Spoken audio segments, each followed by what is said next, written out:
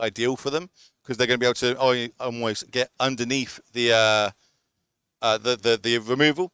We're just going to pass it to our team, which I don't know if you guys know. We've got no sound. Team, anybody? Apparently the stream can't hear us.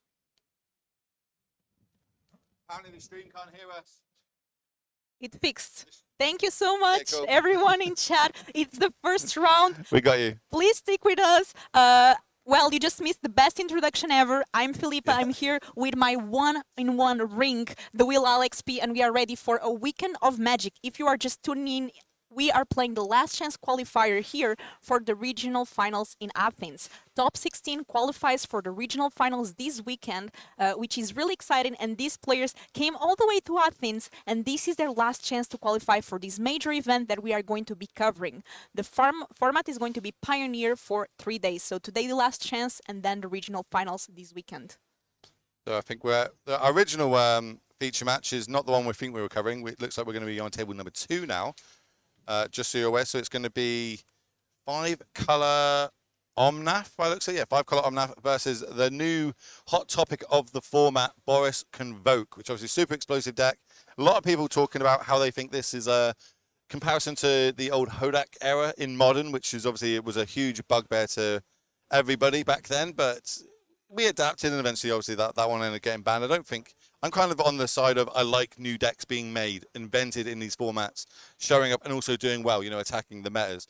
Pioneer, huge card pool in it. So over time, I feel metas can evolve and adapt, and we're going to see how explosive it can be here in this game here. And we see a companion being shown. Looks like Giganta is in the companion area. Both ways, Both by sides, the way. exactly.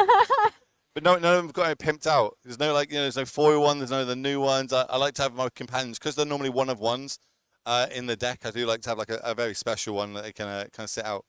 Yeah, this is it's not Rakdos mid range. It's not Esper Flash. It's the 2 other decks that we said. So it will be the Boris Convoke versus 5-color. 5-color. Thank you. And tell me something, Will. So we see Giganta in this Boros Convoke. That tells us that this list probably is running the Clarion Spirits, right?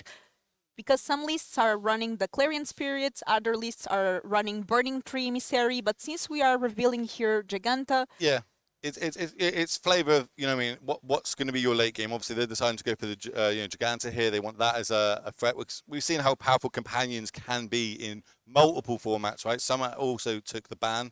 This is one of the ones that is sticking around, and just for itself, 5/5 for a 5/5, that can, you know, in other formats get you out from like Blood Moon effects, but in here, a 5/5 in this format is very hard to get off the battlefield, especially if, you know, with Fatal Push being one of the main removal spells in the format. Yeah, and today we have 8 rounds of Swiss and then a cut to top 8, and 16 top players will make it into the regional championship finals this weekend. That, as we know, qualifies not only for the Pro Tour for the top 36 players, but also first and second place will get an invite to the World Championship later this year. The biggest stage of Magic, and out of all places in the world, in Las Vegas, nonetheless. But absolutely buzzing and looking forward to that. But so much more Magic if any of these players today want to get there. They have to not only top 16 today, they then have to go through 2 more days of Magic just to be able to be in contention to get there. And then if they're lucky enough to be those final 2, they will be walking away as looks like we're off to the races. We are off to the races, and we have our 5-color player here playing a land tap. On the other side, we know that this Boros Convoke player is going to start very fast, as it usually does. And we have here an Inspector making a clue. Yep, not one of the most powerful things you can do in Magic by itself, but obviously this is a very much plays like a combo deck. It needs a vast majority of cards to get out on the battlefield early, go wide, and start really pressing that advantage. Over on the other side, this is exactly what you want to see, though. You want to see like some sort of mana ramp, make our mana better. Now we've just got to bring to like down to turn 4 instead of turn 5. It's and you know, I'm just going to have a little look at the deck to see if we've got how many sweepers in the main, so it might be quite relevant when we get there. Let's have a little look. And for those of you wondering, this tournament today is closed deck list, but tomorrow, Saturday and Sunday, the regional championship finals will be open deck list. Okay, I'm seeing one extinction event, not extraction, my bad. And one Selfless Glyph Weaver So we've got 2 rafts in the main. Besides that, we've got the usual Chains to Rocks, Fables, Leylines. As we're going to see, the whole playset come down pretty much. 3 Traven Inspector. There's definitely a lot of clues going around, and at this point, our player here on 5-color midrange needs to do something fast. I see Fable of the Mirror Breaker in hand. I see Omnat. Not sure if there's quite enough mana yet to cast it, as I don't see yet a 3rd land. So Here comes the powerful free droplet. We've seen this in multiple formats. I think the rule of thumb is if 2 modes are really good in your deck, it's great. If all 3 are good, it's broken.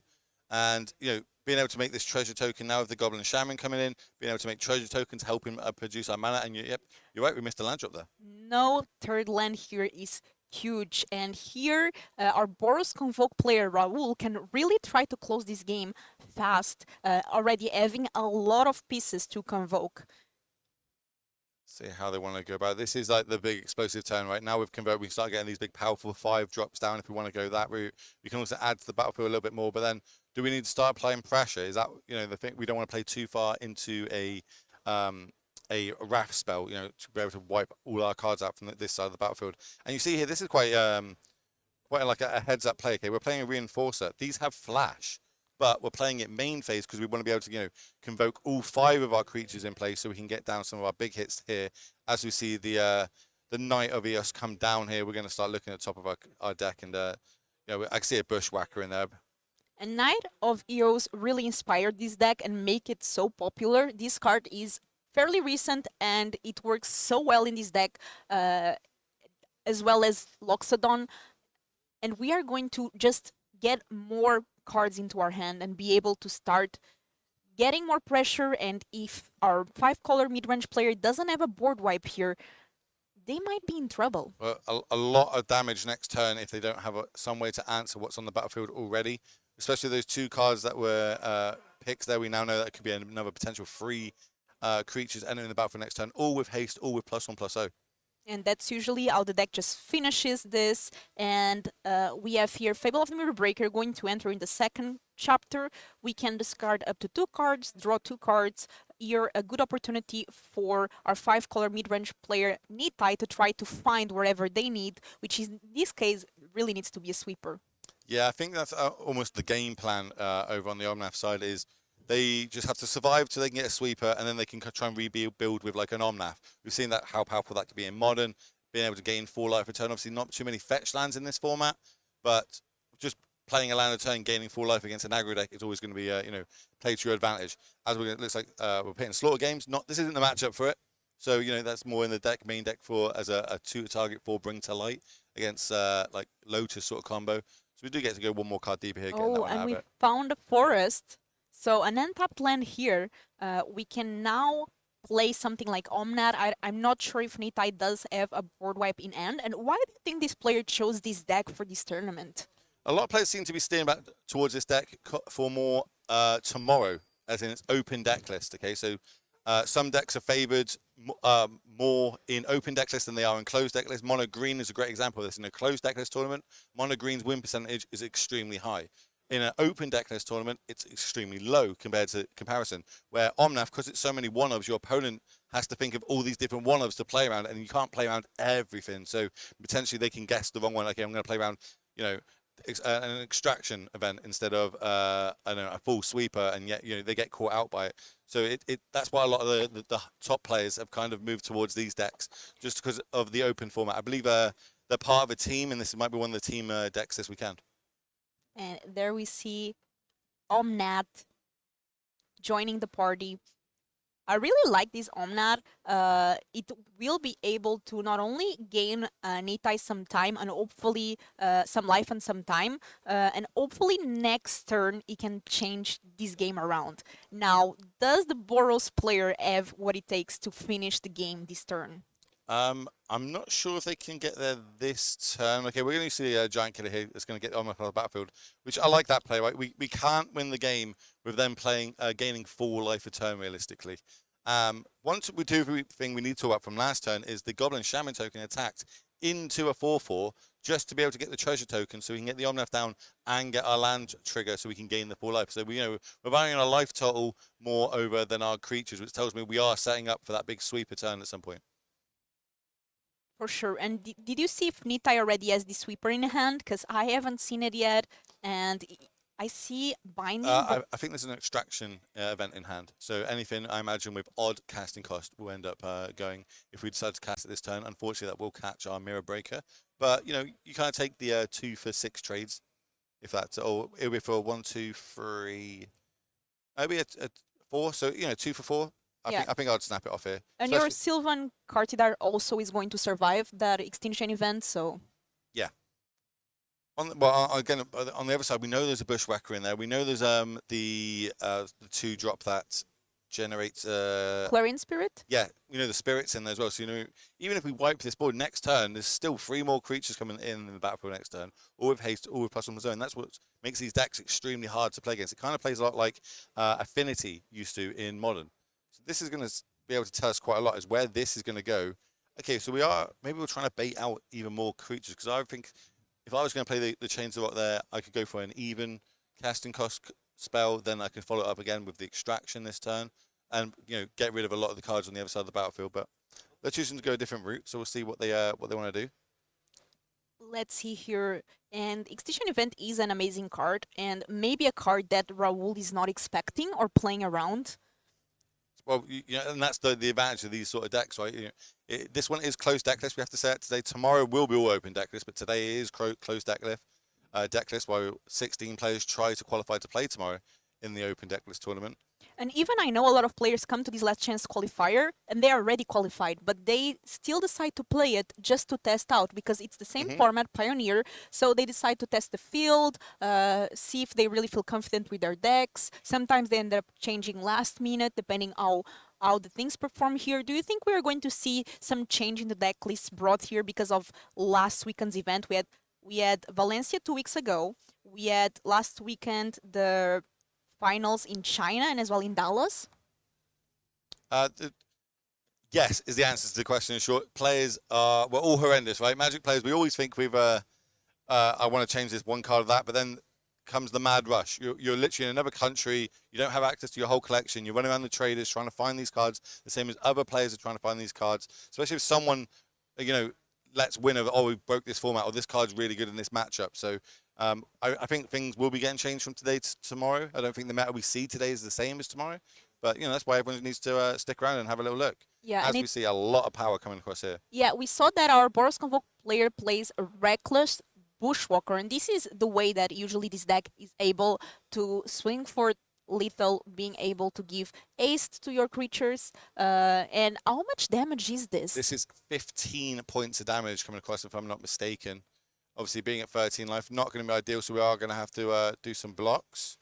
See how we want to go about this. I think we're trading with the Bushwhacker, and we're blocking this way. So we take 1, 2, 3, 4, 5, 6, 7, 8, 9, 10, 11 damage, drop to 2. Staying alive. Just about. I do think I would have probably fired off the event last turn to kind of like minimize this, because we're still not really catching too many more creatures here. And I think like blocks are quite important here. If you're setting up for your next turn, you might want to try and block some of the even casting cost cards here, because the event will be able to take rid of the other ones. As we see a binding come down here. Okay, so we did have some action. But is binding enough?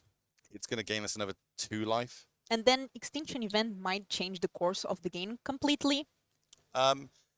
Yes, leaving them with 1 card in hand. As I say, it plays a lot like the old school Affinity decks. So put all my hand on the battlefield. Can you deal with it? Yes. Right, I'm probably going to lose this game. They don't have amazing late game, especially if they don't have a board state. They're not saying that they don't have some. The Knight can get back into this if they can kind of get like Ormafaptors in hand or something. But we're going to see. I think by the end of this sort of combat phase, we might be down to 4 life. Let's just see if I'm correct. It's either 3 or 4. And then Ornithopter and a token and will a survive. 2/2, right? Yeah, that's... So yeah, 4 life. I'm bang on the money today. Let's see it 1 for 1. I'll take that. Big draw step. Was that another Leyline's Binding? That might be good enough to get us out of this pickle. if we can raft the board, then block and have a ley lines binding, that might just be good enough. It's not over yet. I think that is a ley lines binding. It's just a case is that card an event. If it is the event, then I think we're firing it off. If not, I think we are dead on board. Yeah, and here we see Nitai doing some mathematics, saying if it's going to be quite enough or not, or if it's just better to not reveal anything and go to game 2, because this is a closed deck list, so if you know you're going to lose, why show that you have Extinction Event, for example? Yeah, well, that's what I mean. On the other side of it, of the planes, make your opponent play it, make them beat you. Let's see if maybe they play an extra card that you didn't know about. Maybe got something spicy in there. We don't know if they are the well, I suppose we do because of a Gigant. Actually, I was going to say about the Burning Tree build or not, but these slight little tells that you can kind of pick up on what your opponents are playing, so it helps your sideboarding decisions. Because remember, this is not game at number 1, so we're putting another blocker out there with Fable. Now Nitai only has access to 2 mana. I don't think there's a treasure token right now. No treasure. So we've got block plus binding, block binding. That's 2 damage will come across, but still not lethal. Okay, we have Boseiju, so we have 1 more mana now. Yeah, so that's not, so that the Boseiju is what I thought might have been the event, so no, we don't have access to sweeper, so it is just a binding left in hand. We're not down on board yet, unless we can add some sort of haste threats to it, which this deck is renowned to be able to do. Yeah, even with Especially sometimes as lands. you draw a Bushwhacker off the top, just like that. I think we're going to be going to game number 2 momentarily. Clarion Spirit, second spell of the turn is Bushwalker, and this is just going to be enough. We're going to create a Spirit, everything as ace. And what a game here, showing why this deck has been played and chosen over and over again as the aggro deck of choice for a lot of our players here this weekend. What did you think of this game? It kind of went how we thought. Like if we had a sweeper, I think we're firing it off. I think we're back in. We're in the game, and we're kind of going to be leveraged to advance from that. I'm not saying that we're fully safe, but I think this whole game has to revolve around a sweeper in game 1. If we can't get there, it's going to be super hard. Game 2, at least we're on the play again, but it didn't really do too much there. But now I know we're playing against, right? Again, remember, open deck list tournament is tomorrow, not today, so they do not have access to sideboards. Luckily, we do. So we can have a little look. I don't think we're getting it up on the screen. So, I'm not going to tell you everything that's in their deck list for tournament integrity, but some of the cards that they could be bringing in over on the 5-color side, I imagine they're going to have a few more sweepers. Let's just have a little look what they've got. Okay, I would say they got more sweepers. They don't have more sweepers. This might be an issue. This, look, I think 1 Rending Volley might come in, which is not exactly where you want to be against this matchup. Maybe they think that this is a good matchup for them, or they're just going to dodge it. One thing, speaking to a lot of the players over the last week or so, especially today just in the hall, is they're saying that they almost like don't know this meta. This meta is crazy, right? They don't know what's good. It's like all the decks are bad, and some are just better than others against the other bad decks, and they don't know what to play. So they might be hedging their sideboards into a meta, not just, okay, if I go against Convoke, it's a bad matchup, I'm just going to take the L. If I win it, great. If I don't, it's kind of what I expected. But looking at the main deck here, it doesn't look great. Maybe we're really relying on that Omnath quite heavily, where I think that's why we've seen over on the Bosch Convoke side. I think Doomwake recently has been moving to 4 Giant Killers, him and a few of the other online streamers playing it. Playing that one in the main deck, obviously great at getting off these huge threats, especially Omnath, which lets them gain too much life. And here our players are deciding, as we already said, closed deck list might give a bit of trouble to know how to sideboard, especially, as you said, against this 5-color that has a lot of one-offs. And we have over 200 players here today trying to qualify for this weekend tournament. This is going to be 8 rounds of Swiss. I think last weekend in the RC, they were doing the last chance qualifiers. Every 32 players, a tournament fired, and whoever wins it gets it. I think they ended up firing like 29 of them. That's 29 crazy. 32 player tournaments. It means a lot of people want to play Magic out there, which is absolutely great for the game, for paper Magic in general. It will be in back. Remember, we've got Barcelona coming up, which me and you are definitely looking forward to, but that's for different reasons. It's going to be a European Pro Tour, the first one since COVID. So fingers crossed we get to send a lot of players there this weekend, which is going to be a lot of fun. Let's see what's everyone saying. A lack of, I also agree that I think there's a lack of sweepers currently in the format. I think really holistically, you've only got the Omnath decks and blue-white tend to be the standouts. You do see a couple of blue-black control decks floating around the fields. It's not really put up great results, but maybe it's just, people don't really want to go that kind of rogue style. I'm a big fan of trying to come against the best decks. Like, I'd love to brew and turn up. I'm either going to go 0-2 drop and have side event day, or I'm going to go 7-0 and, just completely crush the field. So it's We good. saw a lot of different decks. We were seeing, for example, Esper Flush being played in another table. There's definitely a lot of different decks in all the tournaments we've seen. In the finals in China, also in the Dallas tournament. A lot of different decks making the meta. One that stands out to me is Gruul. Gruul vehicles is becoming more popular. Do you think players are being prepared with them, with cards like Ethergust? I think it's just a safe deck. You know what I mean? Like, vehicles are extremely powerful in this format. It comes on the battlefield. It dodges a lot of like sorcery speed removal. With Rakdos being one of the the most like powerful decks, quote unquote. You can dodge things like Liliana, Dreadbore, and every time you play a creature, Pseudo got haste on it because you can crew some of the big boats or chariots, etc. It's no shock to me that deck is kind of the mix between a aggro deck and a mid-range deck. So it can switch. When it needs to be the aggro deck against control decks, it can go under, it can go wide. It's got good access to like good sweepers that do 1 or 2 damage to all creatures, which is really good against the Convoke decks. So I wouldn't be surprised if we see them kind of floating towards the top tables this weekend. Yeah, I wouldn't be surprised either. One thing that surprised me though is in Valencia, the conversion rate of blue-white control was very, very bad. Do you think we're going to see blue-white control this weekend? And how do you think the players will tune the deck to make it more viable in this meta? I can't answer the second one because I don't think you can, Taylor, but that's my opinion. But basically, control players will always be control players. Okay, I've always said this in Magic. You're going to have people that will prefer to play aggro, people that prefer to play mid-range, people prefer to play control. I can pick up a control deck and play it, but I don't think that makes me a control player. Yes, I can play the deck, but some people are just tailored to that sort of style of play, and they're always going to be gravitated towards the blue-white deck. Out of control decks, it's probably the better one out of between that and blue-black. And here we saw that, so Nitai on the play, land pass, Raul play, Voldaren, Epicure already making 1 blood token. That's exactly what you want to be doing to be able to destroy it later on, create 3/1/1s, and also a good start for Nitai. Turn 2, exactly what you need to do, getting some ramp there with the Sylvian Cartidard. Sylvan Carotid. Carotid, yep. It's a good 0/3 blocker, hexproof.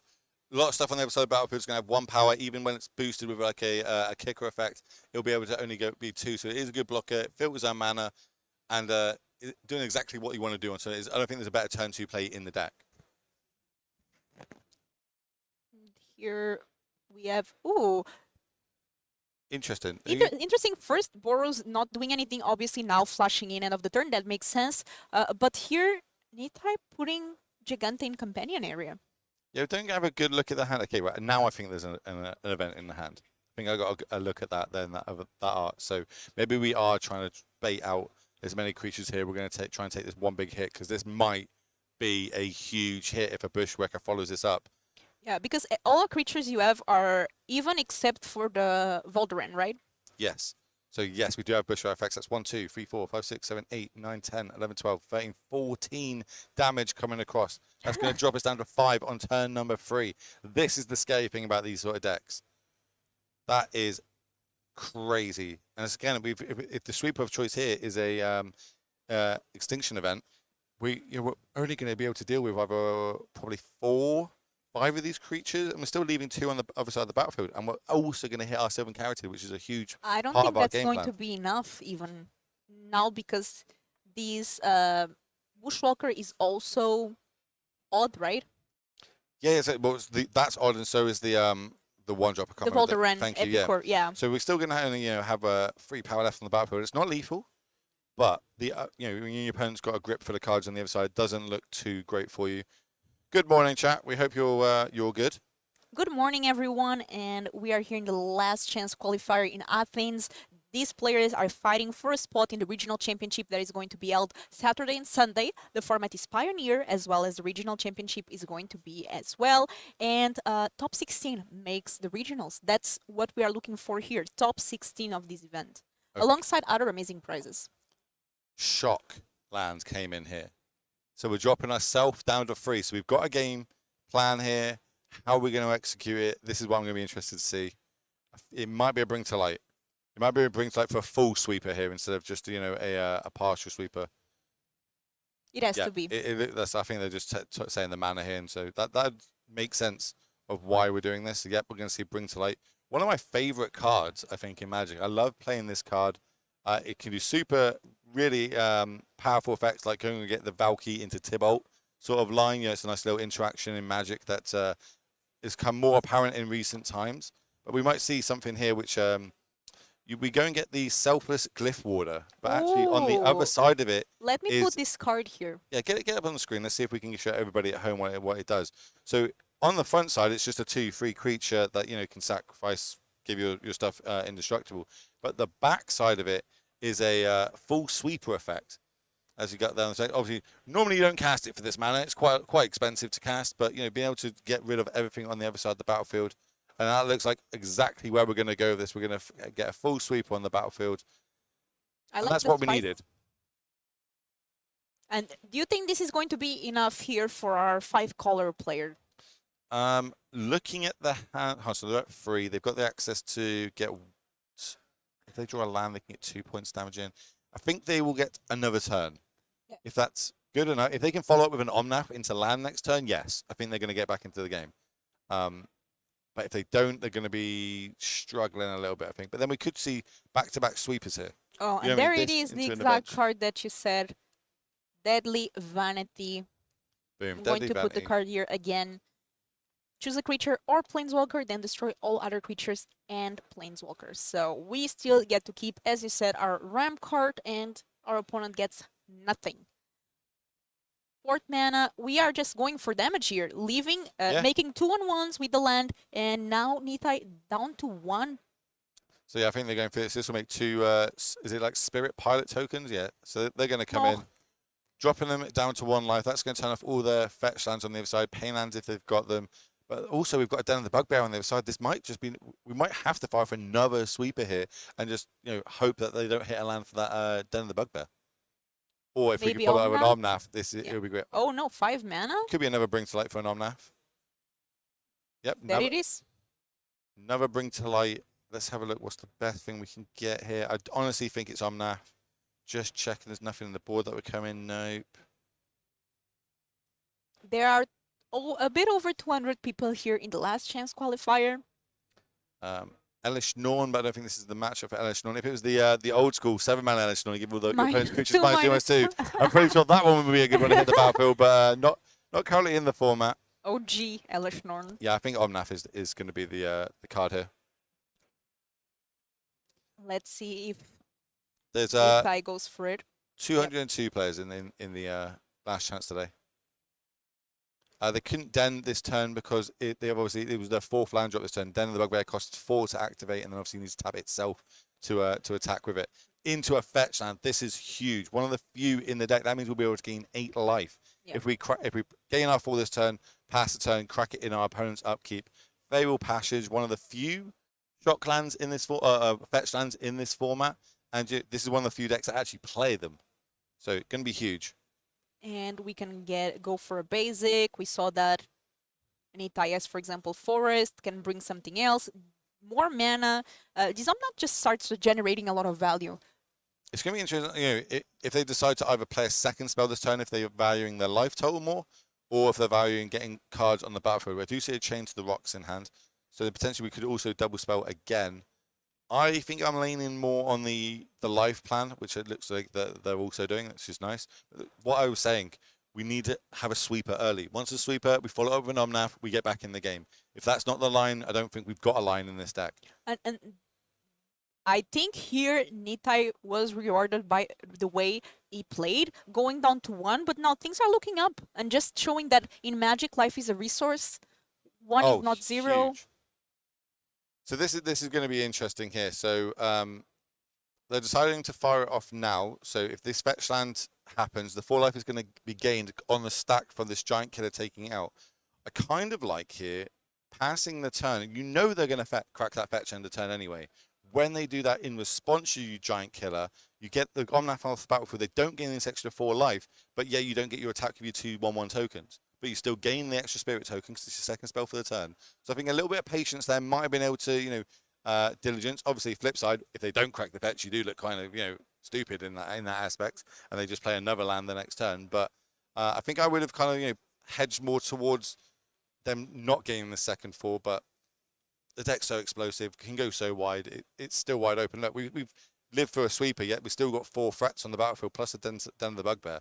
Yeah, and now Nita is at 9, much more comfortable in life, also with a lot of mana, access to a lot of mana. We know that this deck runs, as you said, a lot of one-offs, so much more likely to find answers for what the Boros Convoke deck is doing. We need another Omnath. Like, we're going to win while an Omnath's on the battlefield, I believe. When there's no Omnath on the battlefield, the Convoke deck's just going to go too wide, too fast, too quick, too much damage coming across. And good morning to everyone watching us. It's going to be such a great weekend full of Pioneer. I'm excited. Yeah, they don't normally get to see us on a Friday. Yeah. Normally when we go live, it's always a Saturday and Sunday effect. But they've been listening. We've been listening to all the feedback. People want more Magic, so we thought on a Friday we'll stream the last chance qualifiers, get them out to you. It is going to be another 8 rounds today, I believe, plus the top 8. So 16 players are going to be happy walking away from this, being able to play tomorrow. Yeah, and I haven't casted with you, Will, for a long time. I know. I was saying this. I'm quite happy that we get to cast together. Obviously, you get to do the play-by-play today. I'm trying my best to do the expert role. Oh, you're doing great so far. Well, that's right. You keep saying that. Remember, I'm your 1 of 1 ring. Remember that? Yeah. You know what I want? I saw this. I credit to Twitter, but I saw this, and it's such a good pun. I love magic puns. You have to tolerate me today. I'm the play-by-play. I'm going to do bad puns. Okay. But wait. Back to the pun later. Look at this Elish Norn here. Mummy's back. Love this card. Love this card in Modern. Huge powerhouse. In Pioneer now, giving us double triggers. I think if we've got a Chain to the Box in hand, play that. Get 2 of these creatures off the battlefield. So we get double triggers from all of our effects. Huge of it on the battlefield. This is, I think we will be using the Chain this turn. I think they're lining up to, if I use the Chain here, get two creatures off the battlefield. I've only then got 1 blocker. What if they animate Den of the Bugbear? How much damage is this? What if they go double spell into Bushwhacker? They're playing for all the different lines in their head right now, and they decide not to play the Chain. So maybe we've got something like a Leyline's Binding in hand. That's a Normophobter off the top. Not exactly. This is the up and down side of this deck, right? Normophobter, when you're top decking, not the best. But if the next card on top of the deck is a Bushwhacker, we can now get the double spell for the turn. And on the other side, we do count that hand. 5 cards is a lot of Magic to be playing around. Yeah, and this Elish Norn, like, not only is great for you because it's going to double all your entered battlefield triggers, but also just shuts off a lot of decks unintentionally. Yeah, or over on the other side, you know what I mean, like Eos, the Knight of Eos here. Really good in this sort of top decking state. If we top deck it, yeah, we get to dig a little bit better. Put more cards in the hand, not when it ends the battlefield, because they are all going to be turned off because of Mummy. Super powerful card. I'm going to put the card here. Also, the art on this card is beautiful. Let's be honest. Like, look at that art. I'm kind of upset that Kana took ahead, but here we are. Yes, the alternate art Giant Killer is coming down, isn't it? Yep, that's Giant Killer. It looks like putting Giganta into the end, so paying the companion cost. And if you are doing this, it's not great for Boros Convoke to be putting Giganta in hand. Just not turning creatures sideways is bad for them. It's still not clear if we've got the. I think we have had the attack step because I think a spirit token is tapped there. So we're just adding another spirit here. Ornithopter creating a spirit because of the Clarion. These spirits have flying, but the other 2 on the bottom of the screen don't. Remember.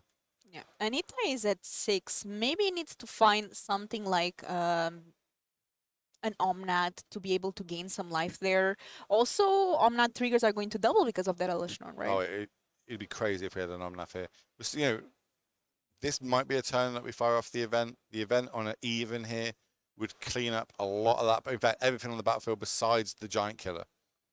And I think this is what's happening because we're also tapping our 7 Carotid here because that's going to also eat the dust here as soon as we name even. So that's 2 sweepers are now going to be cast. Extinction event. All these cards are going to get exiled, remember? And then, you know, when you just got a Elish Norn versus a Giant Killer. I would prefer the Elish Norn True. any day. It does have a, you know, ability where we can tap down the Elish Norn, which is quite good. So potentially we could get in like this Den of the Bugbear. Don't worry about that. A Rending Volley out of the sideboard. The one card I think they would have brought in is just going to clear up the other side of the battlefield. Now they are top decking. Still only 6 life. There's not much reach in this deck. As in, like, we don't play burn spells that you traditionally see in aggro decks. No, lightning strikes and shock effects. Is that a Bushwalker? That was a Bushwhacker and a Giganta left in hand. Yeah, so potentially we could have another explosive next turn. But a Bushwhacker effect doesn't actually happen because of Elish Norn being on the battlefield. Yeah, but here Nitai already has access so many cards. I see Fable of the Mirror Breaker. Is that a good one? You know, I feel like that one's not bad in Magic the Gathering. Fable of the Mirror Breaker. Yeah. I don't really heard of it much. I think it's a new up and coming card. Yeah, maybe I think it's okay. pick them up by the cheap, ladies and gentlemen. Yeah. It's fine. I mean, I would draft with it, you know? Yeah, it's a draftable card, I believe. And Chain's going to come down and take out that. So that's smart. That's why we didn't go that route last turn. It could have triggered even one more time if it wasn't for the... But opponent only has 1 creature, so... I hope we're getting in for combat each turn because you remember, Mummy does have vigilance. Yeah, we are seeing the card here on the screen. 4 attack each turn, slowly but surely. Raul is down on life. Already half of the life gone, and now Nitai playing Giganta and access to... Okay, next game. Yeah. I was about to say, so even with that off the top, it wouldn't generate a token with the Legion's Landing because of Elish Norn on the other side of the battlefield. So yeah, we get to now have the Convoke on the play. That is what's going to be super scary here, not what you really want to be playing against. And we had to use like our whole arsenal to get back into that game. Double sweeper plus 2 triggers from an Omnath just to be able to kind of grind that one out, which is, I feel, has to be repeated in game 3. We have to have an early sweeper. We have to be able to, you know, follow up with an Omnath, gain a little bit more life, and potentially try and control the late game. We know we are the control deck in this matchup, which is huge in Magic in general. People, it's a skill that people need to learn by playing Magic more. In what matchup are you, the control deck, the aggro deck, or the mid-range deck? What is your role, and sticking to it? So make sure you're mulliganing aggressively to find these cards, especially with the new. We keep calling it the new mulligan rule, the latest mulligan rule. London mulligan rule from 2019. It's already 4 years. I like the name of it. I'm not gonna lie to you. You know, I was there at that pro. I was there too as well. But we just weren't talking. I was playing the GP. So was I. It didn't go well. Didn't go well. I was playing Phoenix. I went 5-2. Oh no, I was like 0-3 drop or something. But it was sealed. Oh no, I was playing. Maybe I was playing the modern side of it now. Okay. So here it's case to say that our 5-color mid-range player is hoping that the opponent is not convoking. But I just gave you. If anyone could see the bombastic side eye. The 10,000-yard stare. They're like, did that just happen, or is my headphones broken? Bombastic side eye. Didn't you miss casting with me? By the way, this pun, while our opponents here are choosing the opening decks, I now can say, somebody said on Twitter, it's really fun, because we are here in Greece, and they said if we have Greece Fang, we had to call it Greece Fang. I don't hear you saying anything different than the first time. It sounds... Greece Fang goes to Greece Fang. You're literally saying the same thing. Okay. It's how people want to perceive it, though. But it's I get you. I did see everyone going off on Twitter about that. They were trying to get Brad Nelson to change it on MTG Millie, but... Turn 1, Giant Killer. I don't see him. Is there another land in hand? There might be the... Try to have a look what they've... I don't... Not sure they've got a second land here. Which might be what they need over on the Omnath side here to try and get through. I'll ignore that. Don't worry about it. They had a second land. Second land here. And... Thalia. Thalia. Ooh, that art is pretty. Yeah, so this was I believe this is the print of set where they had 4 different Thalias, and this might be the Midnight one, I think it was. Thalia is one of those cards that makes our job much more difficult. Oh, just in general, secret layers, being a caster, they look great when you're a player, but being a caster, you need to know every secret layer, all the different instructions, the judge promos, so much going on, especially when things are foil and the lighting's really bright. It can be a bit of a job here, but you know that's what they pay us the money for. You know, the big money. That's what we're here for. Players, we have just shy over 200 players, 202 players to be exact. That means 8 rounds of Swiss, and I think a cut to top 8. Yep. Top 16 is going to make it into the regional championship that starts tomorrow, and we are also going to be covering that event. It's going to be, the casting pairs is going to be me and Skura, and you and Matej. Yep, me and Big Z. And today, the other casting duo is Martin Juza, Hall of Famer, and CaffeineLily. So another great pair here for you. We are very excited to bring you this event. You asked for more magic, so we delivered. We decided to also stream the last chance qualifier here. I think it's good. People want to see Pioneer as it's the format of the season. I believe Canister's doing the next commentary in Bologna. So, you know, if you're a Canister fan, which, let's be honest, who isn't a Canister fan? I was actually casting him a couple of weeks ago for another event, and me and him have a very special relationship, and I still don't know what based means. If anyone in chat wants to help me out with that, that'd be great. Based? Yep, it's a long ongoing joke. It's good. It's like if you're based, you're like, you know, you're based. Omnath here. Omnath is a based card, for example, you know? Coming into play, gaining you life, just being a 4/4, giving you mana, dealing damage to the opponent. That's a base card right there. I believe there will be a meta breakdown of the last chance qualifier, because this is all being run on MTG Millie, and MTG Millie gives us all that data. If graphs are being made for it or not, I'm not sure. We'll see about that. We'll see if we can get it to you guys. If not, or again, I believe the whole tournament structure and decks that everyone will be playing will be going live after the event today at the worst. If we can get it to you sooner, obviously we will go that route. I'm showing here for everyone to see Omnath Locus of Creation. I believe most people already know this card, but in case you don't, here it is. This card being able to do a lot of things for a 5-color player. I've played this card a lot. During the Yorion era of Modern, this deck was phenomenal. It was so good. I remember it got banned in Standard. All the good cards do. All the good cards do. You know what I mean? If the card's good in Modern and Pioneer, there's a good chance it's too powerful for Standard. Like this one. I was about to say, speaking of which... Speaking of the devil, it is Fable of the Mirror Breaker. Making a Goblin token here for Nethai, our 5-color mid-range player. By the way, I hope I'm saying this name right.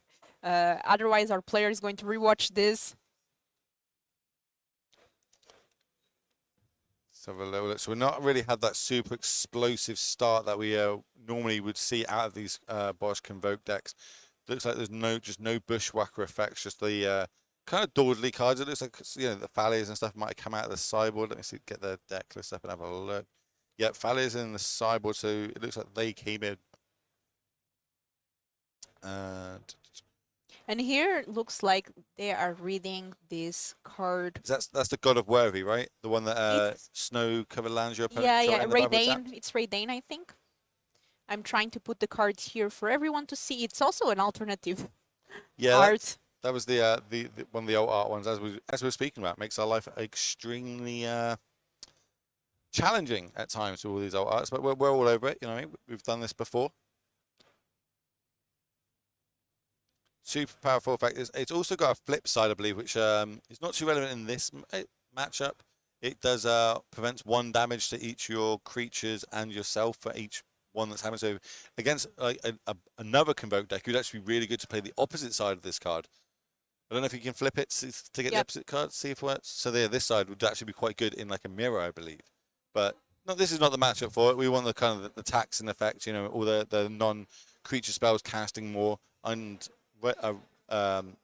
Bring to Light being 5 mana means it's now going to cost 7 mana, so we are slowing down. The sweepers are going to start slowing down on the other side of the battlefield. I can see why we brought this out of the sideboard. Yeah, the legendary artifact is really good, especially I remember playing with Rakdos Sacrifice, and these just shuts it off completely. The 1 damage triggers don't happen anymore. And here we have Loxodon pumping the old team. That's good. This is what we need to do. So we're not going for that big one shot. We're just kind of building the board, getting the board state, and we're going wide. As we're going to see, a load of these counters are going to start boosting up the team. And what do you think of this card, the Loxodon?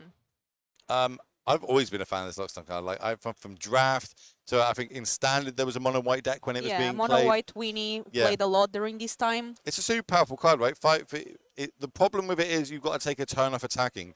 But on these sort of board states where your opponent's got a bit of a battlefield out, this is the turns that you can take off. You can start making your board slightly bigger, so we can kind of start going over the top of these big creatures. So here we have some questions about the wording because of Talia, Fable of the Mirror Breaker costs 4, and they are wondering because of the text on our Raiden that says non-creature spells your opponent cast with converted mana costs 4 or greater cost 2 more, but Fable still has the mana cost of 3 despite costing 4 because of Talia. Yeah, that's how I believe that ruling works as well. And I think that we do have judges down on the tables, so players can ask questions at will. Get a fresher tuning. All that. One of them's definitely a Chains to the Rocks, which is can be quite helpful here. Potentially get that Valley off the battlefield, or get the God of the Worthy off. How do I pronounce that? Is that Reyna? Rina? Reyna? Raiden? I'm going to stick with God of Worthy. See how we want to go about this. And here we see Nitai really considering what to do. This particular Boros Convoke deck, it just can explode in one turn, as you said, and sometimes you think you have the game controlled, but in one turn they just turn the game around. Well, we've got this like awkward game at the minute of we've got an Omnath on the battlefield, but we're not hitting our land drops, but we're just drawing like powerful removal spells like Chains to the Rocks. It's going to come down. Interested where we're going to point this. I think I would be taking the Worthy out because that's stopping us potentially doing our Bring to Lights for 5 mana. So yep, that's the one we're going to hit.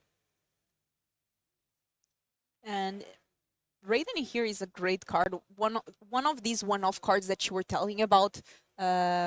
But here on the other side, on the Boros Convoke, and it's a good sideboard card that works particularly well in some matchups. Do you know what particular matchup this card might be very good against?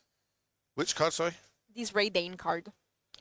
So with this matchup, for a start, right, being able to stop Bring to Light is huge against the Wrath decks, so things like Supreme Verdict in against the control decks.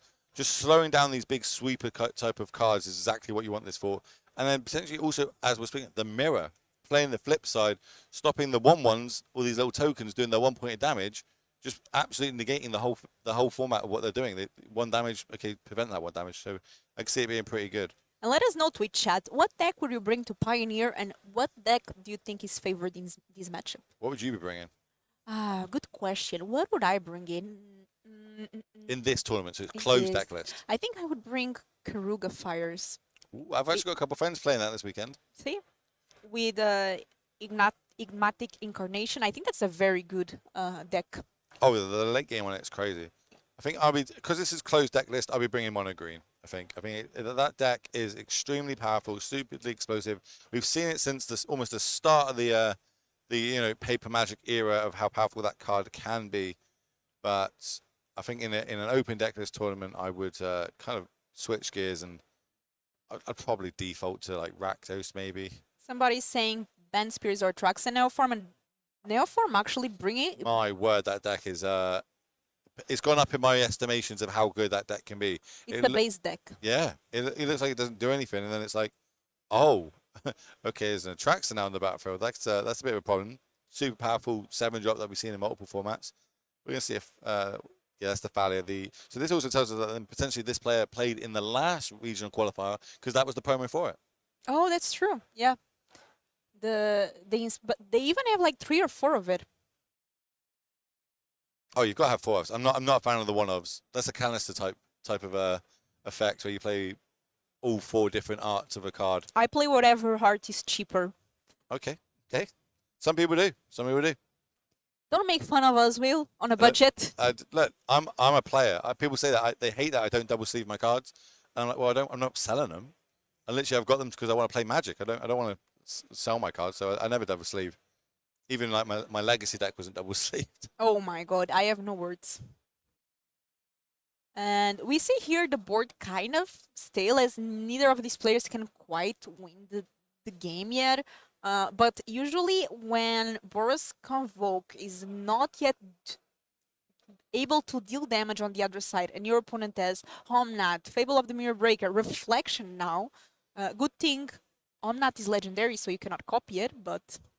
Well, we can always get an Ellison on the battlefield and just get double triggers that way, but we might be looking, we've got the flip Fable now. I feel like the advantage is definitely to the left-hand side of your screen.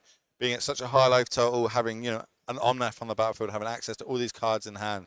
And over on the other side, it's going to be super hard for them to fight through this, sort of huge effect. Do you have to realize, though, that, these rounds are timed? And if the clock is correct, they're about to go into turns. We might have some extra time because the stream had some technical issues in the beginning, so we started with a bit of a delay. I'm not sure if it's updated or not, but we see here extension event that might close the game very fast. And here, going for odd. I think it might cost one more, though. Might cost... Because of the failure on the battlefield. I believe only 4 mana has been tapped. Was any treasure used? I don't think we've attacked with it yet. Let's see if we can get that down to the floor. We have a judge on the floor, just going to check.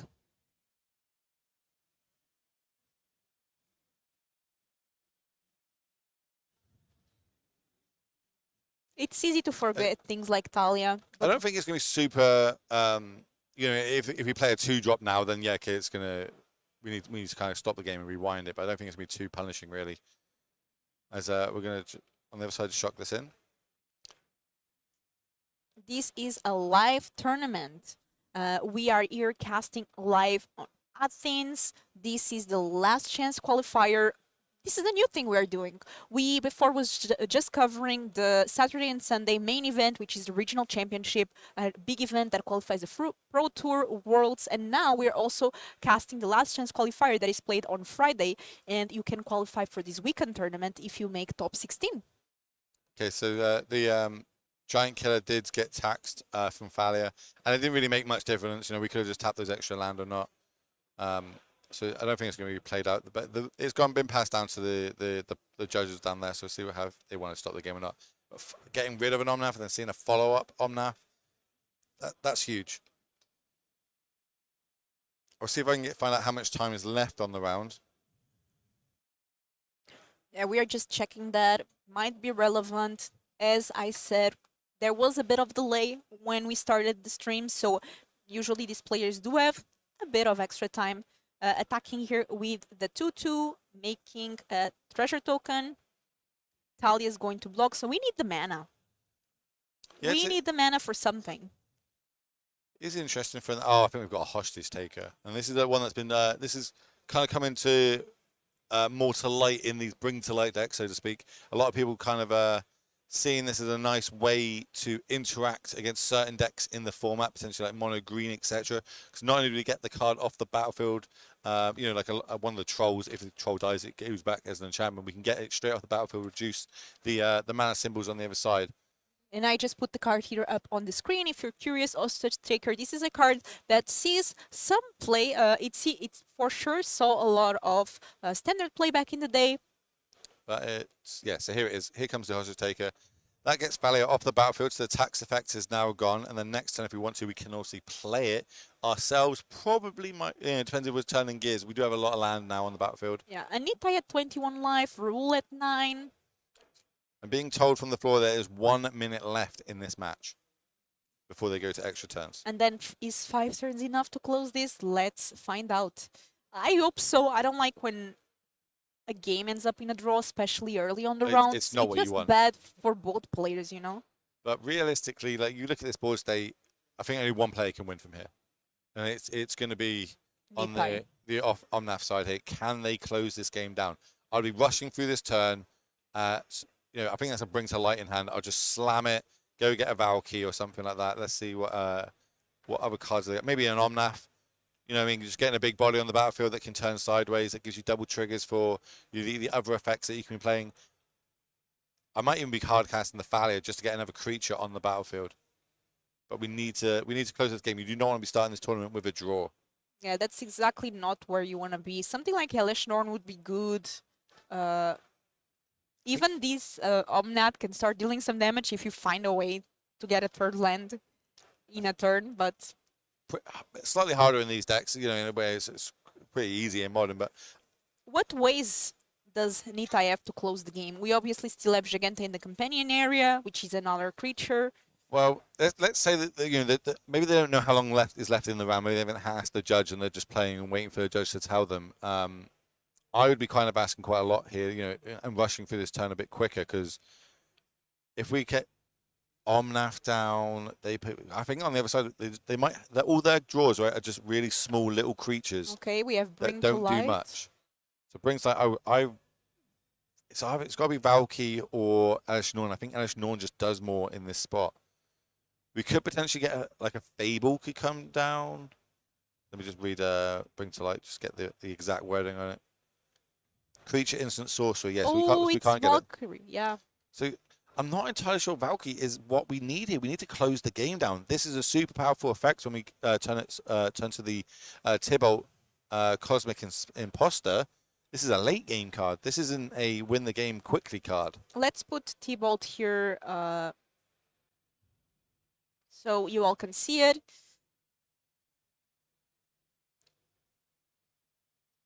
It is definitely a late game card, but So, you still have some more turns. So I see so they're getting this as a removal spell that's got a bit of upside to it as well. So they're going to do this, clear the battle the way.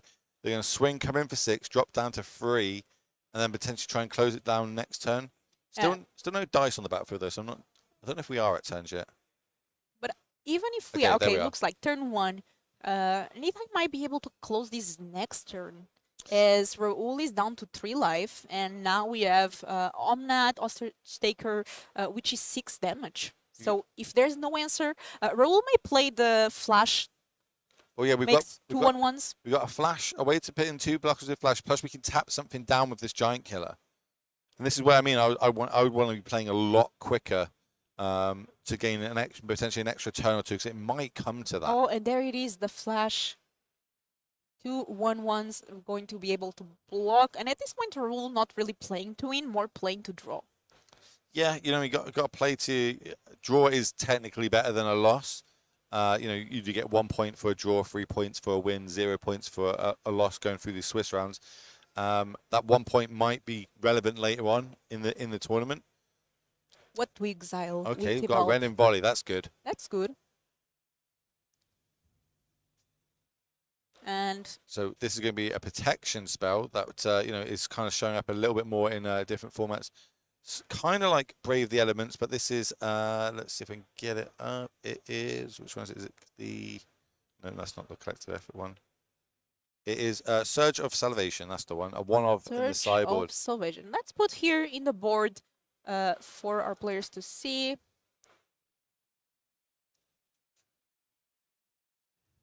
You and permanents you control gain X-Proof until the end of the turn. Prevent all damage that black and or red sources would deal to creatures you control this turn.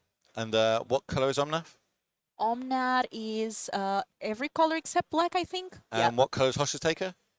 Black and blue. So this card, no damage is going to happen this turn because of these. So this is a fog effect, which is huge when you're in a survival mode, so to speak.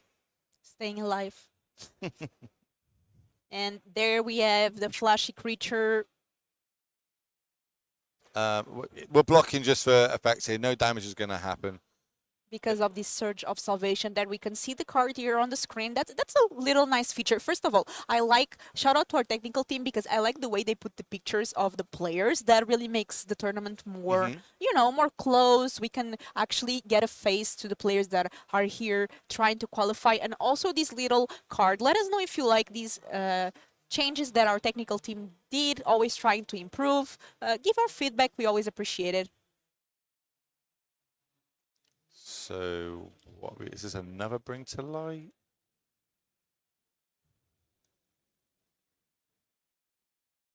Is it not effect for?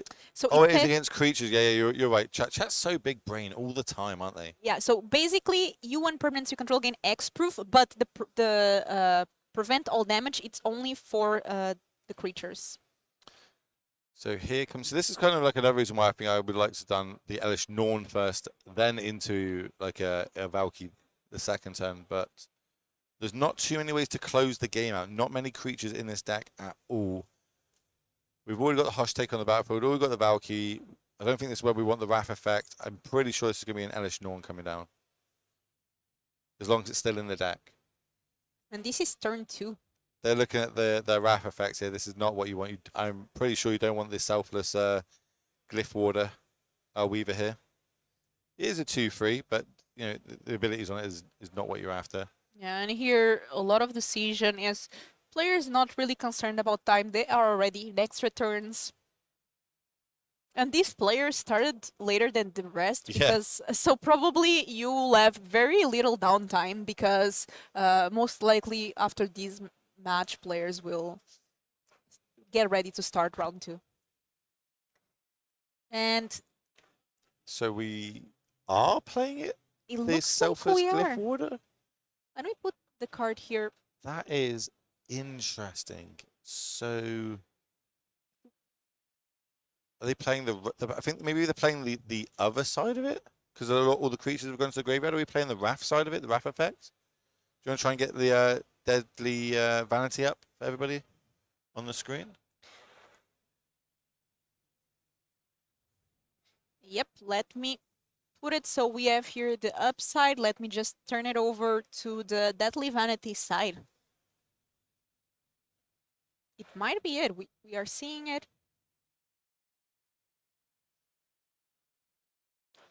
Roll is down to 1. Turn. So we got past turn. So this is turn 3. So we got one more turn to get damage across. 1 damage. Okay, so they are thinking if a land was already played or not. This is why we've got Judges, big draw step. Okay, it's a blocker. We've also, with that being a 1-drop blocker as well, means we've got access to Den of the Bugbear as another blocker if needed, but we decided not to do it. Do we have any way to close this game? Nah, this is a draw. And Are are we not we even going to untapping have our here a round 1 draw? A round 1 draw, the most amount of magic that we can get to. Yeah, it's rough in these sort of states, but you got to make your opponent kill you. Again, that sort of turn where we were dawdling a little bit. I do think. And this was Are we a draw. are we concession? I don't see a handshake, so we'll see if we can get confirmation of what's happening there. Let me get. Yeah, this is round 1, so maybe one player might concede to the other, like I would win this game always, or. It's very, you know, they're not entitled to do that effect. That, you know, you have to make your opponent kill you in Magic the Gathering. A draw is technically better than a loss. You don't want it round 0 because now you're going to go into that sort of draw bracket, right? But then that might be good for the Convoke player because if they start going against all the blue-white control decks and all these like the decks that need a lot of setup and they can just go under and go get turned sideways, potentially maybe that's what they want to do. It looks like it did end in a draw. It did end in a draw. Oh, okay, so we had a draw, but we are going to have so little downtime. For those of you joining in, I'm Filipa. I'm joined by my one-of-one ring. I'm going to sell it for $1 million. I'll take it. $1 million. And we are in the last chance qualifier. Top 16 will qualify for the regional championship finals this weekend here in Athens. The other casting duo that will come right after us is CaffeineLily and Martin Juza. Yep. And they're going to be bringing you round number 2. Remember, 8 rounds today, plus a cut to top 8 on a Friday. Of all things, we don't normally go live on Fridays, but yeah, here we are. It's casting on Fridays. It's going to be a long weekend of Magic, especially for me and you. Yeah, we will be casting all weekend long. I'm my body clock right now because I'm from the UK. Clearly, if you don't understand from my accent and my terrible English, that it's like 3:30 in the morning. Like, you know, my body is like, why are you awake right now? What are you doing? And you don't drink coffee, which. And I don't drink coffee either, so I'm really going struggling. I'm just high on the event and the tournament, right? You know, everyone walk around, play Magic, enjoying it. Here in Athens, of all places, you know, this is where the Greek gods were. Born of the Gods came from this place. That's basically what that set is. One of my favorite of all time. I love the gods. And I actually started playing into Journey into Nick, so it was during okay, this so god towards area. the end of it. Yeah, and being here, my first time in Greece, I'm excited for this event. Hope you are too excited to watch more of us. Very soon, we will have CaffeineLily and Martin Juza. Yeah.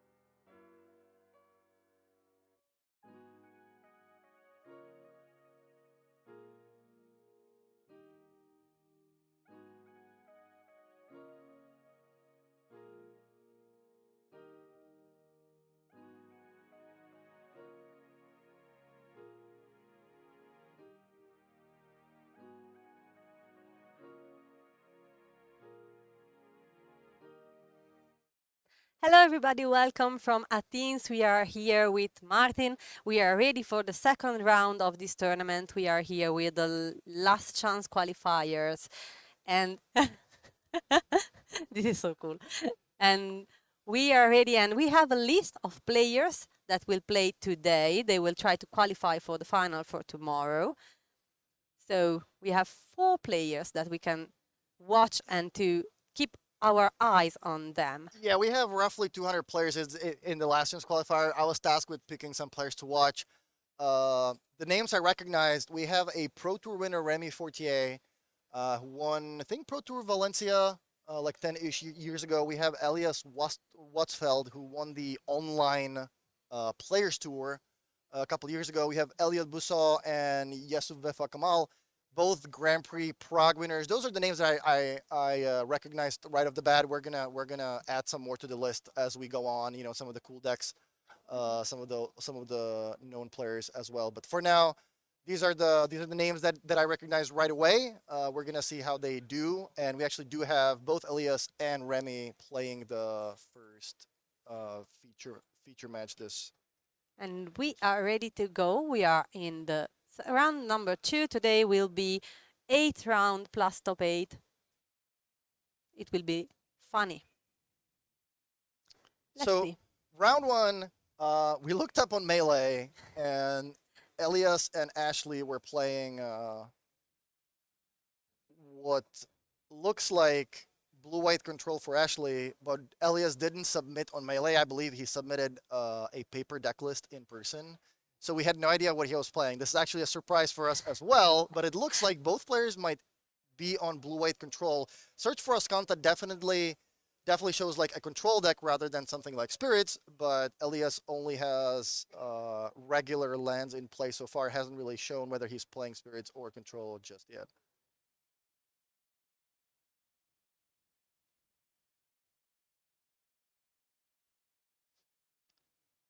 Playing that tap Jwari Isle, which is a Jwari Disruption on the other side, tells me that this is also very likely a control deck because Spirits don't usually play that. They don't want to have lands that come into play tapped. So this is very likely a blue-white control mirror.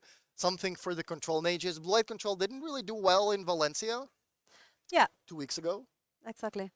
We saw so little of them. But then again, how do you think the meta is changed after Dallas, after the others went from Valencia till now? Yeah, the good thing about this format is that there is like 20 different decks that you can play and do well with.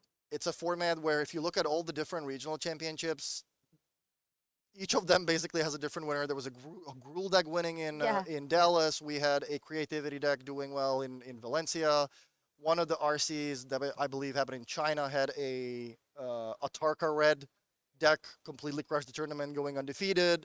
Some of these events had white control do well, some of them did not. So right now in Pioneer, you can honestly play 10 to 20 different decks or choose one of them and still do well with it no matter the tournament.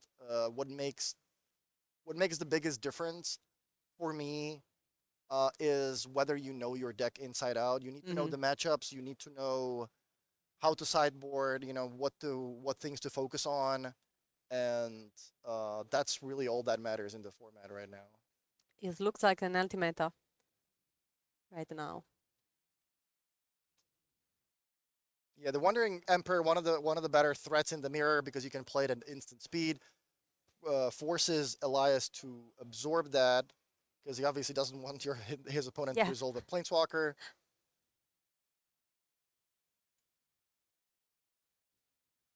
Decide to discard. And draw. What can you tell us about usually control mirror games? What can we expect? Yeah, we can expect nobody wanting to tap out. This is a match where if you tap out on your own turn, well, your opponent's likely going to play some sort of counter spell, you know, whether it's Absorb or Dovin's Veto or something else. Then they're going to untap and play a Teferi. So you can't really let that happen.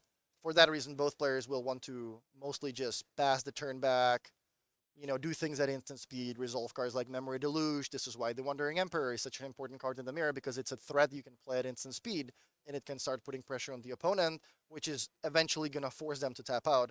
We also have Ashley here transforming Ascanta. That's a huge thing in the game. This is going to give Ashley a huge advantage, being able to just tap 4 mana every turn and pick up a card from the top 4 cards of their library, looking for additional counter magic. I think Ascanta looks for a non-creature card, I believe. Ascanta, let me look that up real quick. Just to make sure. You may reveal a non-creature, yeah. Non-creature, non-land. Non-creature, yeah. So Ashley's going to be looking for additional counter spells. Cards like Shark Typhoon, cards like Teferi, Planeswalkers, whatever it is. It's just extra cards that Ashley can put in their hand at the end of turn.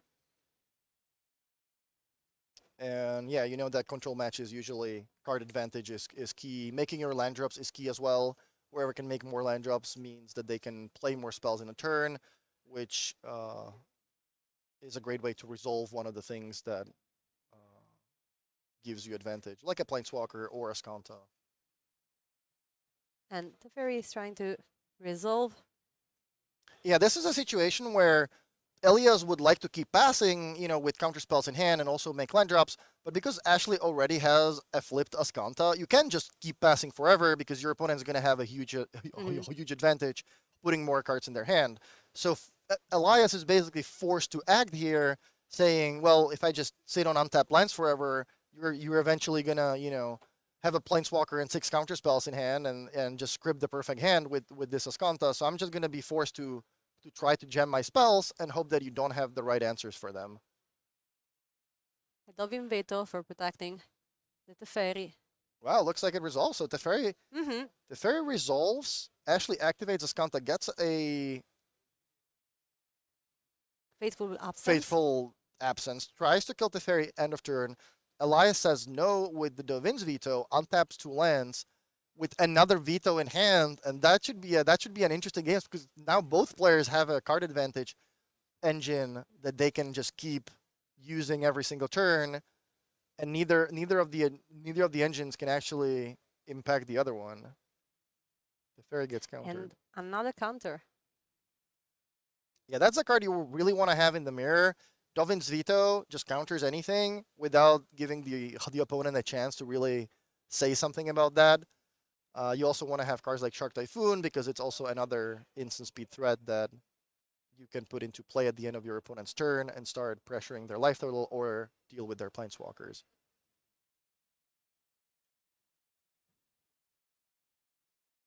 Also, because I think usually this kind of deck has non-creature or little of them. So the problem with Veto, things with Veto is that they can only counter non-creature, but when you are against a deck that has no creature, it's perfect.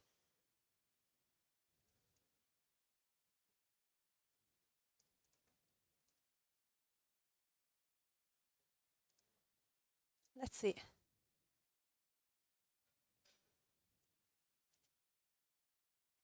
And we can see another Dovin Veto for... No, sorry, it's not a Dovin Veto. My fault. We can see another counter also for Ashley and the Typhoon.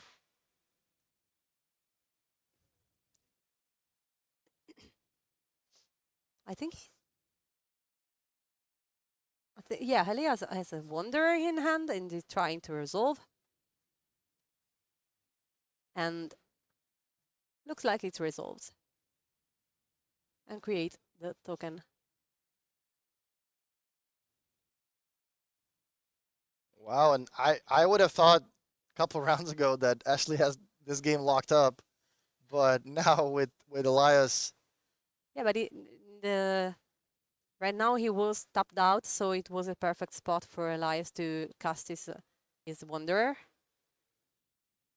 Because even if Ashley has some counter in hand, he cannot cast it.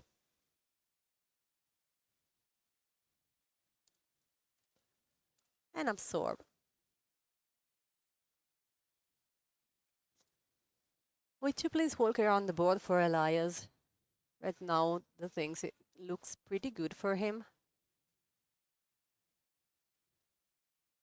6 counter Counter up on Teferi.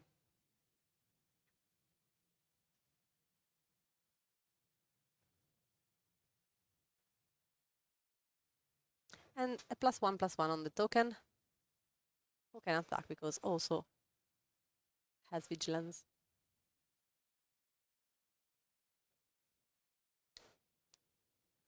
I believe Elias has a Yorion as a companion as well.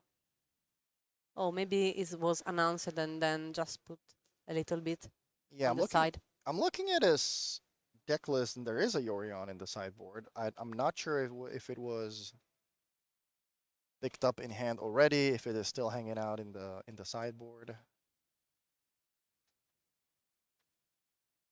Yeah, Blue-White Lotus Field actually did really well last week. We were talking about that in our team Discord.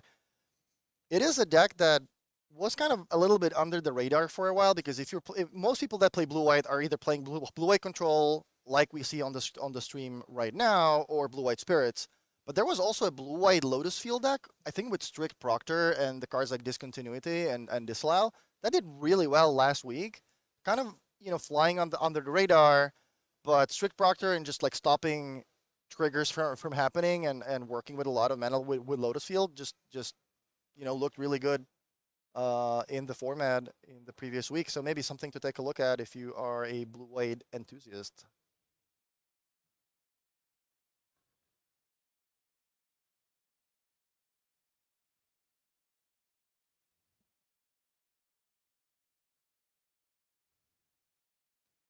There is a Typhoon also in hand for Ashley. One thing to keep in mind this weekend is obviously we're playing with a top 8 cut. There are, great prizes, not just for the top 8, but the cut to make the Pro Tour is top 16. So even if your favorite player, is not, maybe they already picked up their second loss, not all is lost. They can still make the Pro Tour, which I think is mostly what the players are really hoping to get today. Obviously, if you get a couple extra boxes and some great prizes on top of that, that's great. But in general, I think most of the players are interested in. I said Pro Tour, and I meant the regional qualifier, not the Pro Tour. This is the last qualifier for the regional championship. Top 16 qualifies for that. In the regional championship, I think it's top 36 that qualifies for the Pro Tour.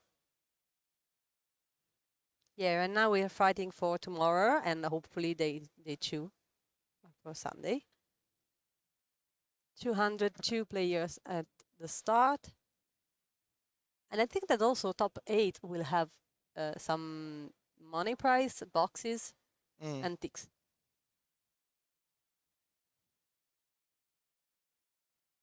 Wow, is that a token? Is that a real card? That looks like a hockey player. Is that?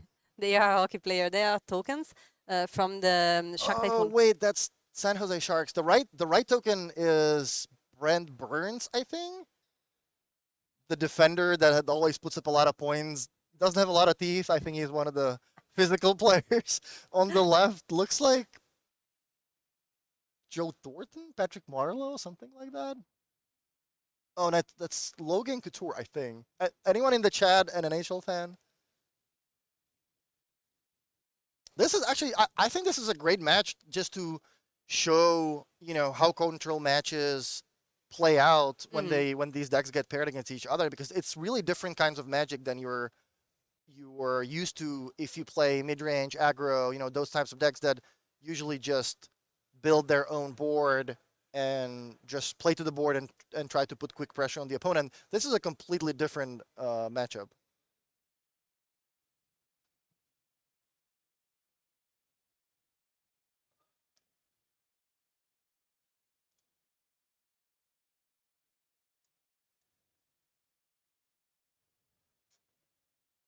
Yeah, I never expected to see tokens with NHL players on them, but that's really cool. At the ferry trying to resolve.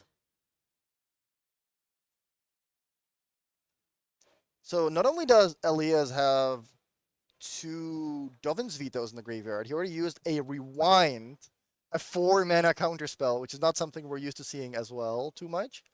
And now uses a second copy of Absorb to deal with that Teferi, because obviously you can't really have that resolve in this matchup. Plays a Memory of Deluge, and now Elias is very far ahead Ashley has I think that's a sweeper in hand, and not exactly sure what the other card is. But that Ascanta is going to have to deliver something really good here.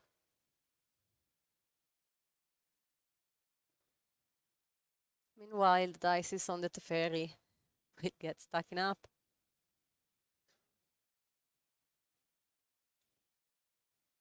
So Elias not only has a Wandering Emperor now that can produce tokens, there's also, I believe, a Castle Arden Whale on the table that can also start making tokens at instant speed.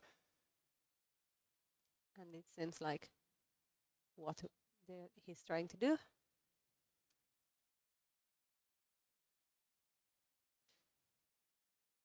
Yeah, the deck list has different names only because one were ready for the beginning, the second one we have to submit later. Yeah, one person submitted through Melee, one person has not. So we just had someone look it up real quick and put in the name for us. Both players are basically playing the same archetype. But in two different ways. And that's interesting.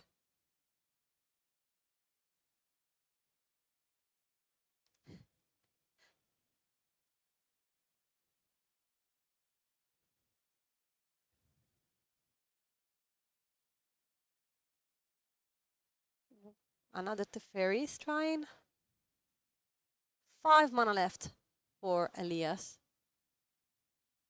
So now the decision is if we want to make Teferi resolve or not, because otherwise then he only has some counter in hand. He cannot counter everything, so he have to choose wisely.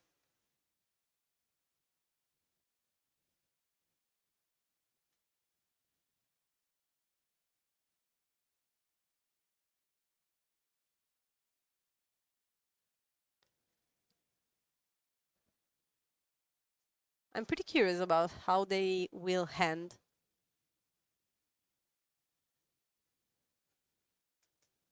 Because they will keep countering and trying to resolve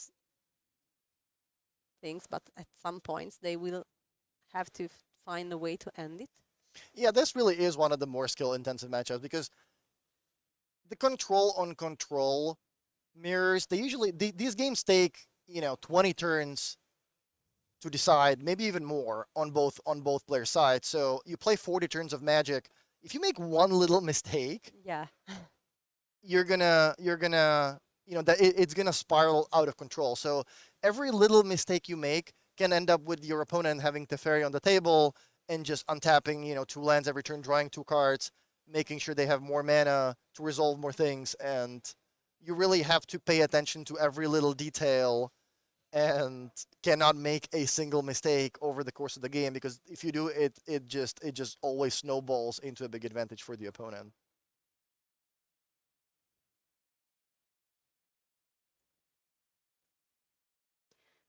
I'm always curious about the late phase of the tournament, because right now in the second round you're pretty fresh, you can be very focused on what you're doing, but then when you have 8 turns and 8 rounds and then the top 8, you can get pretty tired.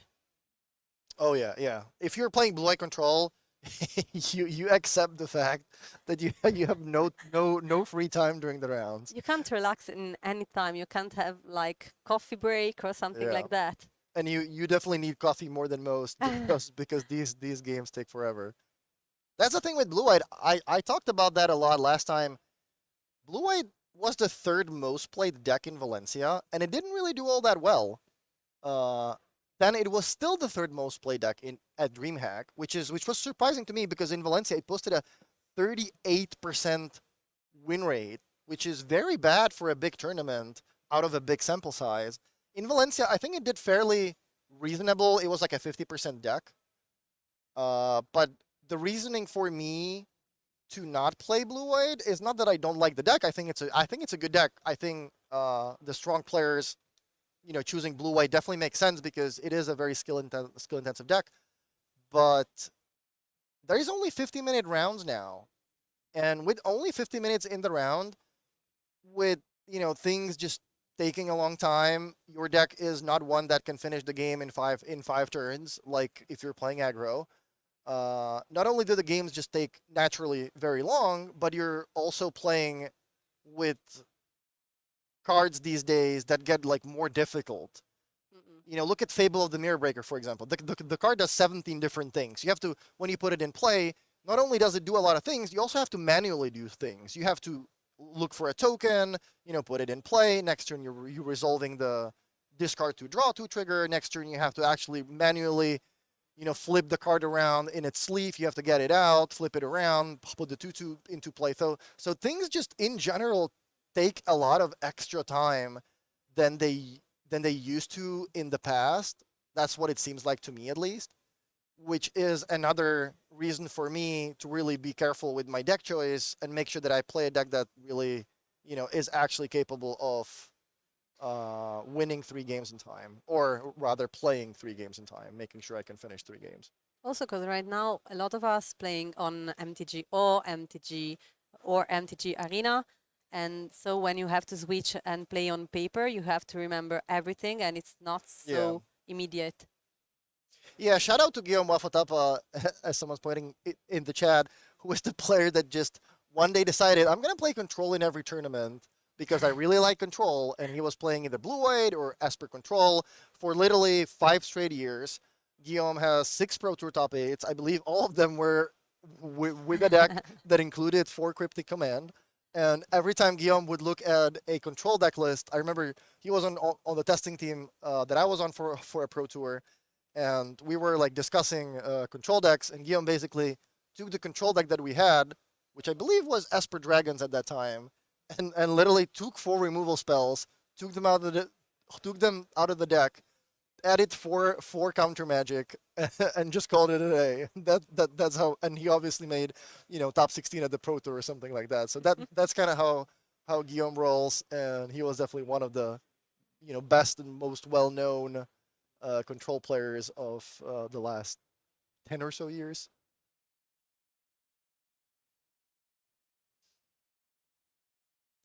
Wow, they look like heroes to me, because I know I cannot do that. The fairy is a hero. Yeah. So both players with the Wandering Emperor in play now. Obviously, that Teferi on Elias' side is a little bit extra. Drawing 2 cards a turn is still very valuable. So is the Ascanta on Ashley's side. So both players are drawing multiple cards a turn now. They both have access to a lot of mana. Both have Memory Deluges. I think Elias is flashbacking his right now, to which Ashley says, you know what? I'm going to respond with my Deluge. Look at 7 cards. All right, Chad, give us a guess. How many games are we going to be able to see before time in the round gets called?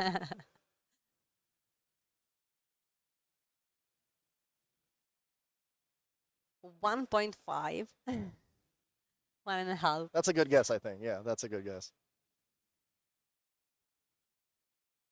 Yeah, it's pretty difficult that they can hand also the second game before the rounds.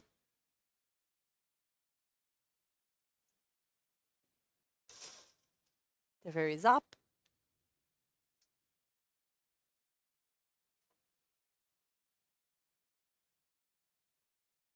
Does Elia play Yorion? We don't know for sure if he's declared as a companion or not.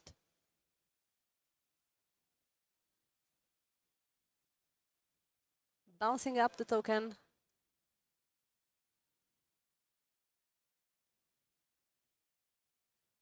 This is a closed deck list tournament. You will have all the deck list after the closing of this tournament, but tomorrow will be open deck list.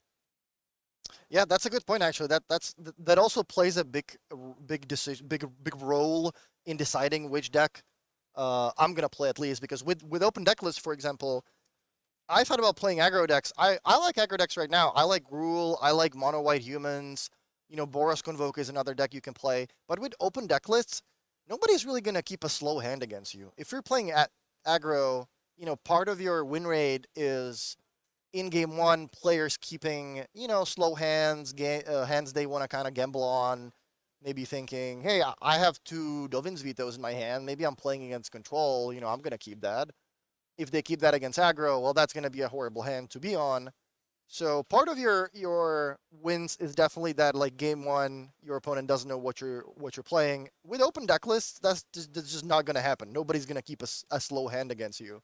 So for me, playing an aggro deck in open deck list is a lot harder to do well with than if you're playing with closed deck list like in this tournament, because people just know you're going to be curving out. They know they should be looking for that Supreme Verdict. They know they need to mulligan into a cheap removal spell, for example.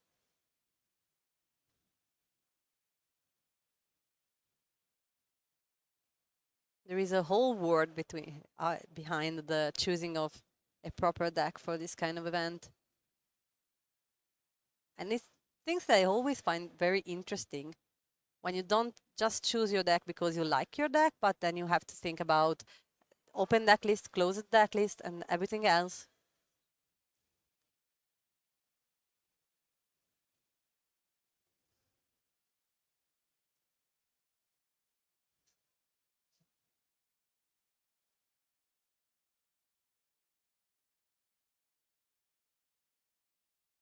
Meanwhile, activate Atskanta. Yeah, I wonder if we can reach a point where one player just runs out of cards. Both players drawing at least 2 cards a turn with the Fairy, with Ascanta, resolving multiple copies of Memory Deluge, destroying lands with Field of Ruin, getting lands out of their deck. At some point, I would be thinking, do I even want to get a land out of my deck with this Field of Ruin? I'm just gonna count both libraries and make sure that I don't have a good reason to just keep the card in my deck because I don't want to run out of cards first.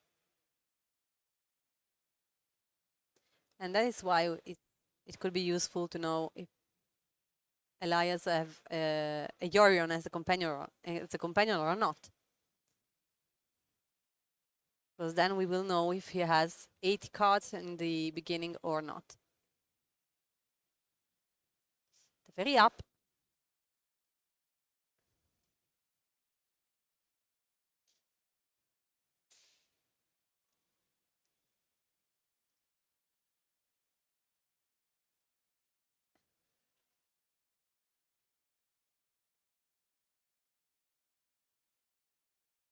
I really appreciate the thing that they are making very clear for everybody which land is doing what. Also because right now there is so many lands and so little space. Yeah, I'm trying to imagine what's the end game. How do, obviously both players are getting some small advantage from their planeswalkers, but with Ascanta against the Fairy, it's still 1 extra card for both players every turn.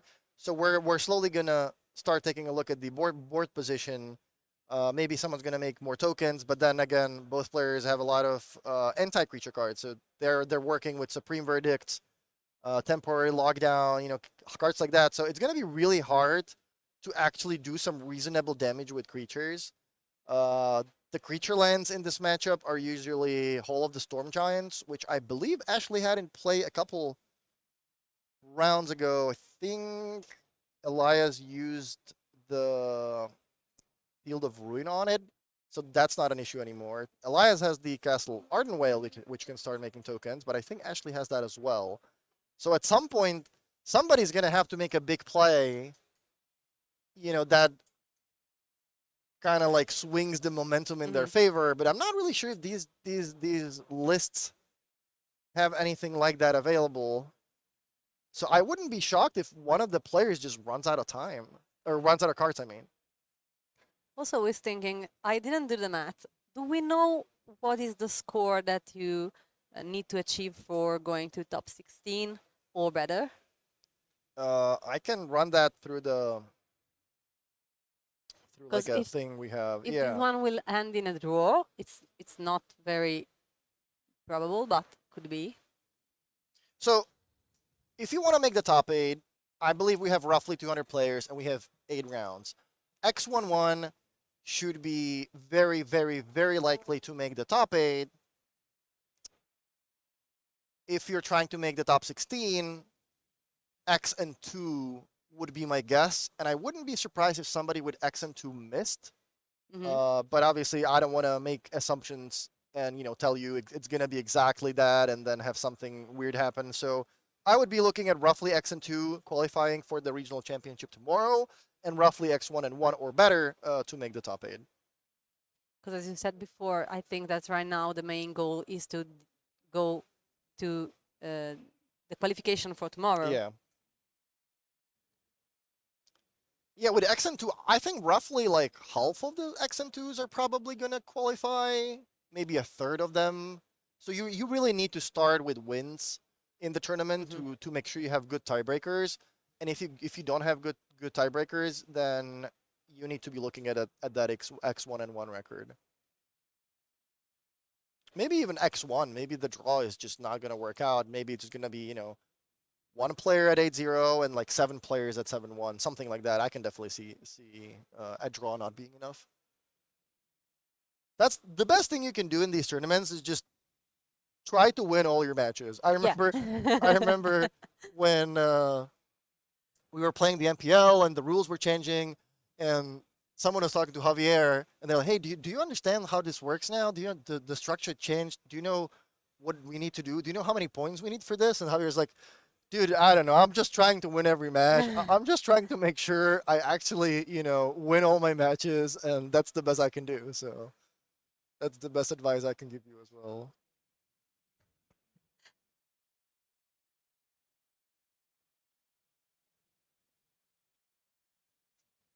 Thank you very much, Frank.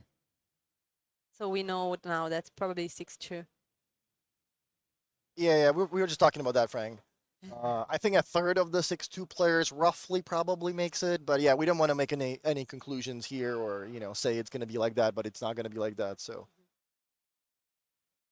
unlikely to be a clean cut, no.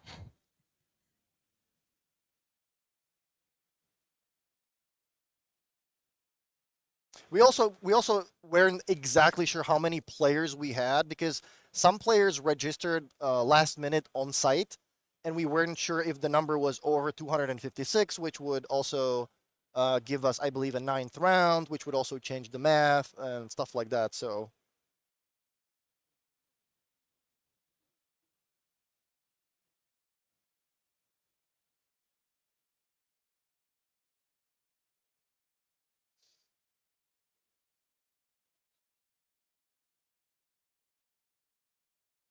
Yeah, probably also starting with one draw could be something, but winning is always better, for sure. But I'm really curious about how they can hand.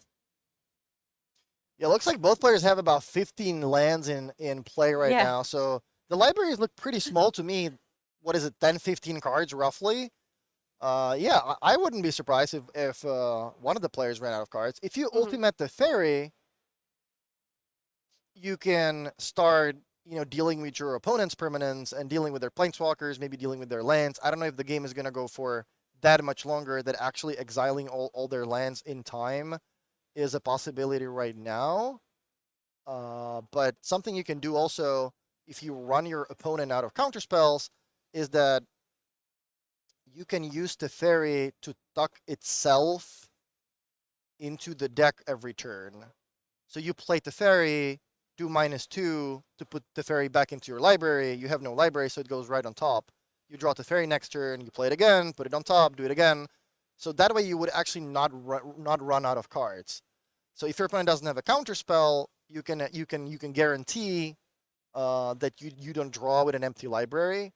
If both players run out of counter spells, then they can both do the thing with the fairy. So obviously, they're trying to end the game with creatures, with the planeswalkers, with Castle Ardenvale, but we'll see what happens.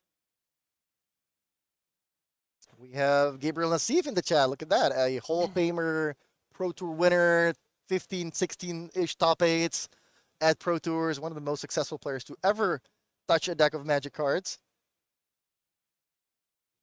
Yeah, Blue Eye Control, we chose that for you. We thought you might tune in, so we wanted to give the control players a little bit. If you guys don't know Gabriel and C, make sure to check Yellowhat on Twitch. He streams. I think he streams every day. Mostly competitive, but almost every format. Sometimes it's modern, sometimes it's pioneer, whatever the tournaments are that Gabriel is practicing for. You can find something interesting on his stream. Looks like we have the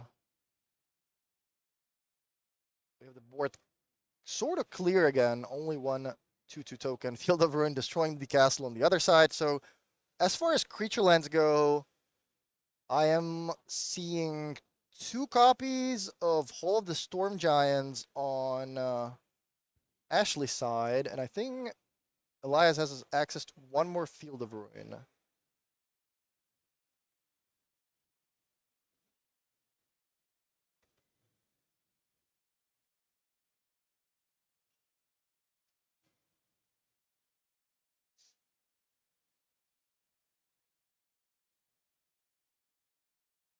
Ganjo is getting discarded, I believe. So both players are kind of scripting the perfect hand for like a big counter Magic war.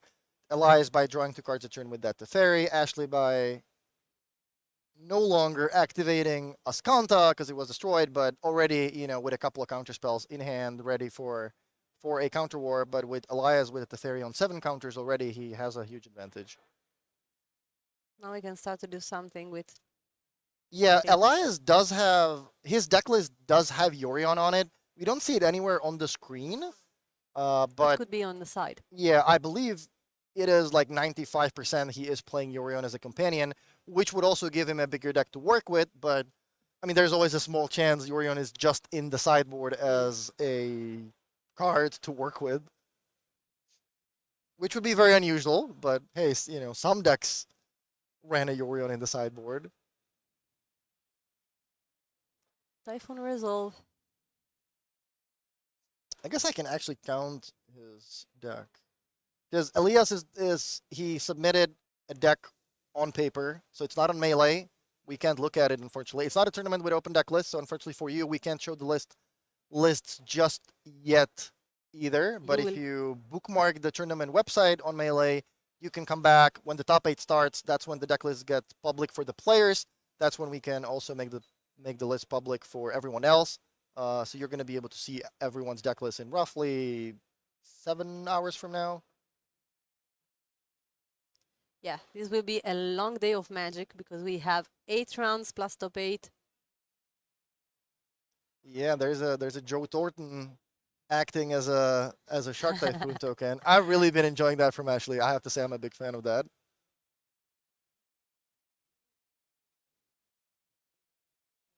I really love different tokens every time. I just want them clear. Like if it's a choo-choo, you can clearly say it's a choo-choo or something, but then go wild. They're funny. Yeah, it's one of the upsides of playing on the feature match table. They will usually give you the correct tokens for everything. But sometimes now the tokens can be difficult to find, like the Goblin Shaman from the Fable. So I don't know if we have everything. So, and some kinds of these kinds of token are always funny to watch. So it's okay. Elias, meanwhile, resolved another flashback memory deluge, which I believe was already the 4th copy. So he has like 11 cards in hand or something like that. There is a wine, so he does have more counter magic. It's gonna be interesting seeing if he wants to ultimate the Teferi right away because it's already on 7 counters, or if he waits a little bit longer. A reminder: Teferi ultimate says that whenever you draw a card, you can exile target permanent from the game. So you can start going after your opponent's lands. Although at this point, both players have roughly 15 or 20 lands in play, so it's gonna take a little bit of time. Yeah, this is still game 1. Elias Watsfeld, the Players Tour champion. I believe it was the 1st or 2nd one. We also have Remy Fortier in attendance, the Pro Tour Valencia winner. We were just looking at some of the other names. Oscar Christensen is playing the LCQ, I believe. We have a couple of Grand Prix winners, some of the other players with Pro Tour experience, some of the local heroes, trying to qualify as well. Meanwhile, nice choice. Elias decided to get a +1 on the Teferi, and there were a fateful absence to deal with in response. Wow. So now we have no Teferi. Yeah, if this does come down to decking, then Elias definitely has a big advantage in that regard, because Yorion obviously means that you're starting with 80 cards.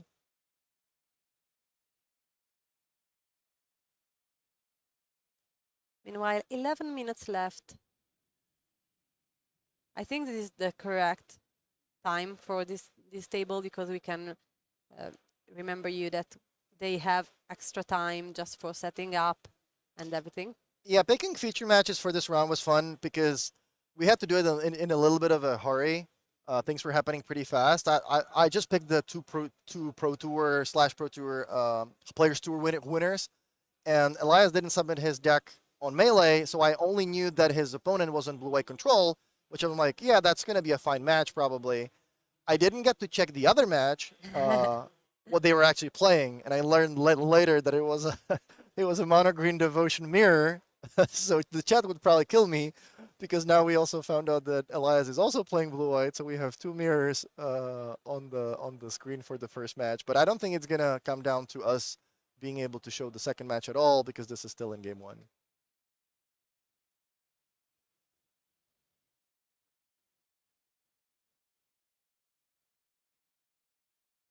Elias activating Castle. What's the blue castle called? Ventress, yeah, Castle Ventress.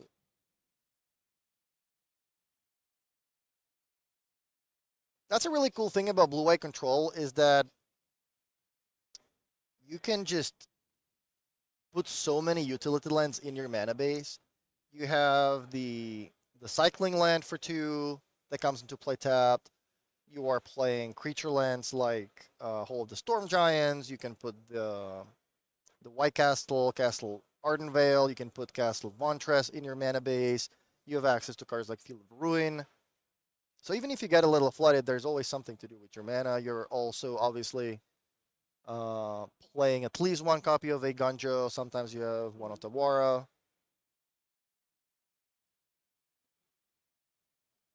9 minutes left.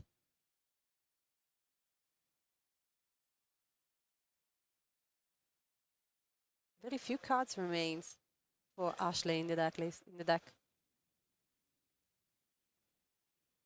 Okay, so Elias cashes in the Wandering Emperor to make a token, perhaps indicating that there is another one in his hand, and there obviously is. And he's resolving. That was it. That's a main phase. That's a main phase Wonder, I believe. Yeah, he's passing that. So he has so many cards in hand that he's just saying, well, just because I can play the card at instant speed, I don't have to do it. I can also just do it on my turn. I already have, 17 untapped lands or whatever. So I'm just going to play it now to make sure I don't have to discard a valuable card. He just runs the Emperor out there, makes sure he doesn't have to discard. And his hand looks like a lot of blue cards, one of which is, I believe, a Rewind. A lot of counter spells.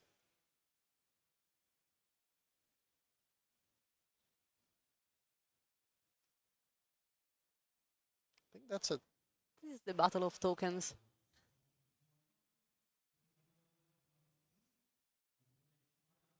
Both players still have a Field of Ruin in play.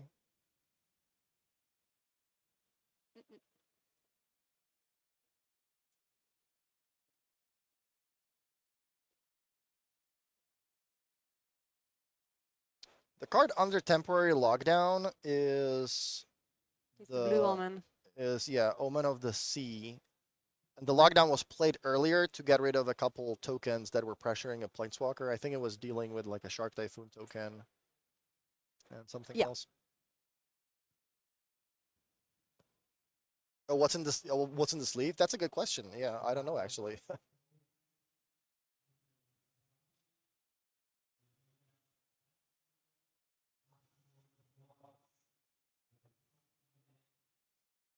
6 minutes left.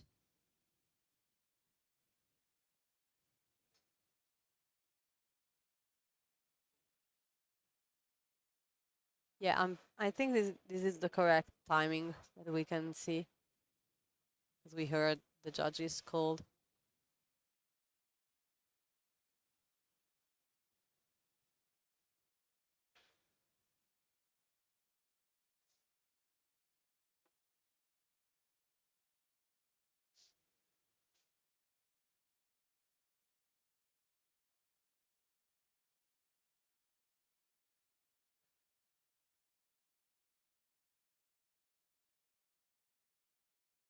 A temporary lockdown right now could be very, very useful for Ashley if it's resolved. Sacrifice an omen.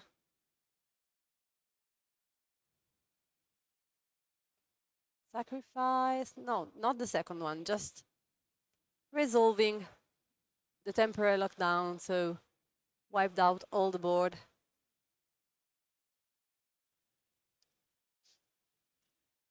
So now there are only Wanderer Emperor on both sides. 5 minutes left. That Ashley's library is not looking very big. Is that No. just 2 cards left? Ah, It honestly might be. it could be. Yeah, these decks have so many counters and so many answers that they're just both able to deal with each other's threats, despite Elias getting to work with a very early Resolve to Fairy and Ashley getting to work with a very early flipped Ascanta. The game still reached, turn 35 with both players having a million lands out and eventually just running each other out of threats.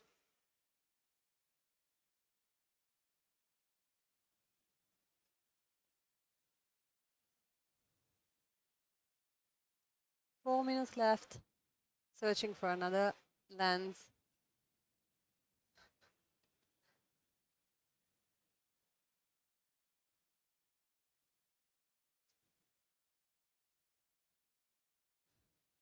Yeah, not many cards to shuffle remain in the Ashley deck.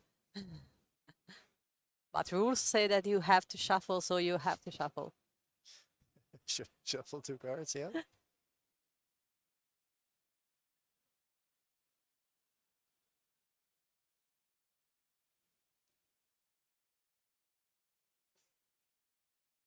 Another token.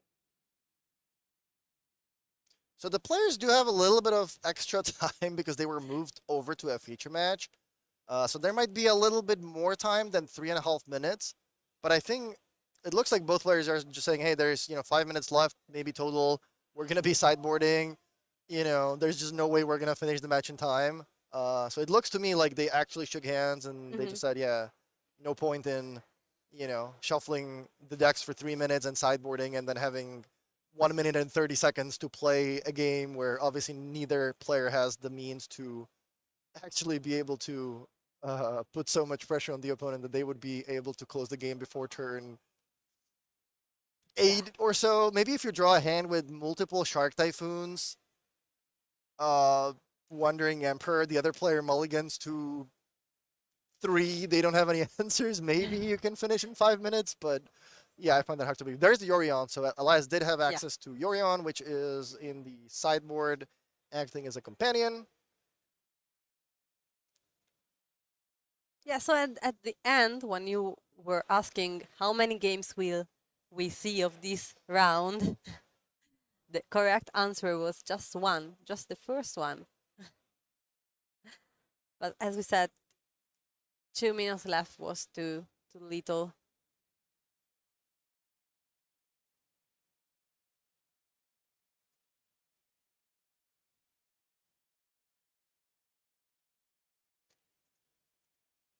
And so guys, here we are. And I think that we will go directly to round 3 right now. So we will see you back soon with Will and Filipa.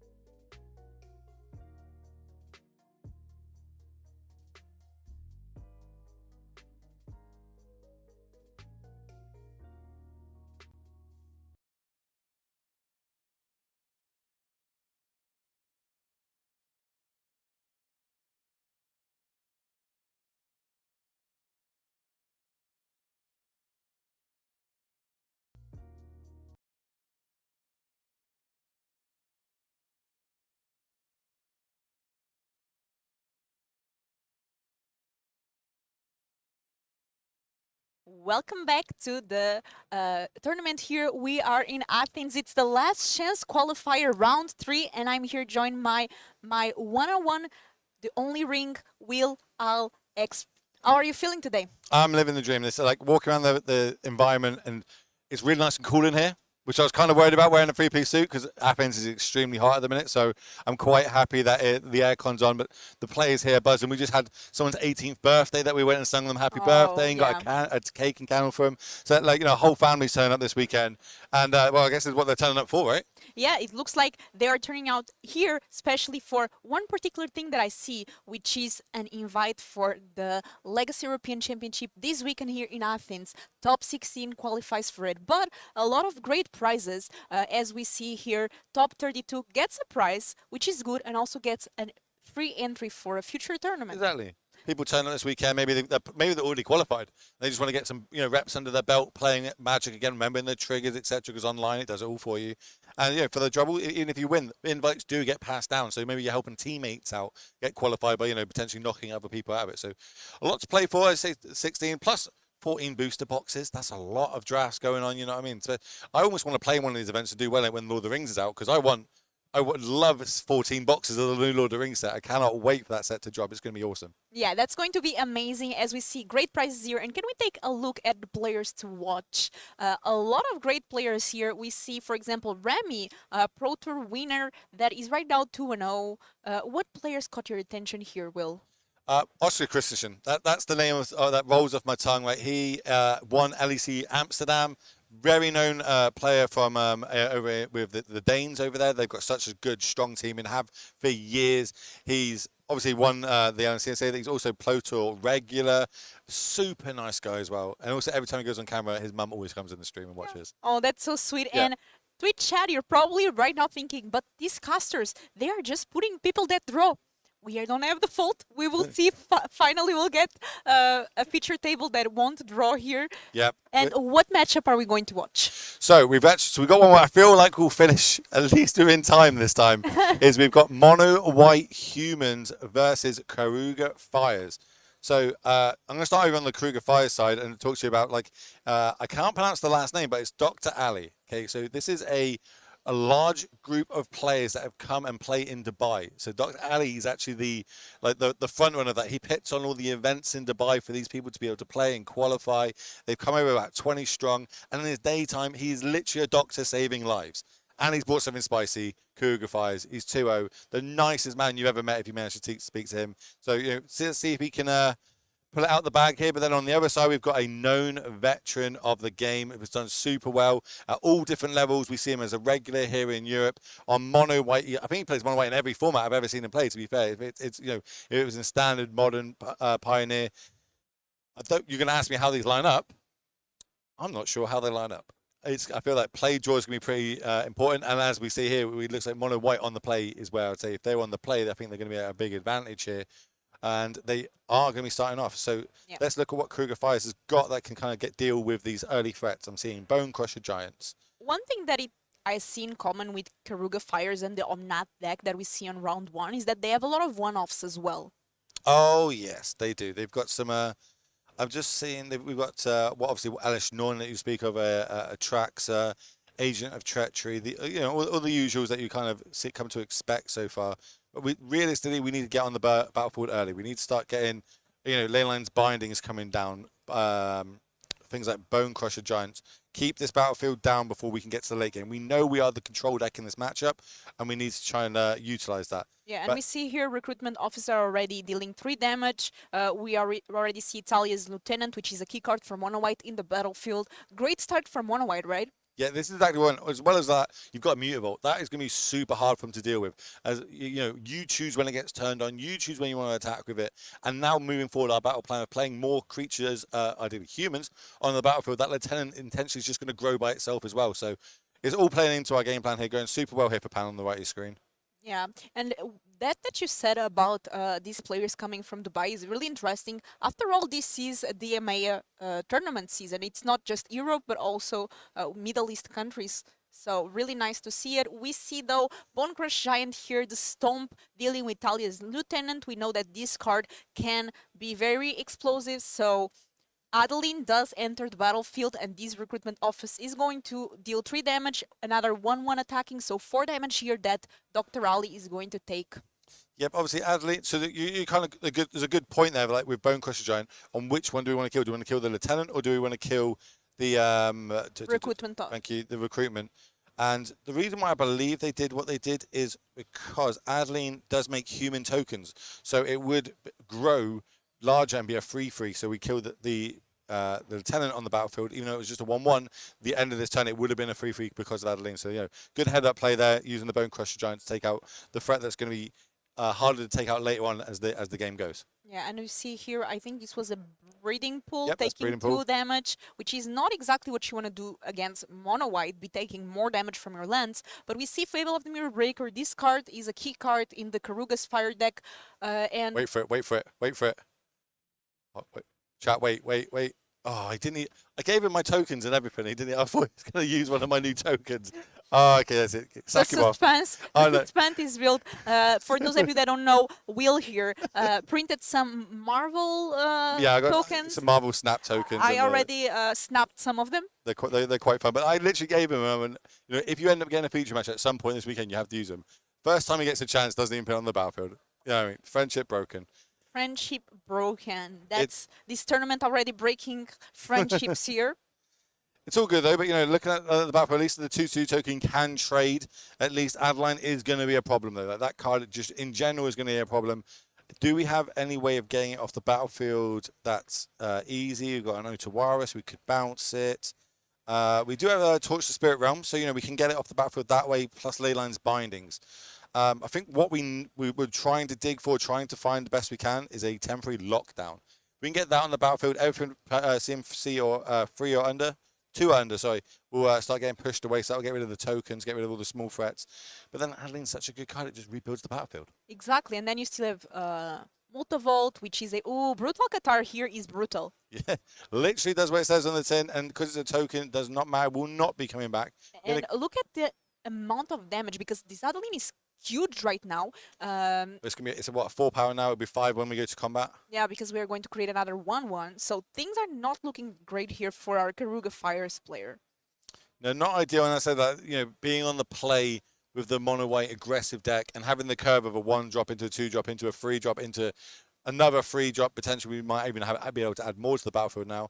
Probably not if we've already gone to combat, because it doesn't make sense, because What is Adeline's this? bigger. This is a soldier token, I believe. Oh, okay. Which is, it's another token made by Adeline. So, day night. Okay, Oh, we're going for it's day, and we are attacking, creating a 1/1. Let's see if the token enters. 5, 6, 7, 8, 9, 10 damage coming across, dropping to 1. Not ideal. I'm trying to think, how do we get back out of this? I think we're gonna need some sort of. I think because of Multivolt, it's actually not really likely. Oh, Because even if you board wipe, there's still the Multivolt attacking for 2, and you're down to 1 life. So Yeah, I think we're gonna. I think we're going to go to a fast game 2. And after the longest game 1 in history of Magic last round, we are adding to what it seems like a very fast game 1 here on round 3. We saw the Fable of the Mirror Breaker, Chapter 2, discarding Fires of Invention. I'm not sure what that second card is that was discarded, but drawing 2, just trying to explore all options before conceding here and going to another game. That's a Titan of Industry. I believe that's one of the. It definitely looks foil. It might be a secret lair variant. But yeah, not enough, and we're gonna have to scoop it up and go to a game number 2. So we have here game 2. Now with Karuga Fires on the play. And as you said, that actually makes a big difference against Mono White, right? Oh yeah, it's going to be huge. Obviously, sideboarding. I was speaking with the players earlier. And this format it's different to a lot of others, right? There's a lot more variance in Pioneer. Seems to be a lot of players emphasize that going first is huge in this format. I tend to agree on that. But also that the sideboard, as much as it is relevant in Magic and in this format, in other formats it's more impactful with your sideboard. You can have more like houses come out the sideboard to kind of swing the matchup. Not too many in some of these decks. We do see some absolute large casting cost cards in these decks. Over on the Kruger side, we've got some, but I don't know if that's like the only thing I can point out here is like a Radiant Flames. It's probably the only one that we want to be bringing in. You know, a nice little sweeper to get things off the other side of the battlefield. And I see on mono white side, Ray Dane. We saw this card before, and it might be actually very good against these Fires deck. Yeah, again, everything in the Fires deck that realistically makes a big impact is 4 CMC or more. So bringing that in, taxing that effect, making them wait 2 extra turns before they can start doing their big effects. Exactly the sort of cards we want to be bringing in. There's a looking at like through. There's a chance that Wedding Announcement might come in. This is a card that a lot of players have been moving towards this weekend because it's a very nice grindy card. It depends if they think there's going to be a lot of sweepers on the other side. If they value card draw, because obviously we attack with 2 creatures, we'll be able to draw a card each turn, refill our hand. One thing that the white deck kind of lacks on a little bit is refilling their hand. They kind of just square it on the battlefield and like hope that that's the best. They do have access to things like recruitment officer in the late game, so it's not all doom and gloom for them, but they definitely want to be ideally not going to turn number 5. They want to be scooping their cards up with the W. I have to say, I said this before, but I have to reinforce it.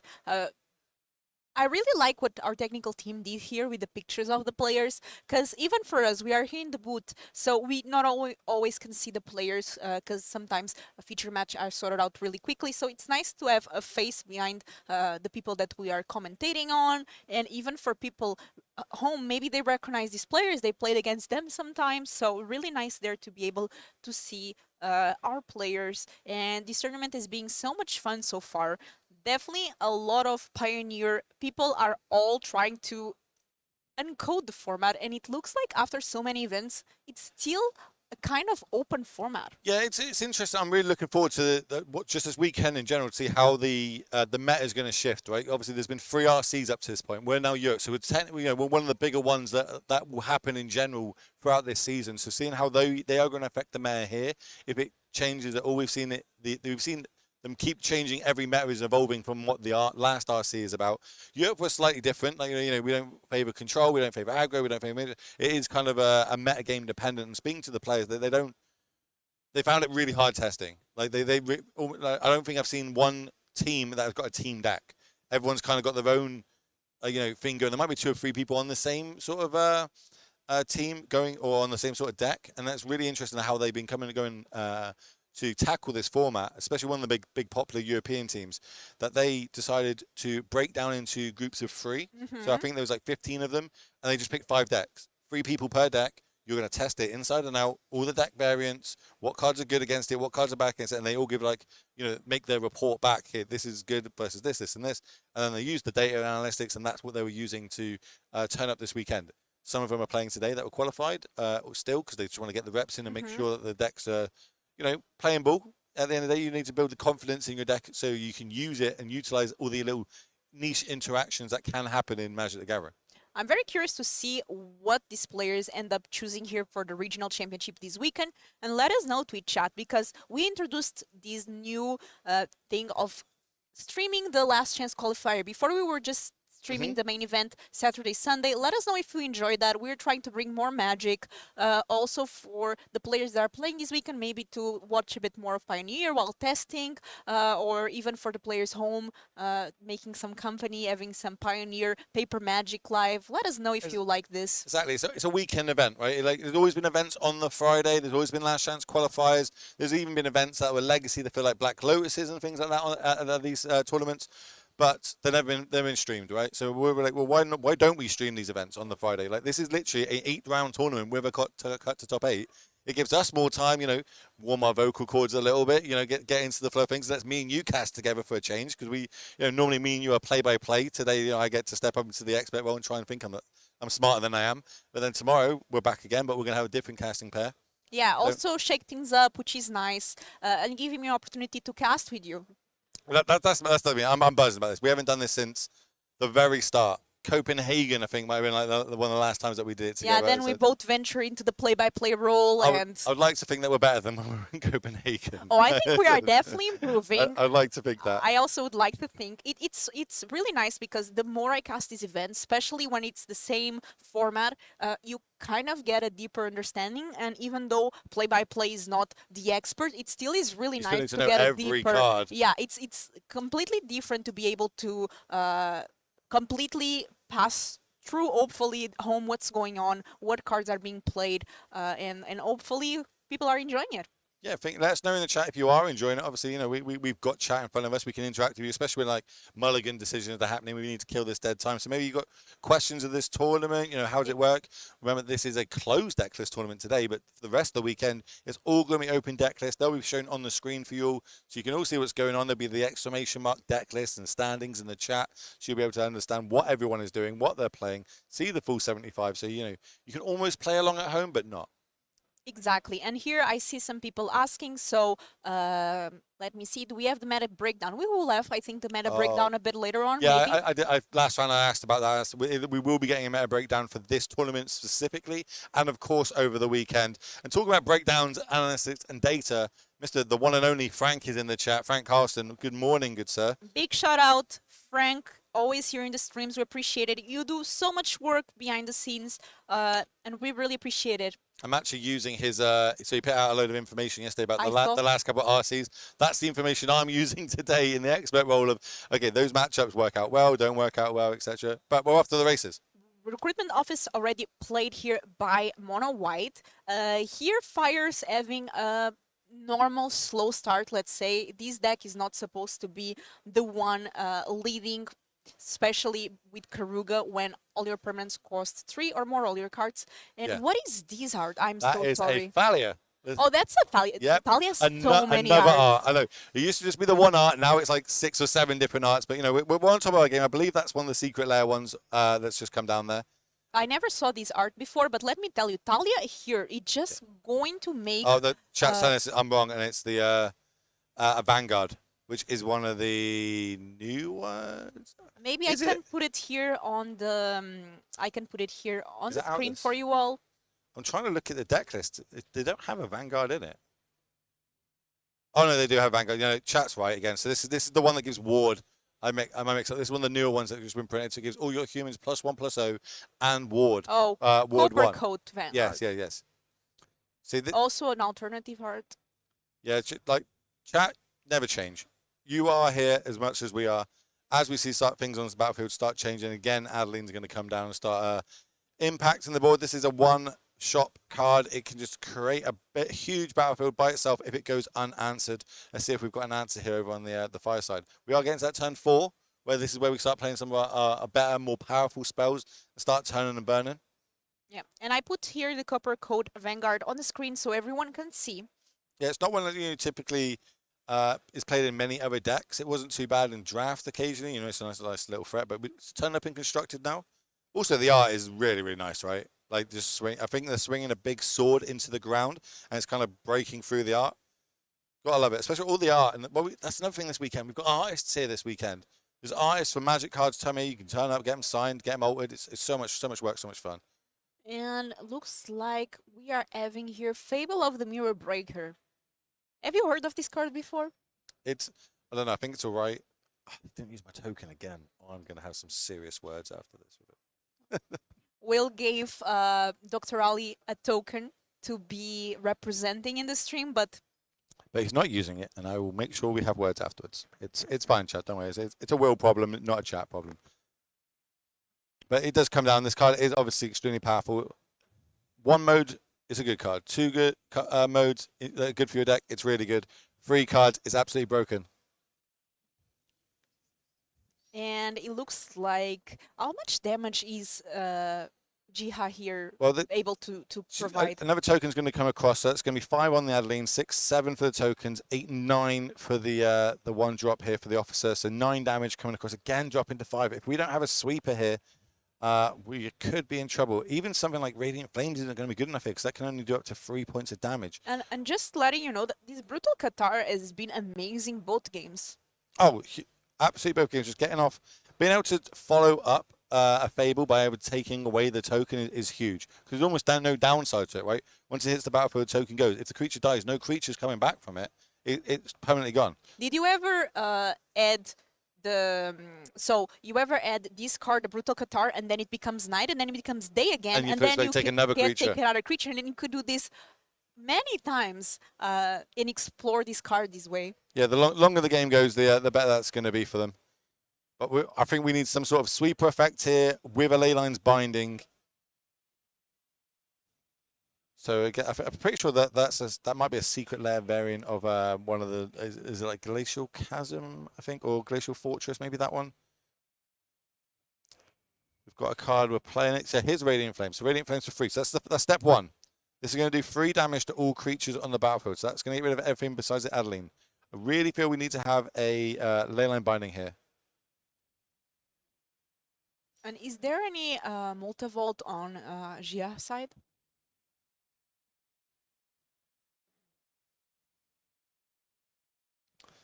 Let's have a look if we're going to have a follow-up. I imagine it's going to happen before combat. There is a white card in hand, but I don't know if it's Leyline's binding. It didn't look like one to me. Leyline Binding is a great card, and definitely allowing decks like this that are more mana-based greedy to be able to remove big threats early on. But at this point, I'm not even sure if it might be enough. See how they want to go about it. Obviously, we're adding to the battlefield here. Mutavault is going to get fired up, which is, you know, I think that's going to be one of the most troublesome cards for them. They could have a, you know, a Bone Crusher Giant here to deal with it, though.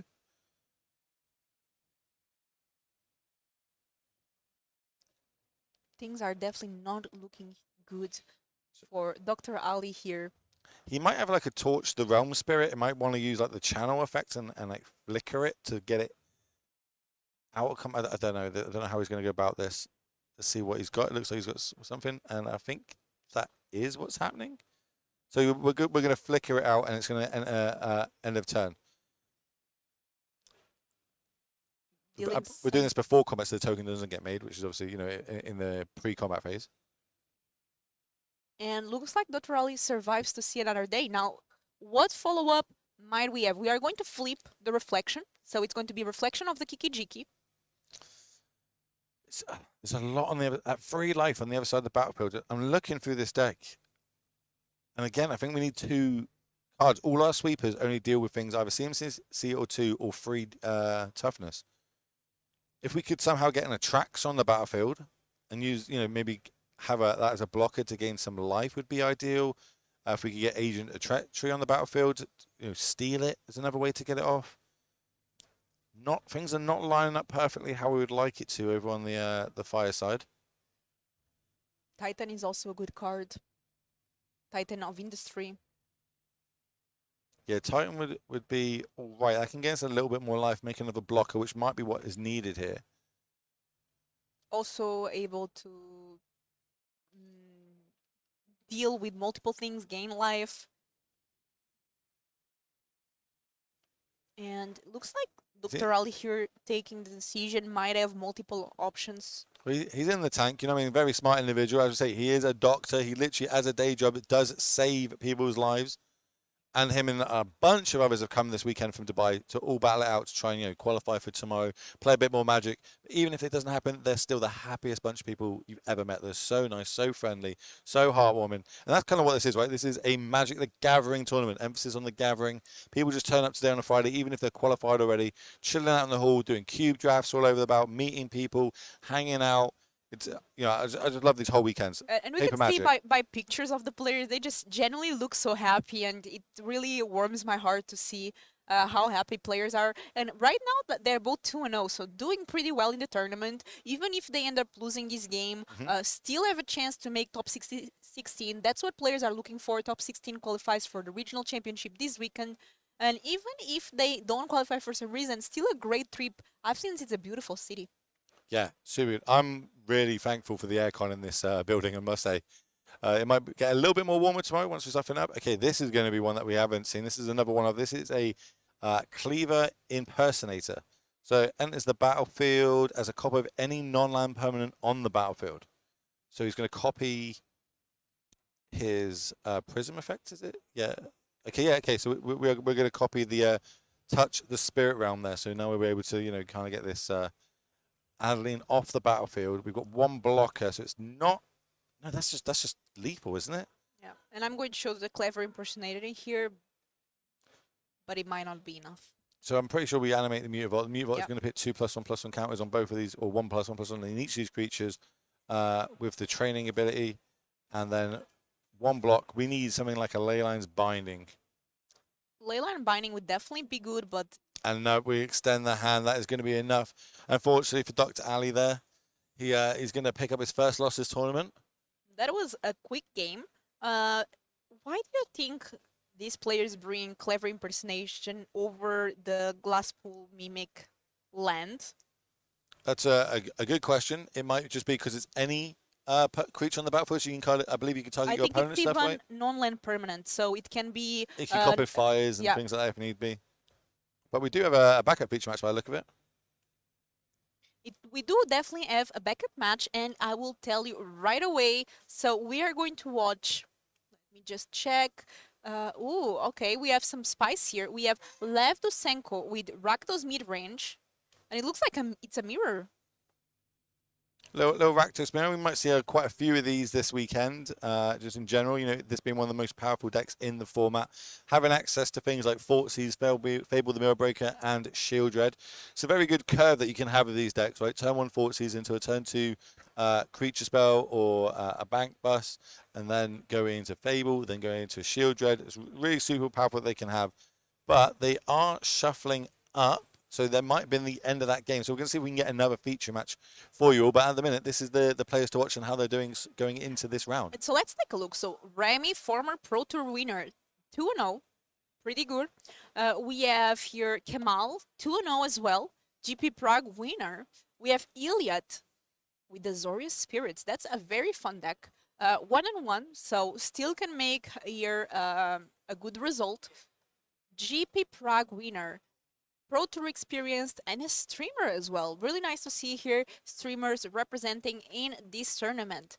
Very popular streamer, I must add. Like he's one of the bigger arena streamers. Obviously streams in French, also English. If you go in there, you speak English. You go into his stream. Is this Iliad Dragon? This is Iliad Dragon. Okay. I was recognizing the first name, but I didn't know a second name. But obviously, I know Iliad Dragon is really nice. Very popular. Very nice guy. Very nice man to speak to, and a real big brewer of the game. He loves turning up to formats trying to attack the meta. Very reminds me a lot of like Sam Black back in the day. He sees a meta, attacks it, and turns up with spicy brews, and does a lot of work in that sort of field. And let us know, Twitch chat, what player are you rooting for? Any player that your friend that you know that's playing this tournament that you are home rooting for? Any other players here that you might recognize? We see Elias as well, Oscar Pro Tour regular. Oscar's literally one of my friends that I've from the Legacy European Tour. I've become friends with him, obviously, because he travels to these events. We obviously saw him take down in Amsterdam. He managed to win that one with my favorite deck, Yargmoth Combo in Modern. Super nice guy, part of the Danes. I've been friends with the Danes for years. We used to play a lot of North versus South football in the UK, or soccer, wherever you are in the world. We used to do that on a Friday before turning up to the GPs at the weekend and playing it out. So I've known them for a long time. He's a super nice guy, really nice lad. And as I keep saying, every time he's on camera, his mum will always watch. And I've got a lot of time for that. A lot of time that, his mum probably has no idea what's going on, but she's there to support her boy. That is so sweet. I love when that happens. Family is showing some support. My mom doesn't understand anything about Magic, but she also is the same. I've got a question about this. So I posted a photo earlier on of me and you on Twitter. That we were casting together for this weekend for the first time in a long time. Your mum has a terrible habit of cropping out the other person in photos and just saying, if she does that today, tell Mama Filipa I'm not going to be happy. I will definitely tell her, and probably she will do that. She did that with Philip before. She just crops everyone else in the picture. She just sees me. And our players are getting ready in the backup feature match. Let us know here on Twitch chat, what deck would you bring here for this tournament? I already said I would bring the Karuga Fires. What about you, Will? Would you bring Tron? Definitely not that deck. I think I would bring... I do like the Convoke deck. I do. That is kind of my style. I do like this new Boris Convoke deck. It's kind of the spicy hot topic at the minute. Default in this tournament today would be mono green because it's closed deck list. Tomorrow in an open deck list tournament, I don't think I'll be registered in mono green. I think I'd probably lean towards the like a Rakdos type build. A Rakdos build, okay. I do like decks of Atraxa as well, so maybe like a Rakdos Reanimator list, maybe. But I'm looking at the potential feature match. Like, if the information we've got is correct, it looks like we're going to have a Tail as Old as My Pioneer Bounce Spirits versus Mono Green Devotion. Okay, so I have a question for you. Obviously, Mono Green we see play over again. Yep. Spirits deck really popular. There's a lot of different versions. So we have Mono Blue, we have Bant, And just straight blue-white. and just straight blue-white. Why do you think players choose one over another? Well, you're only adding green because you want Collected Company. We know Okay. how powerful that card is, right? Playing straight blue version, you're going to rely more on counter magic and getting small spirits down early. With the blue-white version, you're going to have access to things like Spell Queller, which is obviously a super powerful card, being able to keep that tempo, momentum moving on for you. So it's dealer's choice. Which one suits your playstyle? Which one suits the meta better? Famously, Spirits beats up on Mono Green. Like it's like Mono Green, like they just do not want to play against that matchup. Now with the latest set coming out, the new Pelucanos, which we might see, free CMC for triple green for a 4/5 with reach is pretty big. Then backing that up with Cavalier on turn number 5 or maybe turn number 3, depending on his mono. There's a lot of ramp in these decks. So you've got a lot of big creatures that Spirits can't really get through. They have to rely on things like Shackle Chains to kind of tap them down in a turn, get a chunk of damage in, kind of rinse and repeat. Really does slow it down. So it'll be interesting to see who's on the play. Sideboards don't really too matter from the mono green side. They do have a couple they bring in, and I'm always intrigued how these Karn decks sideboard. 9 out of 10 times you've got at least 10, 12, 15 cards dedicated to that one card, and you play as a toolbox deck. Speaking to players that have done really well with the deck, like Pygonti, who managed to take down Warsaw, LNC Warsaw with mono green, he was a big fan of bringing in some of the big one-hitters. If I can't tutor for it with Khan and play it in the same turn, he was bringing them in. So as we see, like Skyboat Sovereign, I think he was playing 2 or 3 of them. He brought a couple of them into the main for these sort of grinding matchups because mono green doesn't have too much removal in the main. So we might see here mono green with a bit more reach than we saw before might make a difference when opponent is playing so many flying creatures. It's going to be interesting how it lines up. I do think play draw might be pretty big on this. I imagine Spirits might have taken game 1 down if I was a betting man. Just on the blind mono green, not knowing that they have to keep things with reach. But this mono green deck is so powerful in a closed deckless tournament when you don't know that you need to keep that early removal. You don't need to be dealing with these early threats, holding up counter magic for things like Storm the Festivals. If this deck goes off and does what it needs to do, it is nigh on impossible to stop it. It's such a powerful card. Also seeing a lot of Elliot Dragon sort of emotes going off in the chat.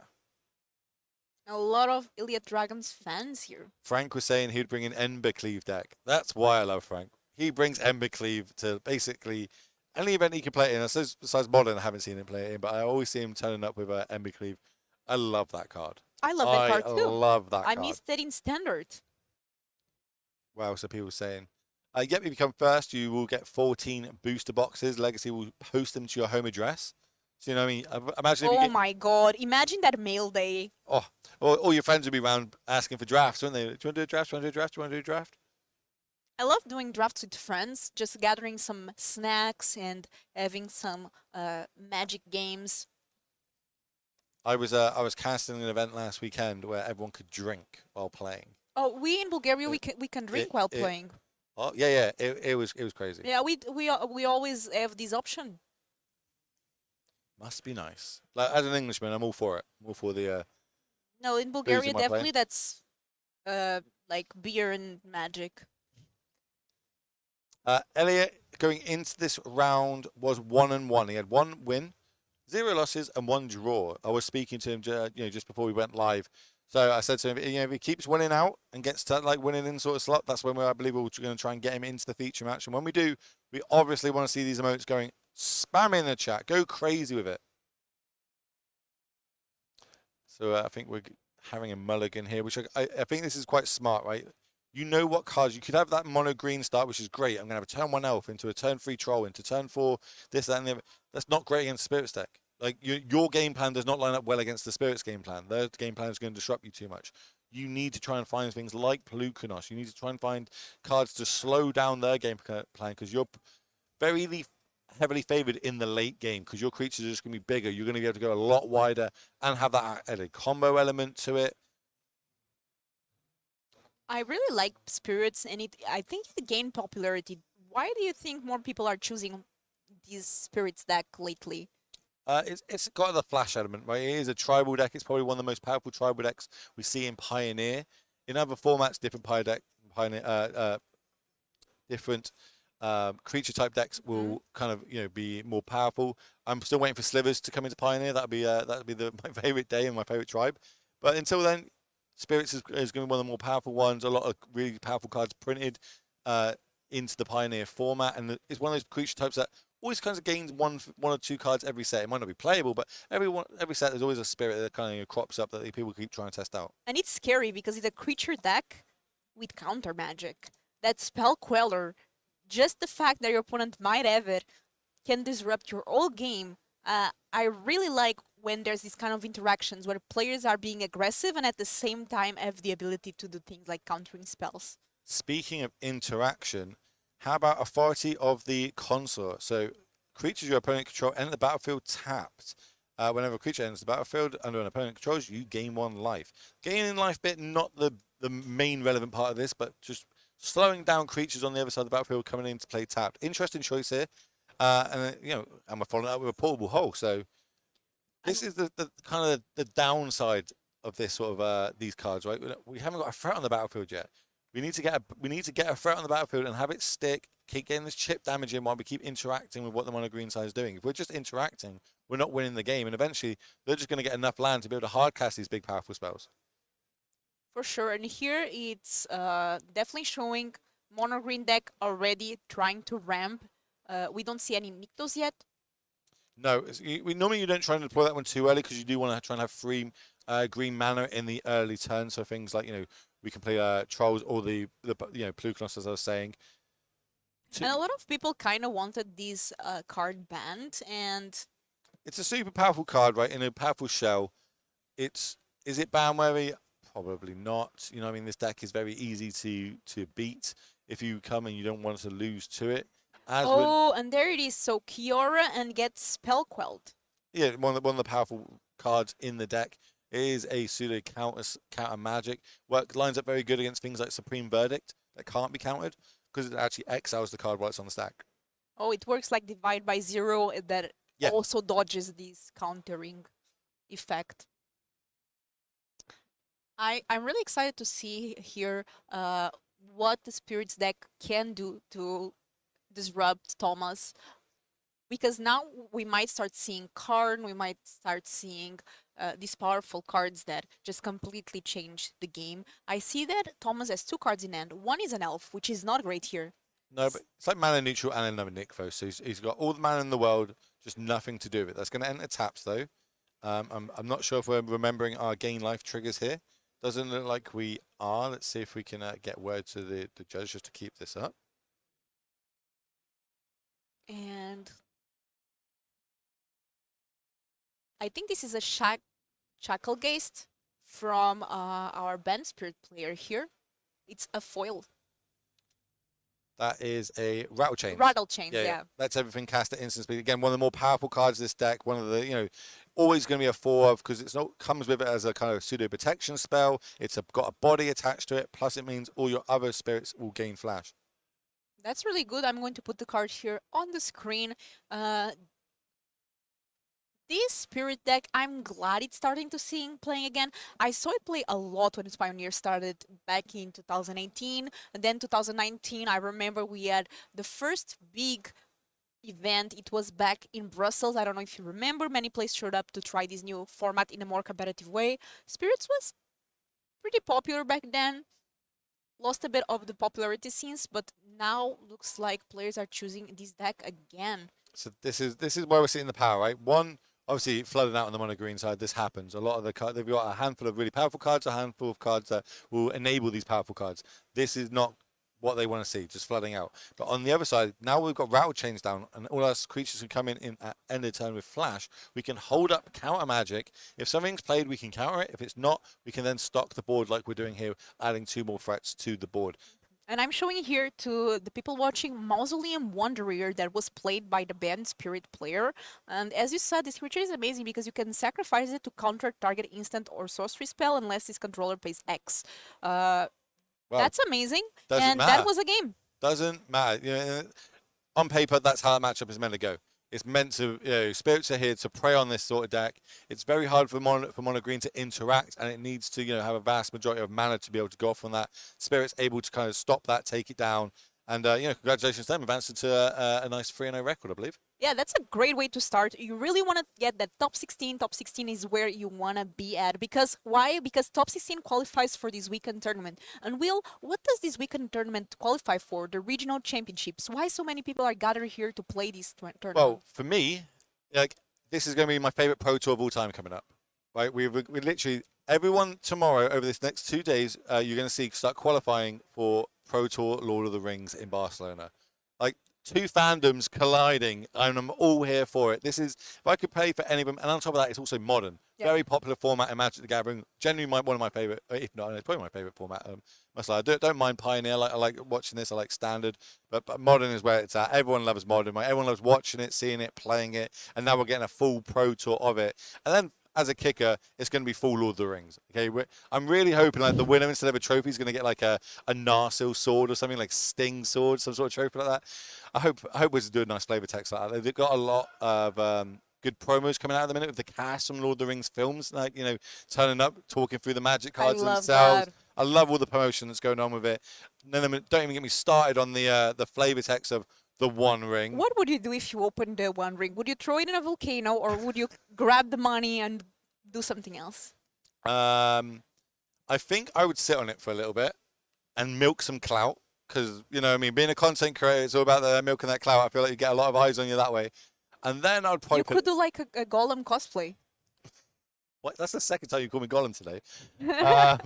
I would probably put it up for auction, realistically, though. But chat, what would you do with it? If anyone watching opens that One Ring, what are you going to do? The other flavor text I like, which people aren't giving enough talk or credit to, it's all focused on this One Ring. I really like there's 300 rings, the Soul Ring variant, 300 for the 3 rings that went to Elves. There's 700 for the 7 rings that went to Dwarves. There's 9 rings that went to Humankind. I love that flavor text. I think that's really, really cool, especially for Soul Ring EDH players. They love pimping out those decks. Those cards are going to be super sought after. It's going to be amazing. A lot of people saying that would they throw it to a volcano. I'm not sure if I believe it. I hope it, don't get me wrong, I would watch that video. I would watch that video the other day, and I hope that video on YouTube would make you another million. I really hope that would happen, but it would be sick. Like I just kind of want to be there. I really hoping it happens at the Pro Tour. I hope someone in the venue gets it and that buzz just comes off. If it doesn't, I've said it once, I'll say it again. I think this is going to be the most opened product of Magic Gathering ever printed. Yeah, I think if I open this, imagine I'm in my local game store, I'm collecting a prize, I'm opening my collector booster, and I see this.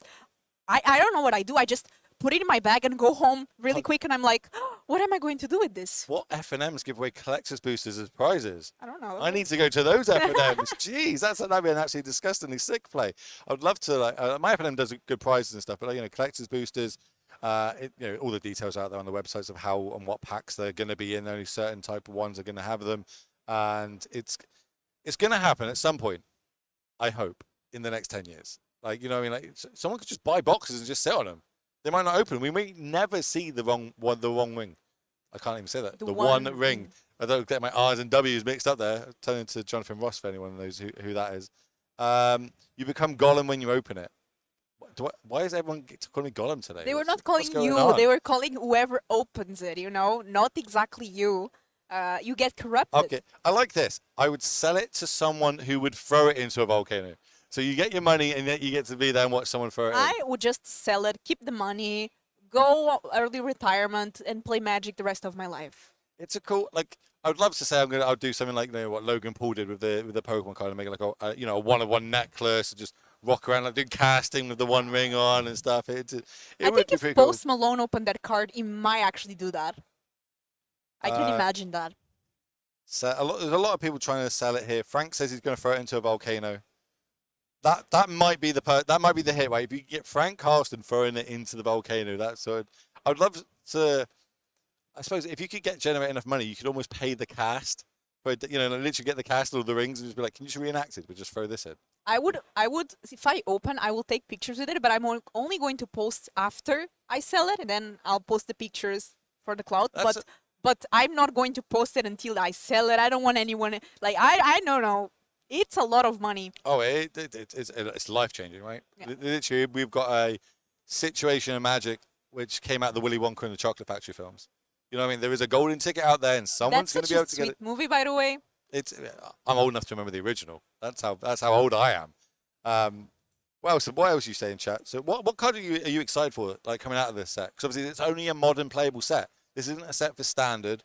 I think it's going on to arena and some of the historic and bits, but in paper you're only going to be able to get to play it in draft, modern, legacy, vintage, etc. You know, the older, more eternal And formats. actually, you're going to be maybe surprised, but I don't like to be spoiled. So usually, I just look at Oh, the cards right before. I mean, if they appear on Twitter, if it's like a preview card, I will look at it. But then I'll do like this, watch these set reviews once they come out, and watch the set as an whole.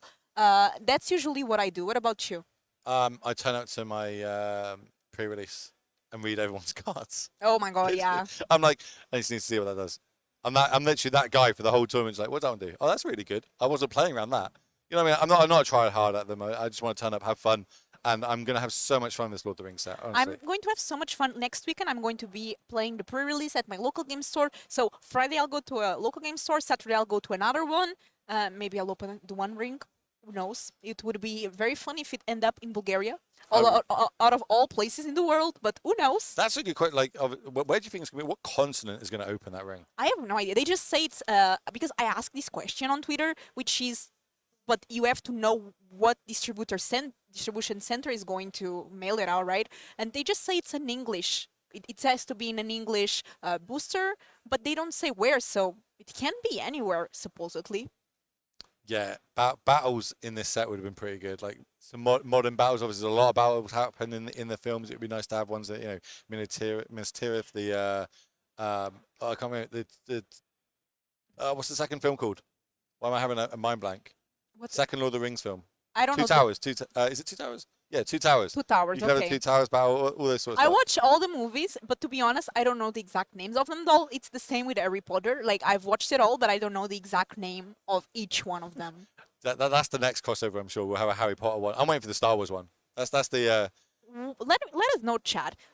What is the magic matchup you want to see? What exactly do you want to see a collaboration with? Some people are against it. Some people are for it. for but like secret layers and let's stuff like this. just let us. What do you think would be like a nice, cool idea? Well, we were speaking about this last weekend actually. So a lot of different secret layers people were coming up with. We asked everyone, what is the secret layer choice that you'd like to see? What crossover would you like to happen? Mine was like Ninja Turtles and Star Wars. I would like to see like a Ninja Turtle. Like I grew up on that cartoon, and I'd like to see that. And then I would also like Star Wars because I'm a huge Star Wars fan. Oh, somebody said Game of Thrones. I love that. Game I'm of going Thrones to one steal would that be nice, yeah. But then the other question that was asked last weekend was, what would be the worst crossover? And I think the winner we had was the Kardashians. Oh, I But would. a Kardashian secret layer Oh my might be the God. worst secret layer ever made. Let us know. Oh, The Witcher. That's a good one. That would be a good The Witcher crossover. would be amazing. I would love that. Get me a lot bit of of Henry different Cavill. answers. We saw the Please. Doctor Who. The Doctor Who was really nice. Yeah, WWE, bit of wrestling. I Have actually John Cena. Do you know? people don't know, but I'm a wrestling fan. I do though. I didn't know this. Yeah, but I watch AEW, Oh, okay. which is debatably, That's the one with CM Punk on, right? although he's now like he's a big star. They grabbed it on. Although he's a bit older now, he's still pretty cool. Okay. I'm sure there's some more wrestling fans in the chat. Peppa Pig, Secret Lair. I think they're talking about bad ones right now. I don't think anyone wants a Peppa Pig one. I would like a Peppa Pig one. So Come on, the first secret there was My Little Pony. it was. That was for the Extra Life charity. Obviously, I think that's happens every year. That's the charity that Wizards choose. It's for kids' hospitals in America. Some people just making some jokes and saying different ones that they like. One thing about Secret Life is that it does allow to drop a bit the prices of the cards. It makes our life harder though as casters. Oh, That's yeah. the other thing. The more secret layers get pumped out, the harder it is for us to see what this foil is on the screen. Well, the different variant. And don't worry, as a collector and in my deck, I want it to be pimped out. I want to have all these different variants and cards, which is kind of why I I stay semi up to date on with casting, knowing what people are playing. But the other side of it is sometimes I'm like, I have no idea what that card is. And that's why we rely on you, Twitch chat, because you guys know everything all the time. And when you don't know it, you still know it, and you're always right. So This never Lord of the change. Rings, it's not going to be legal in Standard. Nope. It's not going to be legal in Pioneer. It's Nope. going to be though legal in Commander, Modern, I think Pauper as well, and it's going to also be legal in some arena formats. So finally, we are going to see in arena historic being different from Explorer, or more different, and alchemy as well, because alchemy and historic are getting Lord of the Rings cards. That's going to be good. You know, any format that can benefit from new cards, especially powerful ones. I love seeing powerful formats. I think that's why a lot of players gravitate towards modern, because it can be super powerful, super swingy. You know, sometimes you just lose the game and not have a turn in modern. It's that crazy. Those type of decks tend to end up hitting the ban hammer, but it is a very nice format to play 90% of the time. Sometimes some cards get printed and we get like an Eldrazi Winter, and bad things happen in that. But Wizards do a good job kind of sorting that out. Somebody is saying downtime talk appreciated. Look, it's either us talking or ads. I think our conversations is pretty. Yeah. Nice. We could just we could start playing ads if you want, chat. You know, I'm sure you guys would appreciate that. Like, Or you could just have us start talking. I feel like me and you especially, like, we are friends at this point. We've been casting these events over and over again. You're just a work colleague. I don't even like you. They won't pay me to talk to you. I won't talk to you. I'm joking. You're lovely. You're lovely. Okay, we'll back to business. Pioneer, let me know what are the decks that we are expecting to see here this weekend. What is the deck that you want to see this tournament that you might feel like people are not expecting? Walking around, I haven't seen many people on it, but the Ataka red deck that won the last RCs over in Asia. That deck, I love everything about that deck. It's super explosive. It's got a bit of wide reach. It's a bit off center. People aren't really expecting that. They're kind of really focusing towards the Convoke decks that we've seen pop up. That's like the new hot spice at the minute, but we're not seeing it put up super amazing results. It's better than blue-white, let's be honest. But then those blue-white in the finals of some of these RCs. So I feel like you've got to have the right deck to line up. There's so many good decks in this format that aren't super powerful, but they're good. But you do, they're good versus half the meta, not good against the others. So you do need a little bit of luck at times to get that, the right matchup, win the dice roll, play well, draw well. And I've always said, and I'll keep saying, that the skill of Magic the Gathering is to reduce the amount of luck. If you can play perfectly, line up your cards properly, and reduce the amount of luck that is involved in the game of Magic, you are going to win a lot more games than you're going to lose. That makes a lot of sense. And actually, yesterday I was talking with my friend that's playing this tournament, one of my Bulgarian friends, and he was telling me that he's actually expecting a deck that performed well in Dallas, Inverter. Oh yes, the almost the new combo that's it's bugs online, so people aren't really like super au fait with it, and then we saw a lot of it popping up on Twitter. I've just lost to this. I've just lost to this. This is how this interaction works. And it started like almost kind of going semi-viral in the MTG world. Yes, I've seen the how the new inverter type combo would work. I do think we're going to see people on that this weekend. I honestly think people are going to turn up with it. That's not a bad shout of asking me what would I turn up with it. I do like the deck straight off the line. That people aren't really ready for. I love those sort of decks. Like Hodak, I picked Hodak up for the first. When I saw it online, I was like, "Oh my word!" Ogak? Hodak back when it was in Modern, we used to have the altar. There was like this. I think GP Barcelona. I went. It was Modern. Everyone was playing that deck right before it got banned. I think it was GP Birmingham as well. It was still legal for, and I was playing like the 5-color humans list with 4 ley lines avoiding the board. I couldn't ever hard cast it, but I was playing 4 for that matchup. And super powerful. But I think the Convoke deck's getting linked to that one. The Convoke deck's pretty good. We've seen it win on camera already so far, and we're only in round number 3. We remember we've got 8 rounds of tournament of Magic Day plus the top 8. Yeah, that's going to be insane. A lot of Magic for today. I'm excited to also see if these Lord of the Rings sets that's coming up, if it's going to change Modern as much as the Modern Horizon and Masters expansions have in the past. I don't know until we see the full set. Plus, obviously, we've got all the streamers and the brewers out there. I can relate cards to being good, but look at Fable the Millbreaker. No one had that one on their radar, right? And yet that's in every format basically. It's another point where it's getting banned in some formats. It's so powerful. I would like I feel like Wizards might have learned their lesson a little bit with the Modern Horizon sets. Like, oh, okay, but then Modern Horizon sets did what they wanted. What they wanted. It changed the format. The format has completely evolved since what it was before, and that's what you want from a set that's only legal in that format, right? You want it to change and mix things up, make cards that aren't good and aren't relevant into relevant good cards, and make whole decks out of it. Especially in Modern, where the card pool is so vast.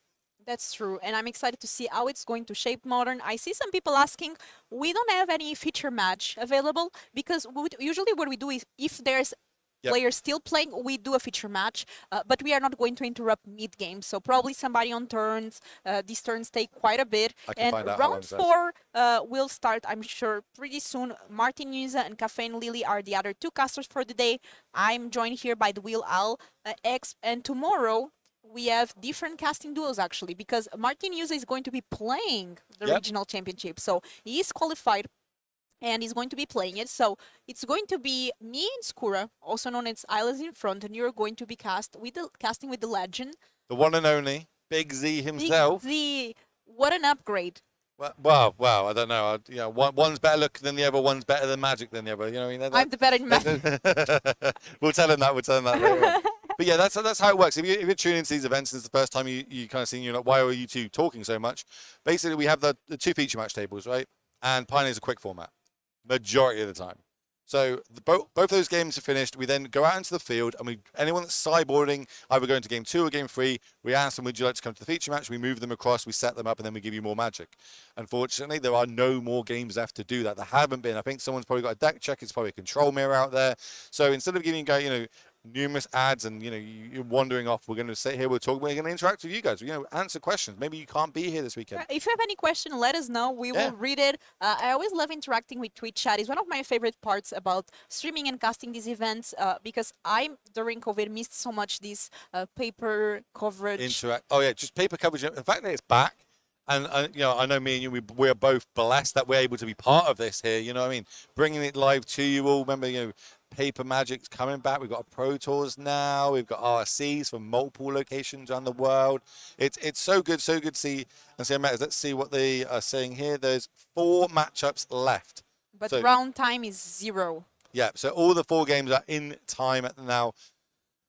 Might be a good time to end this. Obviously, we got to have a little break at some point today and get the other casters in and get it all turned around. But maybe we've got time for one more question, 2 more questions. What do you want to do? Do you want to go 2 questions? Yeah. From chat? 2 questions, chat. First 2 people that ask questions, as long as we can read them out on stream, we will endeavour to answer them or give you some sort of feedback, or maybe it's just saying hi. You know what I mean? It's always nice to be polite. It's free. It's literally free to be polite. I always like to see where the players that are watching from. Because a lot of people are probably here in Greece playing today's side event, so they're not really watching. But so probably people are watching as friends here, or they are in different time zones. That's it. Time zones is huge. So, in the UK right now, it's only like 20 to 9 in the morning. So, it's really early. People just getting up. It's Friday still. People have got to work. And that's a new thing that we're doing, right? Streaming the LEC, the Last Chance Qualified today on a Friday before we actually go live for the weekend. So a lot more people tuning in this weekend. I see a Portuguese player, Ricardo, saying that he's going to be playing. He's from Athens. He's going to be playing this weekend. Very good luck for you and all people, but especially the Portuguese people. I'm Portuguese. I live in Bulgaria, so Portuguese, Bulgarian, I'm rooting for them. Also, I have special love for Spanish people. They are like nuestros hermanos. So rooting. I'm sure you are rooting for fellow UK players. We got some good players coming through at the minute. Obviously, I was speaking to Beekeeper before. Sean, he's out in the field, just came second in the mocks, already locked himself up for a Worlds invite. So if everything goes his way and he's in those final 2 this weekend, the Worlds invite is going to get passed down to whoever's in 3rd place. Oh, somebody from Bulgaria. I am from Bulgaria too. Really nice to see fellow Bulgarian people here. Really nice. And I think we're going to close the round here. We have to take a short break, and CaffeineLily and Martin Juza will be back with round 4. Don't forget, 8 rounds today, plus a cut to top 8, and we will be back shortly. See you soon.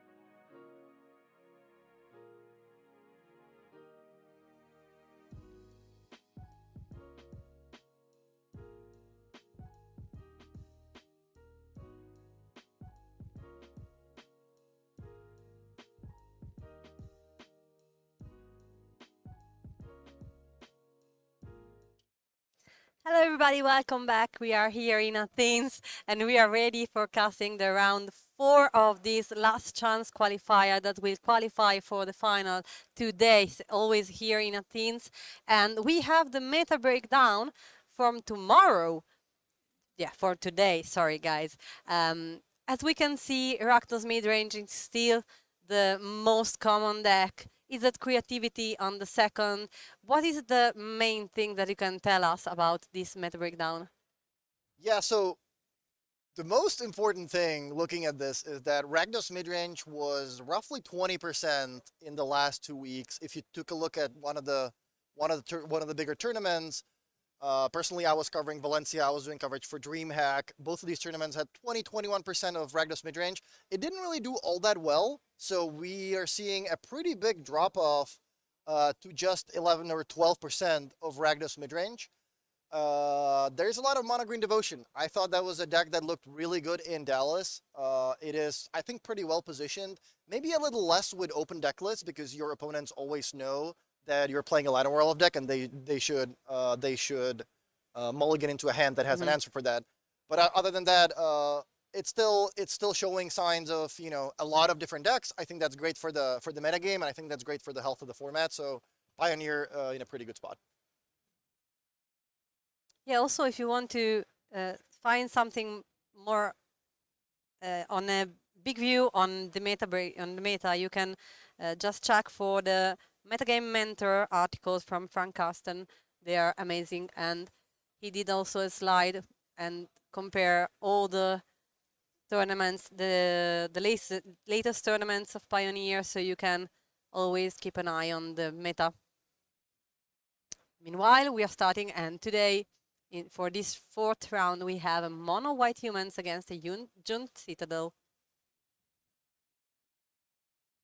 Yeah, so we have Patrick On mono white, on Jund, and Alright, I'm just opening the deck list. Sorry, it takes me a little bit of Jihai, time. I hope. I hope the name is correct. Sorry if I mispronounced it.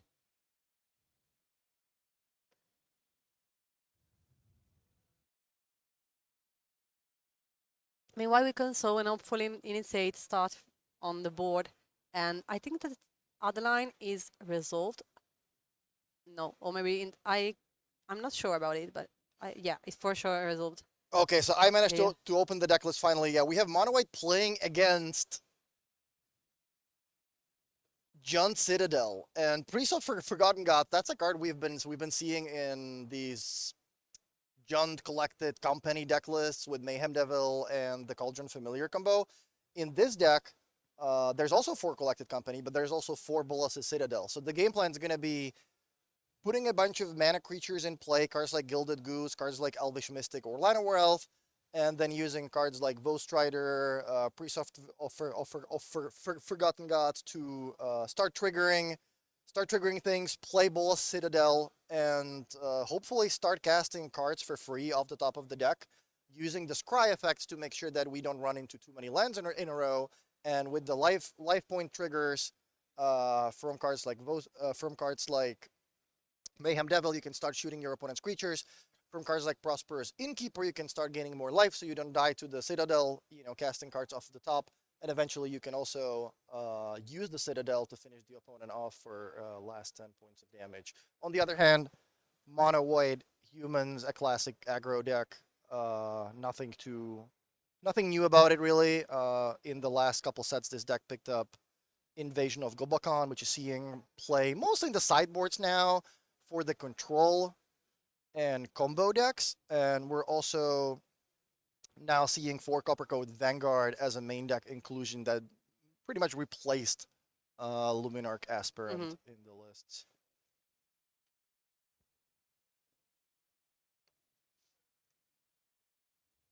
It looks like Pan won the die roll, and that allows him to build a really big board before Started pretty strong, and yeah.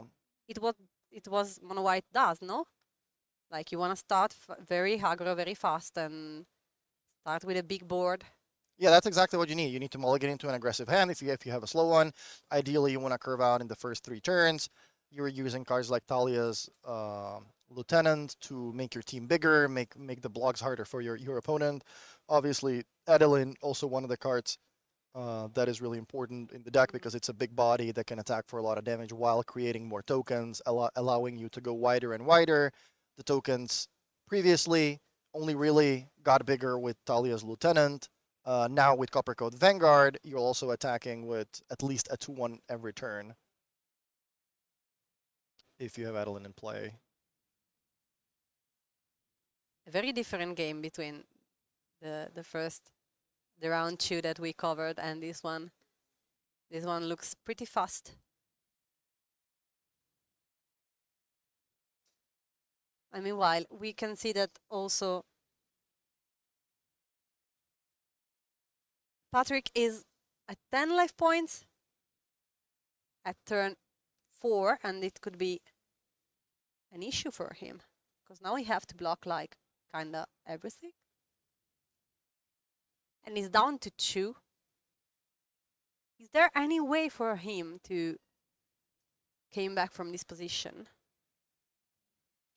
Yeah, in this situation, the best card you can hope for is Collected Company, but I don't think there's a green source in play. I'm not really sure what the land on the left is, but yeah, ideally for Patrick, he finds a green source, or if he already has one, the 4th land, so he can play Collected Company.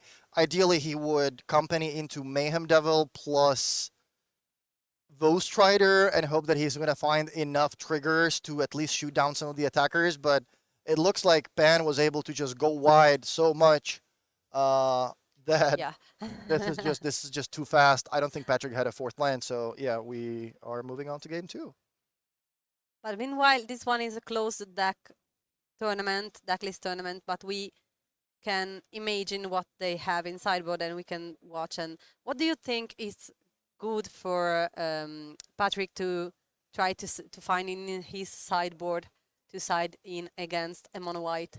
Yeah, that depends. Can we show the lists on the stream? Do we have access to that? If we can, I can tell you exactly.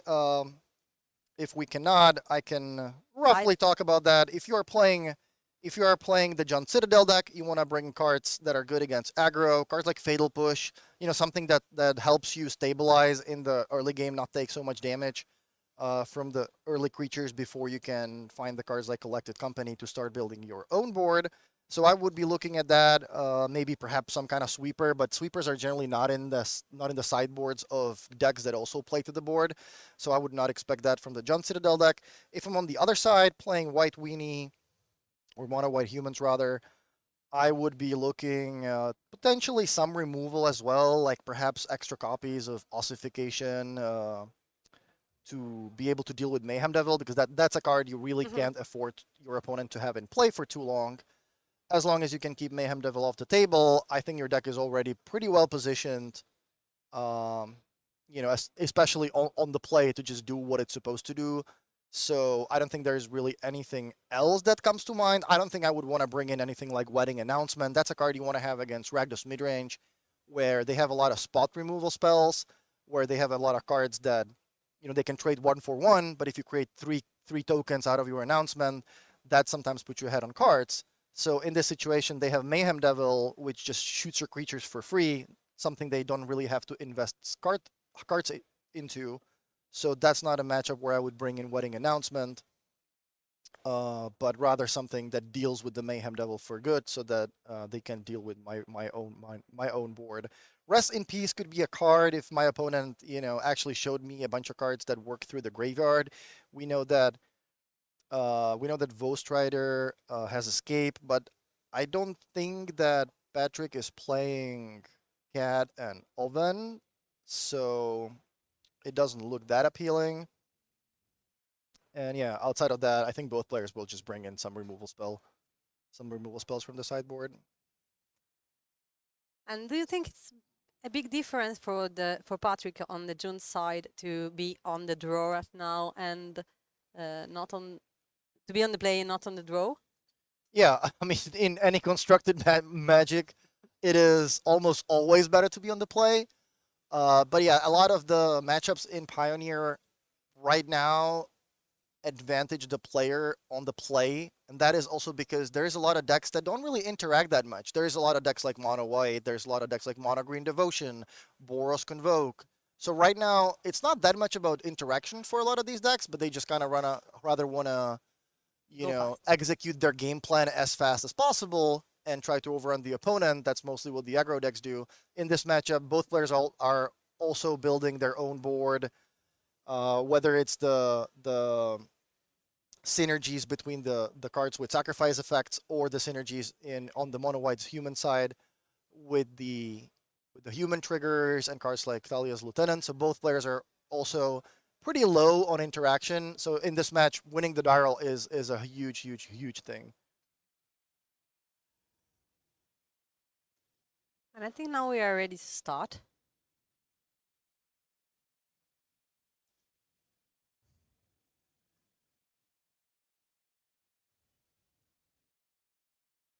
I think you can also do exclamation point standings and just see their results at any time.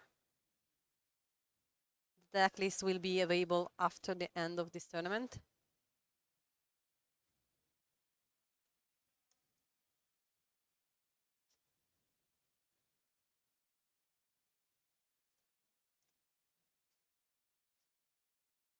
Just wait for them to shuffle up. Meanwhile, I remember you that the top 16 will qualify for tomorrow. So I think this is the main goal for today.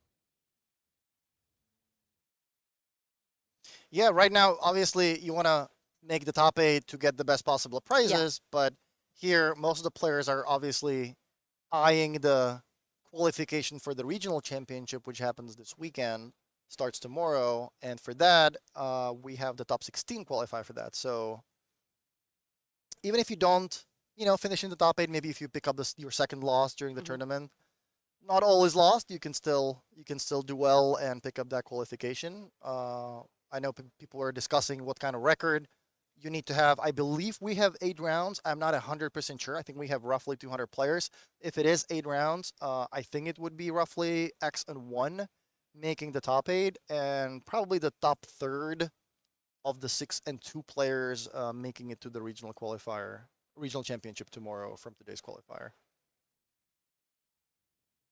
That's a lot of mulligans. Yeah, I was wondering about what do you want to have in your hands if you are Patrick?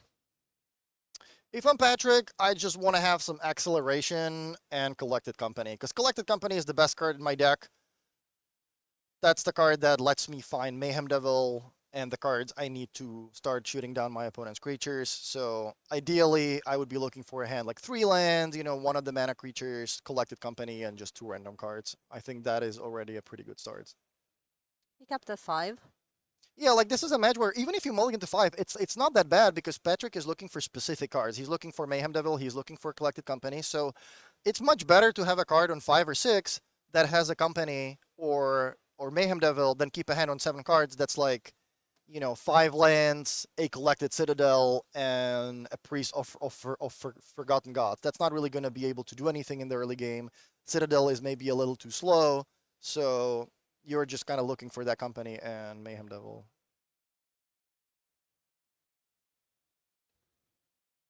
That looks like a Thalia. He also has a lot of creatures, elves that can make him ramp. So, yeah, this is a Talia.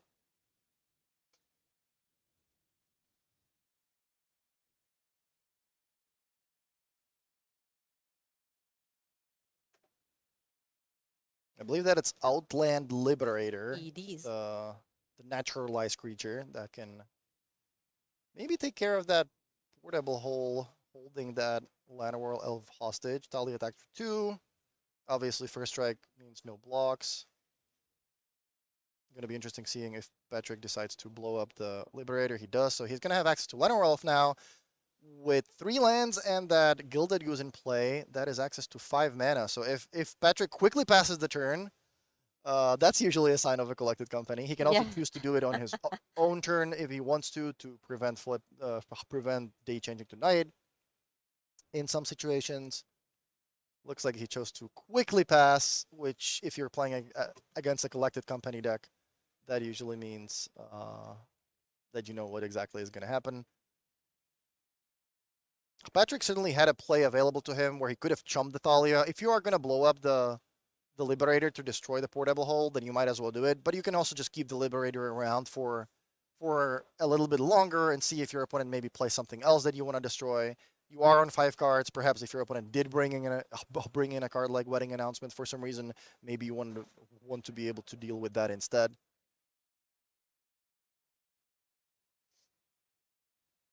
Meanwhile, attacking with Talaya, with both creatures. And yeah, I think there's a trigger from Adeline Yeah. on the stack creating a Exactly. token. And Patrick is figuring out, do I want to respond? Is there any reason for me to gas the company right now? But he can basically do whatever he wants. Because Pan is tapped out. You know that Mono White doesn't play any cards that cost 0 mana. There's nothing that can, no pacts or anything like that. So you have all the information available to you. If you're Patrick, you can choose to do things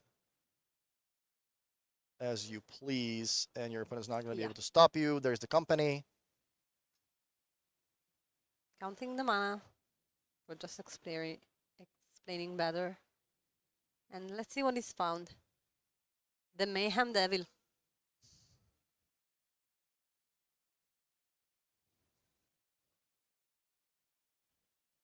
And is Wow, going was to it a block. brick? Was it just a Mayhem Devil? Yeah. Not really a brick, Exactly. half a brick. That's rough. Playing a collected company deck with 25, 30 creatures, you're really hoping to be able to company into 2. Obviously, Mayhem Devil is probably the best possible creature you can find, but you are still really hoping to find a sacrifice outlet. Yes, it's just one. Or was there something that traded with the Vanguard? It happened kind of quickly. There might have been something that happened. You blocked with the Mayhem. Oh, okay. So the No. 3/3 was able to eat the 2/2. Okay. Exactly. Now we have another goose, another food token. So one of the goose is active, so the food token can already be activated into the Gilded Goose for 1 mana to maybe allow some tricks at instant speed, maybe another company, or you can simply crack the food token to give yourself 3 more life and activate and allow for the Mayhem Devil trigger, which would be able to shoot down Thalia, because now there is no... Okay, so there's an initiate that's not really going to change too much. Looks like Pawn is casting a Night Around of Eos. That looks like Convoke to me. Yeah. Oh, there it is. And it is. We have started seeing Night Around of Eos a little bit in Mono White sideboards. I think it's for the grindy matchups, for decks like Rakdos Midrange, where your opponent has a lot of removal. So you wanna bring in a card that's pretty much a 3/1 that's gonna give you more gas, and it looks pretty good here as well against Patrick on a bunch of mulligans. Being able to play a 3/1, that sounds pretty good. Yeah, we have top 16 qualify for the Yeah. regional championship. So even if you pick up your second loss, it's still fine to to be able to.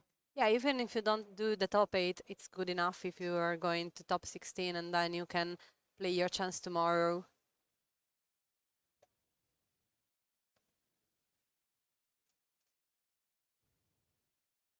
As always, if you can do top 8, it's better, but... And another hopeful initiate.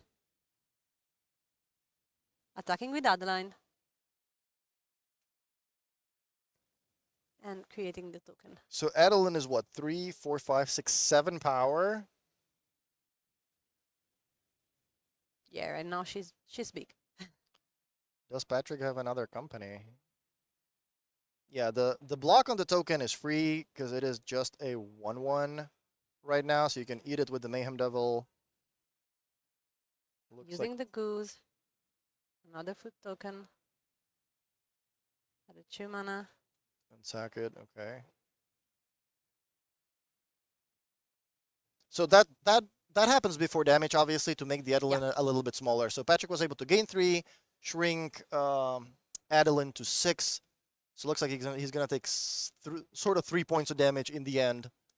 Deal with Talia, deal with the token.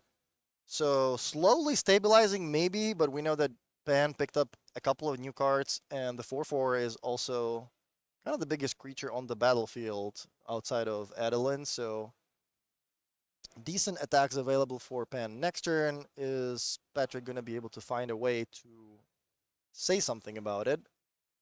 An untapped Overgrown Tomb.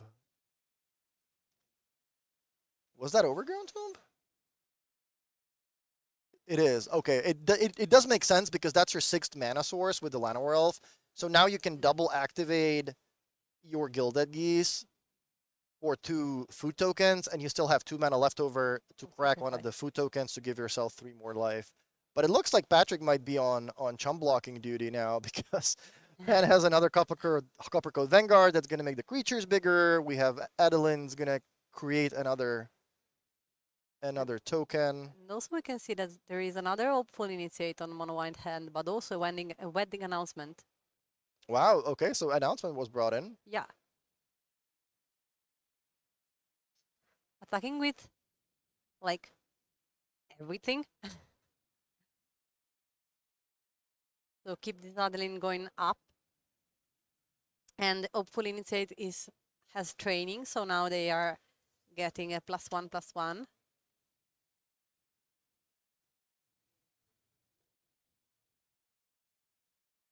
There are so many now. Yeah, now it's kind of difficult because they have to start to block a lot of them, because 7 life points I think is not enough. Yeah, Patrick in a tough spot. You mulliganing to 5, only finding 1 collected company and only finding 1 creature from it. Not exactly where you want to be. Now with so many creatures that are way too small to be able to profitably trade, he's going to have to find some chum blockers. Yeah. With the food tokens, he can, buy himself at least 1 more turn, but looks like this block might cost him the Mayhem Devil. Because the Initiate has an extra counter that makes it 2/3, and there's also, I think there was a Copper Cove Vanguard. Oh yeah, it's still on the right side of the lens. I believe it is in play. I'm not sure if that's a graveyard and it's sitting on top, but I believe that Vanguard is in play right now. I'm not sure about it, but I guess, yeah. Which would make the Initiate 3/3, and that would trade with the Mayhem Devil. So not a great spot if you have to make some chum blocks. Yeah, you have to chump Adeline for sure, because otherwise it's too big right now. But what else?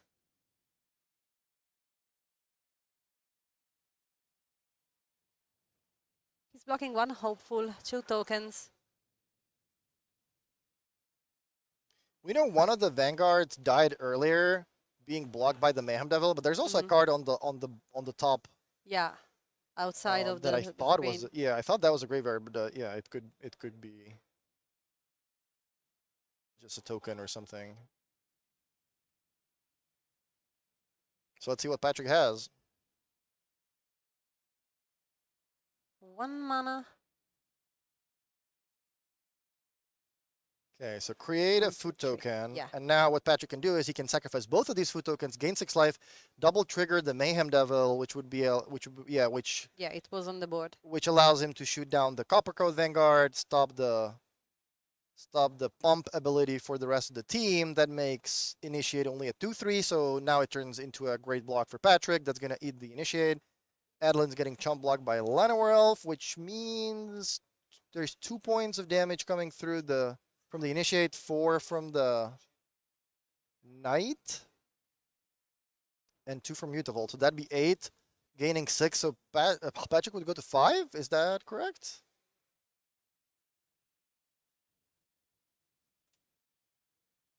Yeah. Yeah. Still in a difficult spot, because now he has to find something, because he cannot continue to just chump block everything. Even if he has still 2 Goose and 1 Mayhem, that could really help. But that was a decent turn, all things considered. Considering what is Patrick working with. being able to shoot down the Vanguard and have some reasonable blocks while keeping yourself at 5, you know that you can still have some geese activations again this turn. So maybe create a foot token, sacrifice it, gain 3, go to 8, shoot down one of the tokens. But yeah, you're gonna have to chump block at least the Adeline again.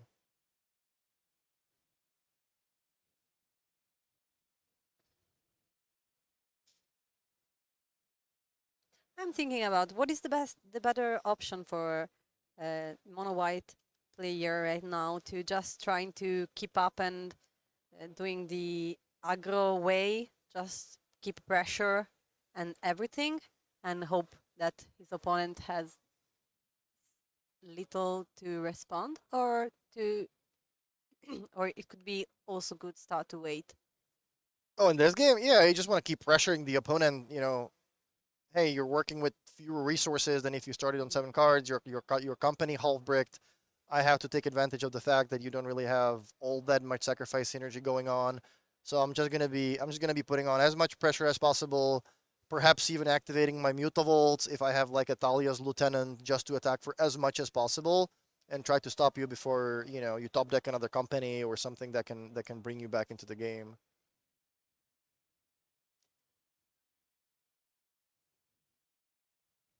Attack with everything. It really does seem like aggro decks are so popular right now. It's not just mono white humans. Gruul aggro won the regional championship at DreamHack Dallas. There was a player at I believe it was the Chinese regional championship, that went undefeated with an Atarka red. So for all the mono red players out there, you can play a really fast red deck as well and do well. With that, we had Boros Convoke. A lot of the players showed up with Convoke in Dallas. Mm-hmm. I believe there were four of them, I believe, qualified to the Pro Tour. So a decent showing. A lot of decks that just kind of like do their own thing in general. Mono Green Devotion kind of just cares about itself only.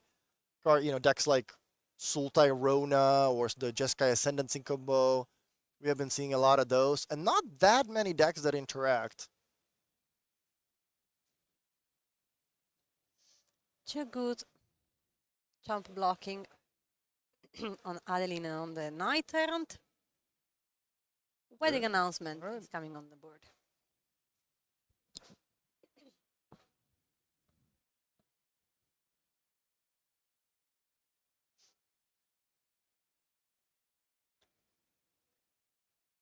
And now with the wedding announcement, he was able to draw 1 card, and it's a GG. So right now we can.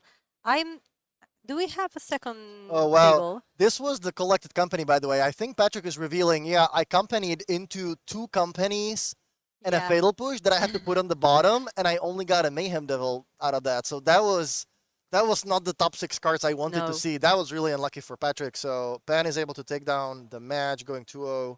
Again, 4-0 total with White Weenie, just kind of doing it pretty easily in a very convincing fashion.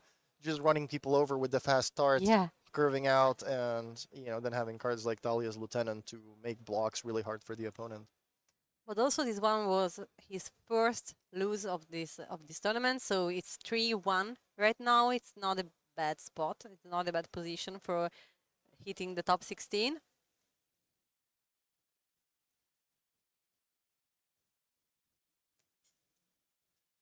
And now we will see if we have a backup feature table. Yeah, there should be a second match ready for us to watch between. Let me take a look real quick, between Jedrek Schmidt playing as at Phoenix and Marcel Rained playing is at Creativity. So is it Phoenix is a deck that was really popular in the first round of the regional qualifiers, or regional championships rather. In Sofia, I remember I actually played the same deck myself.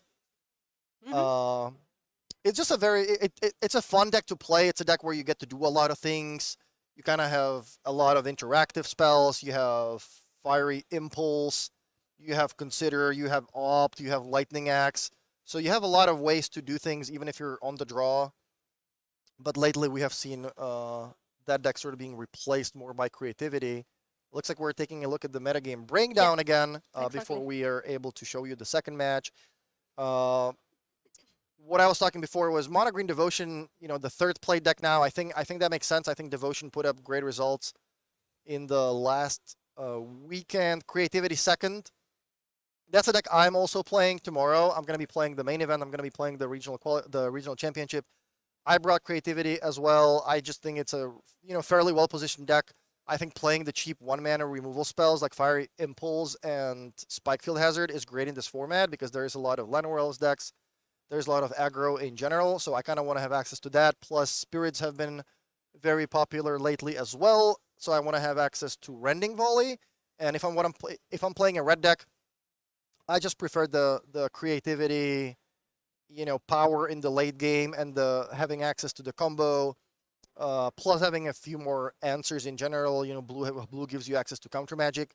I kind of prefer that over playing something like Rakdos if I'm playing red, because Rakdos hasn't been doing all that well lately, although Rakdos Sacrifice did have a great weekend last week, at least in DreamHack. Looks like we have a great match between Remy Fortier and Elliot Bussaw. Elliot streaming on Twitch, I think almost every day. I think he also won Grand Prix Prague some time ago. He also played the last 2 Pro Tours, a Pro Tour regular. Remy Fortier has won a Pro Tour. He won the Pro Tour in Valencia in 2000, I'm going to say 7. Oh, wow. The one where the site flooded. And Remy was playing the counterbalance top, I think it was a Sultai deck with like Tarmogoyf and stuff. It was an extended Pro Tour. We are ready for game 3. They are 1-1. Both of them are 2-0-1 as a score. What flavor of creativity? So I'm not sure yet. I still have 4 hours to submit my deck, and mostly I just want to make sure that I have all the cards necessary. But I'm actually honestly thinking about playing Gearhulk's main and then having the combo in the sideboard, then having the 15/15 Worm and Xenagos just as a 2-card combo I can bring out of the sideboard for some decks where I would want to just win on the spot without having to pass the turn back to my opponent, which would be something like Mono Green Devotion or perhaps the Lotus Field combo. So yeah, still have some time left to think about it, make sure I have all the cards. Now we will have Girl Vehicles. No. The decks are not the correct one. So let me see. I know it's another. Sorry, I was watching at another things. We have a Mono Green Devotion against an Azorius Spirits.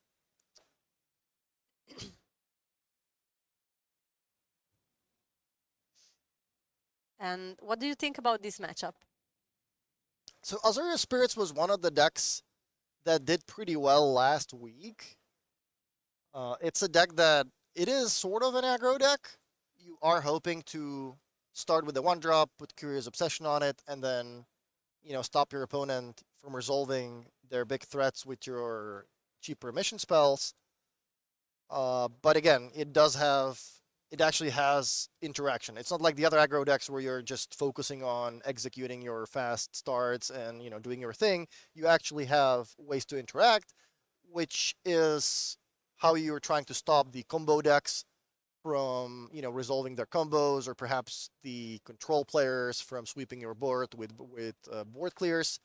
Mono Green, on the other hand, that's one of the decks that just does its own thing, doesn't really care about the opponent, always want to draw the same hand, start with Llanowar Elf, play a 3-drop on turn 2, start getting a lot of mana with Nykthos, and then combo off with Karn. In this matchup, I would strongly favor the player on the play, because if Mono Green plays first, they go Llanowar Elf into Old Growth Troll before Spirits even has a second land in play, then that's a huge beating. They're gonna have to start playing more aggressively, maybe tap out a little bit more, which is gonna give you which is going to give you the option of perhaps resolving one of the bigger cards later. If Azario starts, then they can already have a Wandering, the 1/1 flyer in play with Curious Obsession on turn 2, with a counter backup by the time you're playing your second spell.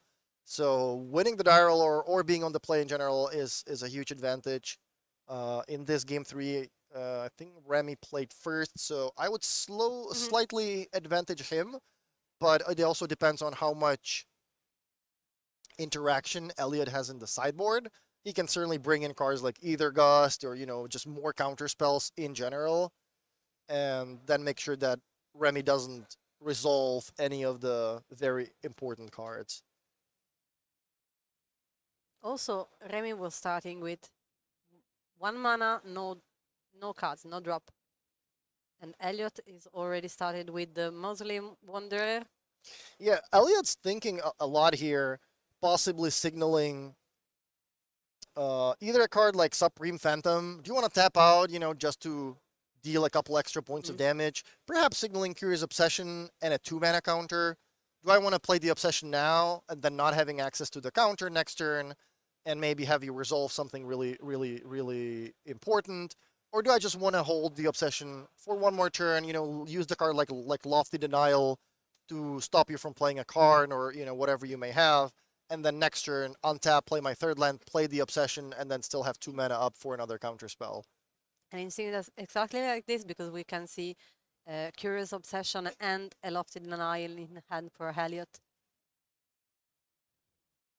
Yeah, Mono Green, the only real change in the last couple sets is that this deck picked up Polukranos Reborn, but that's another reach creature. It's a 3-mana 4/5 that has reach, and you already have Cavalier of Thorns, so this deck just naturally has a lot of cards that stop these like mono blue spirits or blue white spirits decks sometimes from being able to attack through it. Yeah, I think that life totals are flipped. Yeah, we'll get that fixed as soon as possible. It's already done. Oh, cool. Okay. I like that Remy led with Kiora here, which sort of acted as bait. It's it's a card that if it resolves, it's gonna give you more mana. It does have 7 loyalty, so it would take Elliot a little bit of time to deal with it. Elliot decides to play that Lofty Denial and counter Kiora so that Remy wouldn't get ahead on mana too much. Plays the Curious Obsession, but doesn't find the 3rd land. So now there's only cards like Geistlight Snare that can stop Remy from resolving something big on this turn. But he's certainly going to want to try to take advantage of the fact that Elliot only has 1 mana up.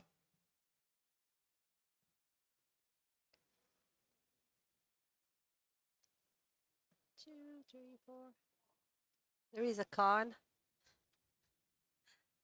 Yeah, so Karn, if you're not comboing off, it's not the most threatening card against an aggro deck that can just attack back and kill the Karn. So in this situation, Elliot says, okay, it's better for me if you resolve Karn than if you just resolve a Cavalier of Thorns. So I'm going to let you get a card out of the sideboard, which is often something like Sky Sovereign, for example, to be able to shoot down some of the smaller creatures. Looks like Remy is looking for land number 4, so he picks up a Darksteel Citadel, plays it, and probably says goodbye to the Karn. Now remember, Curious Obsession, I believe, only gives you a card if you hit the opponent, which is, I think, what Elliot just checked.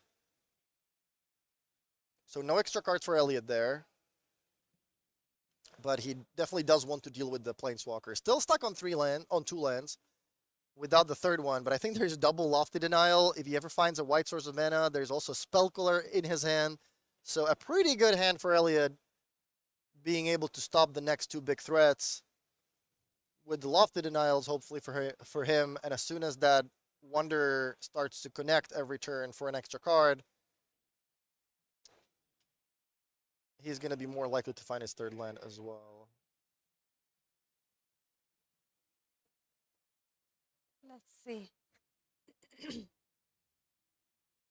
Mana screw on game 3 is not your ideal position.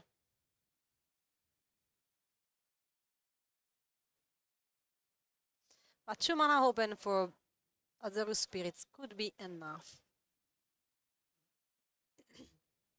So Especially when you have 2 creatures on the board and there is none on the opponent side. So Remy leading with Haven there, kind of as a bait as well. Elliot saying, okay, well, I'm not going to counter that. Remy does put it on the same land so that when he's untapping the land later on with a card like Kiora or Automaton out of the sideboard, it's going to produce more mana.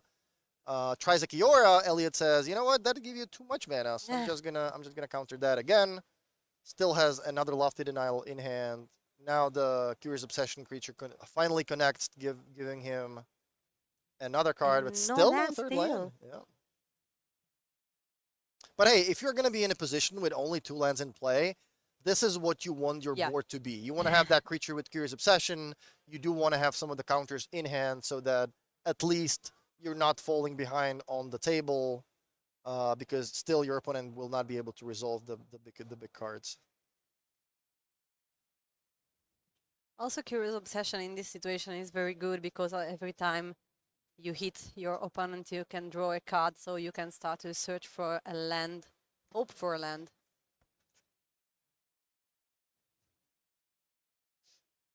"14 life point for Remy.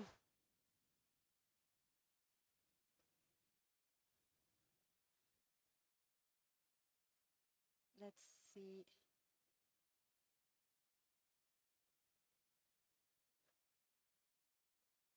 Out of Nissa is resolving.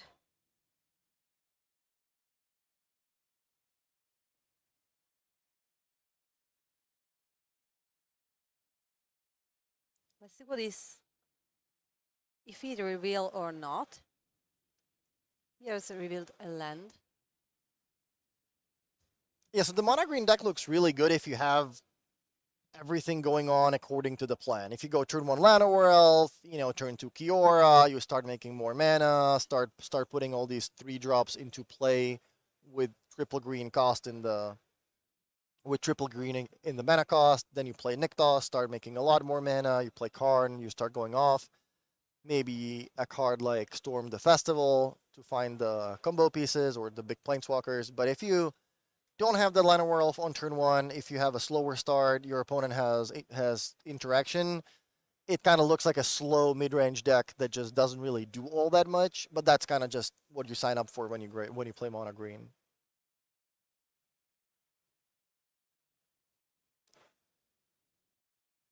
Yeah, that's a card that Elliot will definitely will want to stop, because 5/6 reach would completely stop his attacks.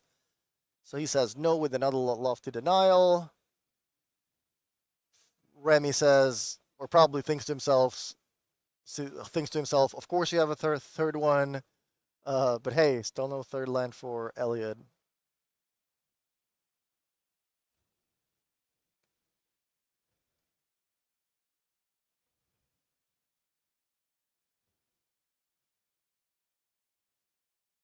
Elliot's considering playing this second Obsession, which would enable him to draw 2 more cards this turn, hopefully find that third land finally.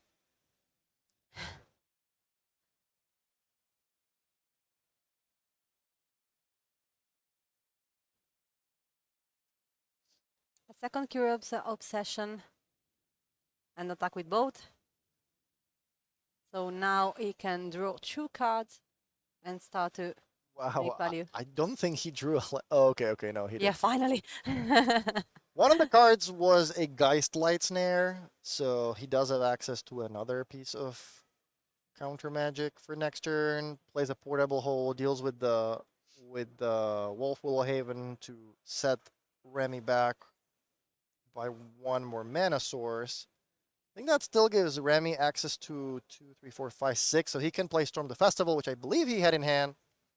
Yeah, I think 6 mana for a mono green devotion is still enough. At this point, if you're the mono green player, you're no longer in a position to be able to play cards as bait, maybe bait the counter spells out of your opponent's hand, and then play the big cards later on when they maybe ran out of counter spells. In this spot, your opponent has 2 Curious Obsessions in play, they're drawing 3 cards a turn, you need to be casting your best cards and just hope they don't have the counterspell right now. And also this was a good situation because you know that he already played 3 counter and just 1 mana open. But there was a 4th counter. Attacking with both again. Going down to 8. 2 more cards in hand for Elliot. 4th land. So I think Elliot ran out of the cheap counters. I think there's still a Spell Queller, which can deal with a card like Karn or Polukranos Reborn, but it wouldn't be able to deal with Storm the Festival or Cavalier Thorns. But I think Elliot also has a card in hand that he brought in out of his sideboard. I think it's a Destroy Evil.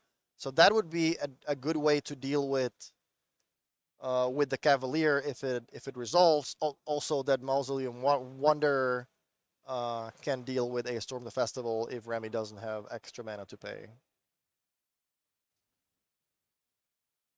He kept 3 mana open. Wow. And wow. That's it? Yeah, that's it. Elliot wins 2-1. Moves on to 3-1. The 3-1 record. Remember, we have 8 rounds today. Yeah, exactly. Plus the top 8. Plus the top 8. But even if you are not in the top 8, top 16 still qualifies for the regional championship tomorrow. And then you can go to compete tomorrow and try your best options. So guys, this was all for this round, but we will be back soon with round 5 and ready to go. See you later.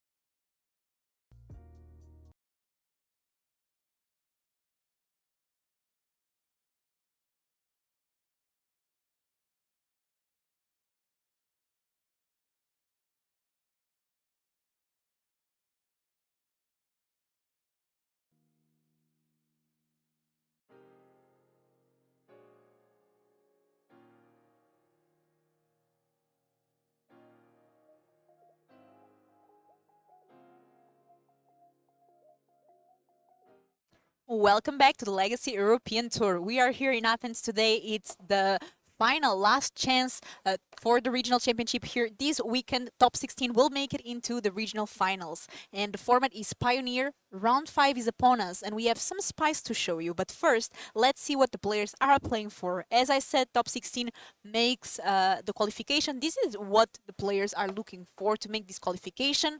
But top 32 gets not only some cash money, it also get a free entry to the next tournament. So Yeah, it's a nice little consolation prize, but realistically, the one thing on their minds at the minute is they want to get that top 16. They want to come back tomorrow and play for some of the biggest prizes you can in Magic the Gathering. yeah, and it's very nice, especially tomorrow if we find some of these players that qualified to the last chance. And the truth is that one of these players might end up, or two of these players actually, might end up getting an invite to the Worlds in the end of this weekend. Exactly. It'd be a fairy tale ending, right? Like going from not qualified to ending the weekend qualified at Worlds. It would be an absolute dream for some players to happen, and it is going to happen. Two players' dreams this weekend are going to happen. They will go to Worlds. We will on Sunday know who that's going to be, but until then, a lot of Magic has got to be played. Lots and lots of it. Starting off with these players, they have to even get the invite. And we have Mono Black versus Mono White. Yes, a tale is inside. I did promise something spicy this round. Mono White, we obviously on the right of your screen, we see Pan. He's been on the Future Match a few times now. He's doing really well with his White Humans list. He's done super good with this. But on the left of your screen, we've got Mono Black Mid-Range, which is going to be utilizing cards like Gifted the Aetherborn, Power Word Kill. We've got Murderous Riders here, Liliana the Veils, Shield Red at the top of our curve, as long to go hand in hand with Invoke Despair. One card that's kind of like you don't see it really much is Phyrexian Arena in this list. So giving him like that late game. Don't think this is the matchup for it. Using our life points to draw cards. Life points are going to be super relevant in this. Obviously, Mono White, the main game plan is to reduce those life points to 0 as quick as possible. A lot to play for though, and we've still got the ring that really points out to me here is in the main deck we've got lots of cards that gain us life. We've Gift the Aetherborn, Graveyard Trespasser, plus Shield Red. That's a lot of cards to be gaining life for in game 1 before sideboarding. Yeah, I really like the strategy that Nicolas ended up going with this Mono Black, kind of assessing the meta and obviously panning out because 4-0 here with Phyrexian Arena main, a way to draw some extra cards, try to compete with those more grindy decks, but a deck that also adapts fairly well against creature decks with some sweet removal. Well, we've just seen Pan, though. He's just taking down everything. Every time he's been in this feature match area, he has got the W. Is he going to be able to do it again now on a mull to 6 into the face of a turn 1 Thoughtseize? And turn 1 Thoughtseize, it's exactly where our Mono Black player wants to be at. It's one of the strongest cards. Will be able to disrupt, maybe not against Mono White, it's better against something like a control deck or a combo deck, but still here able to take off a big threat and choosing Adeline, right? Yeah, I like this play. Like Adeline, again, normally the turn it comes down, it makes a token. It's got a lot going on. It also tells us, what could be going on the other side of the battlefield. What cards have we got in hand? Potentially they will have, we've got Suites of Fatal Push in here, Power Word Kill. We've got Go for the Throat. A lot of kill spells, as well as Murderous Rider to pit down. And we saw there turn 1 Recruitment Officer for Mono White player. That's a card that's been playing a lot in this deck, followed by what I believe is Italia. Yep, I believe that's also Falle, and then in response we're going to use a promo. I believe that one is the Power Word Kill, I think it was. Or was that Go for the Throat? Yeah, it is I think Power it's Go for the World Throat, Kill. is it? I think it's Power World Kill before Talia enters battlefield, so it doesn't get the tax. And now Graveyard Trespasser going to exile Adeline, and it's Day. Let me take a look here to just confirm. It might be there's Power World Kill and also Go for Throat, but I think it was Power World Kill. Well, we're seeing the power here, right, of having a 3/3, just literally stonewalling this 2-1 on the other side. As top that off, it's going to start gaining life. Every time we turn it sideways, if there's creatures in the graveyard, we can gain a little bit more life, top up our life points, which is exactly what we need to do. And here comes one of the new ones that we've seen. Yeah, there's the Cooper Vanguard. Vanguard, yeah. I'm trying to put it here. We'll see if we get, you're going to get that one up on the screen for everybody. Yeah. Obviously, new inclusion we've seen due to great effect. It's now going to start taxing removal spells by giving all our other humans Ward 1. It's definitely a great card. Has seen a lot of play lately. And actually, one good thing about Graveyard Trespasser is that usually Mono Black has a lot of instant speed removal, so you can easily maneuver if it's day or night. Yeah, I think we've got a Murderous Rider in hand. So, we obviously want to be using the removal side of that to, potentially get off battlefield and add lean or something if it came down this turn. Filling the graveyard up. Also, we get to flip our Graveyard Trespasser and to be a 4/4. There it is, a second Copper Gold Vanguard. So I put this card on the screen. Each Shatter Human you control gets +1/+0 and gets Ward 1. So now everything costs more to target, and that Talia not helping. So right now Nicholas has to pay a big tax every time he tries to get rid of Gia creatures. Yeah, exactly. Every time we're already taxed by 1. Now, if we need to target a creature, we're taxed an extra 2. So that's an extra 3 mana per removal spell. And unfortunately, not lining up with a little bit of flood with the Murderous Rider. Murderous Rider now needs 6 mana to cast the other side of it, which is Swift End. Which is not bad. 2/3 life linker. Realistically, you want to try and get both sides of it, right? And I think that's what we're playing for here. While we're drawing land on, our opponent's not doing much. We've still got a 4/4 on the battlefield. It's the best blocker we've got into these. Well, I suppose Valium is a 4/1 now, right? With the +1/+0. Let's just see what the other stipulation. I know there's more on that card. And the first strike also it's going to be huge. helping. But what we're playing around on Pan side is he doesn't want to go to combat, have a Thalia blocked, and then one of these creatures get removal spells on them, and it drops Thalia down. There it is. We are seeing the Swift End side. What is it targeting? This. Oh, okay. Paying the extra 1. So it's one of the. Yeah, so he's getting his other creatures. Each other human you get. So if we target those ones, it does only cost obviously taxing 1. And it's night, so that is a 4/4 right now. And it looks like Gia didn't play anything. So we have Swamp, so a lot of lands here for Nicholas, which might not exactly be bad because there are 3 castles into play. Exactly. I also see a Children land, which might... Is that shield or is it fatal push? Maybe it's a push. I think- might be wrong. I think we're able to. This attack with us. It's going to be one of the other. So I think it's fatal push. So we could fatal push and then draw a card end turn if we want to. Yeah, it's push. So we have the one and only Hall of Famer Yellow Hat Gab in the stream, famous for his late game Magic playing. Welcome, good sir. Hope you're enjoying the stream. And now we're going to play the other side of it. Now we're 2-3. I hope to see you in events soon. Yeah, he's already qualified though for everything this year. He's literally that good. He's top 8 in everything, and we'll see him at Worlds at the end of the year. Well, I'm sure we'll be seeing him in Barcelona. And remember, the Lord of the Rings Pro Tour, where everyone this weekend is battling it out to get to. That is going to be such an exciting tournament. I am really glad we are having one in Europe. Talia's Lieutenant. This is going to start getting counters on creatures really fast. Is it enough, though, to take care of Nicholas, still at 14 life? Yeah, this is a big swing coming across. And also, it means blocks really awkward on the other side. Still a fatal push, though. So fatal push could, kind of mess up some sort of math here. But your life total is a resource. So there it is. Push getting rid of another Vanguard. And just probably taking the damage from Talia. And okay, because it's night still, remember, but this is the second spell cast on the turn. That's really nice. So I think I didn't see this happen much. So this is Brutal Qatar, the flip side. Since it's night, it enters in the flip side, but it's the second spell, so it's going to become day, and it will be able to exile something. Yeah, Pan couldn't flip it quick enough, targeting. And he's got no more cards left in hand, right? So he can't... He cannot... the ward can't be paid if he wants to try and get rid of the Graveyard Trespasser on the other side with... has he got any... There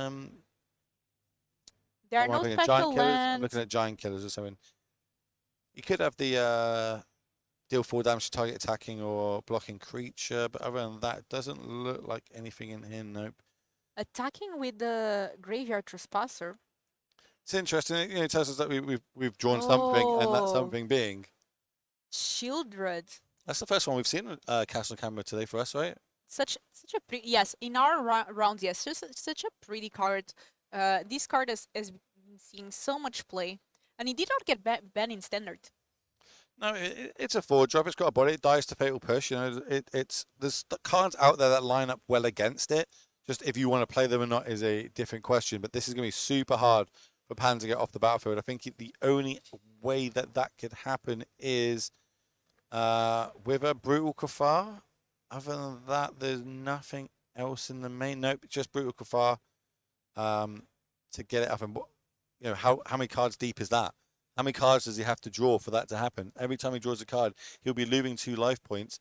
And while you've got a graveyard trespasser on the battlefield, hitting you for 3 a turn with a drain effect, you know, we lined this up that mono white was going to be the aggressor here.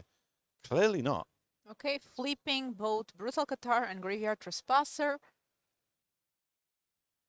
We are drawing, gaining life, and now this is where Shieldred gets good, because your castles, instead of losing you life, they will end up probably winning you some life if you are able to play what you have. So Totsi is here getting rid of the last card. Is that a Adeline? Adeline, yes. That's a Adeline. great one. So I think we didn't play that last turn because we want to cast 2 spells on our next turn so that then we can flip and get the Shieldred off the battlefield. But, you know, Fortsy's being played there means no more spells left in hand. So Pan's line of action is not going to pay out for him. And for those of you wondering, this is a closed decklist tournament. It's the last chance qualifier tomorrow. It's going to start the regional championship, and that tournament is going to be with open decklists.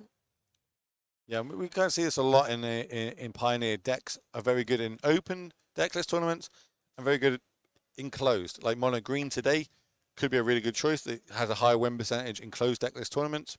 In open decklist tournaments, that win percentage drops dramatically. So players have that in their mind. A lot of players I've been speaking to playing today say they won't play this, be playing this deck tomorrow if they had the option to switch and also to play tomorrow.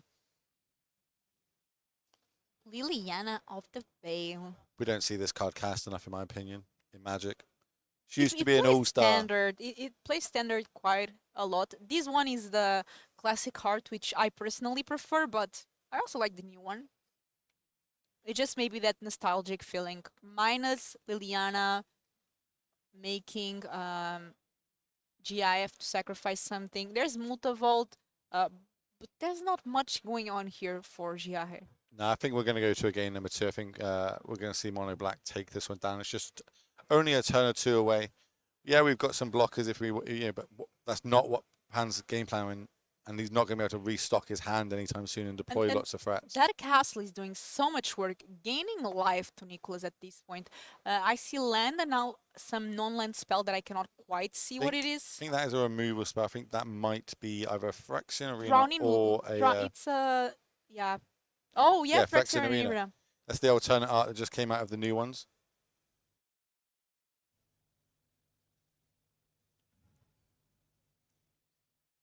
But we're not attacking, so you know, realistically, we don't need to attack. 2 draw steps, and it's going to be game anyway with the Shieldred on the battlefield. Yeah, this is not looking... Reinforcement is not the top deck that Jiha is looking for. Well, we're seeing if we can hit a second creature here. That's 1 drop. We can play it this turn. Second spell for the turn, and then we get to flip and get the Shieldred off the battlefield. But I don't think that Thalia off the top is castable, so we won't be able to do it. I don't think this is going to be enough. And we are going to have a second game here. What do you think of sideboards, Will, in this particular matchup? I'm going to have a quick little scan over their sideboards. I can see a couple of like rays of enfeeblement, a Noxious Grasp, Path to Peril, Extraction Event. I think these sort of cards come in. So we're getting some access to some sweeper effects, some more cheaper removal, and we can take out things like, you know, Fort Caesar isn't too great. It's hitting us. Phyrexian Arena is not great in this matchup. So I think we're going to, you know, take out the cards that do damage to us, bring in the cards that, you know, get the other cards off the other side of the battlefield. Over on the mono white side, I can see 4 wedding announcements. I think this is the game for it. This is the match that they're going to be coming in. Super powerful card, obviously generates tokens, generates card draw, and also pumps our team if needs be. And then there's a few different extra removal spells that they could be bringing in if they depend on what threats they think are going to be on the other side of the battlefield. They have access to things like Portable Hole if they choose to bring them in. We'll see. I'm not entirely sold I'll be bringing them in this matchup, but over on Pan side, he didn't see things like Gift the Aetherborn, which is a straight up house for them to deal with. It's a life linker, it's got death touch, it's got free toughness, which is huge in this type of game. I'm excited to see what is going to happen here in game 2. I'm sure GI going for a very aggressive strategy on the play now. And it looks like our players are still deciding sideboards. Once again, this is a close decklist tournament. And how is everyone watching doing? Tell us if you're enjoying the tournament so far. I hope you are. We are having a lot of fun here in Athens. Beautiful city, beautiful weather. People are happy. And today, last chance qualifier, first time that we are streaming it. I like streaming on Friday. For me, for some reason, it feels like Saturday because usually we start on Saturday. But it's nice to start the day early, see what people are doing. Yeah, it's as I said, we listen to feedback, right? Feedback has always been we want more Magic. We want to watch more Magic. Paper Magic is back now. We want to see more of it. We want to be casting these events. There's always these events happening on Friday. These happen all round at every RC. So why would we not stream them? It is going to be 8 rounds of Magic plus a cut to top 8. It'd be stupid not to. They're doing it. We can use this as like a warm up. Get our vocal cords nice and ready for this weekend, where me and you will still be carrying it on over the weekend, spilling into that, but we'll be joined with different guests, and we won't get to be together, unfortunately. I'm going to have to downgrade you to the one and only Big Z, Matej Zalakai himself, where you're going to downgrade me to the Mr. Islands in Front. Yeah, so I'll be casting with Skura, Islands in Front, and you will be switching roles, because right now you're doing play-by-play, and you'll be doing, right now you're doing expert role, and you'll be doing play-by-play. Yeah, normally you see me, you see both of us. That's why we don't really get to cast together very much. Where coming through, we now do the play-by-play, the colourful play, the host type role in our things, and we normally get joined by experts. But today we mixed up a little bit. I thought I'd put my big boy pants on and pretend that I know everything that happens in Pioneer. Realistically, I'm just relying on Twitch. And then you can just not on me. No, obviously on you, but Twitch chat helps. Come on. When I don't know the name of a card, Twitch chat will tell me. Yeah, I usually know the name of a card, except when it's these like sometimes arts, like different art style. That makes it tricky. The thing is, I know all the secret layer arts and stuff if I've bought them. That's how I know them. Oh, yeah, I know that one. I've got that one. I've got that one at home. You buy secret layers? Isn't like the shipping cost here a bit? No. It's fine. It's the UK. It's fine. In the UK, yeah. It's all good. You know what I mean? My most recent one was the Phyrexian ones. So I upgraded my a lot of my infect cards to the Phyrexian language ones. So we had Do you play Arena? I log on and play my dailies. No. Otherwise, I would ask you to give me the codes, because sometimes the secret list comes with some art codes. Oh, that's back in the day. They don't do that anymore. They don't do anymore? No, you used to get it for MTGO and Arena, but yeah, we don't get them anymore. I bought like one of the first secret layers. It was Bitter Blossom, because it's actually one of my favorite cards. Yeah, back then you used to be able to get it digitally. They gave me a lot of digital things. So we are starting here, recruitment enforcement already on the play. On the other side, turn 2. We have Talia's and Lieutenant. So this is perfect for our mono-white player. That recruitment enforcement already dealing 3 damage. Yeah, this is exactly what he wants. You want the turn 1 play into a turn 2, ideally into like an Adeline or something, a powerful free drop on curve. It would be ideal. Second knife. I love these hives, by the way. Everyone knows any coverage I'm ever on, I'm going to talk about D&D at some point. And these cards obviously are the old style first edition Dungeons and Dragons alternate arts. I love them. I own them myself. I love them. I really like them as well. We have here second recruitment officer and putting a counter on the lieutenant. So right now, if there is no answer in Nicholas Carl end, which we think there is, Giahe is able to go for a bunch of damage. Well, he's going to go for the value play because he also lines it up right. He thinks that on the other side there's a good high chance of removal. They didn't do anything turn 1, didn't do anything turn 2.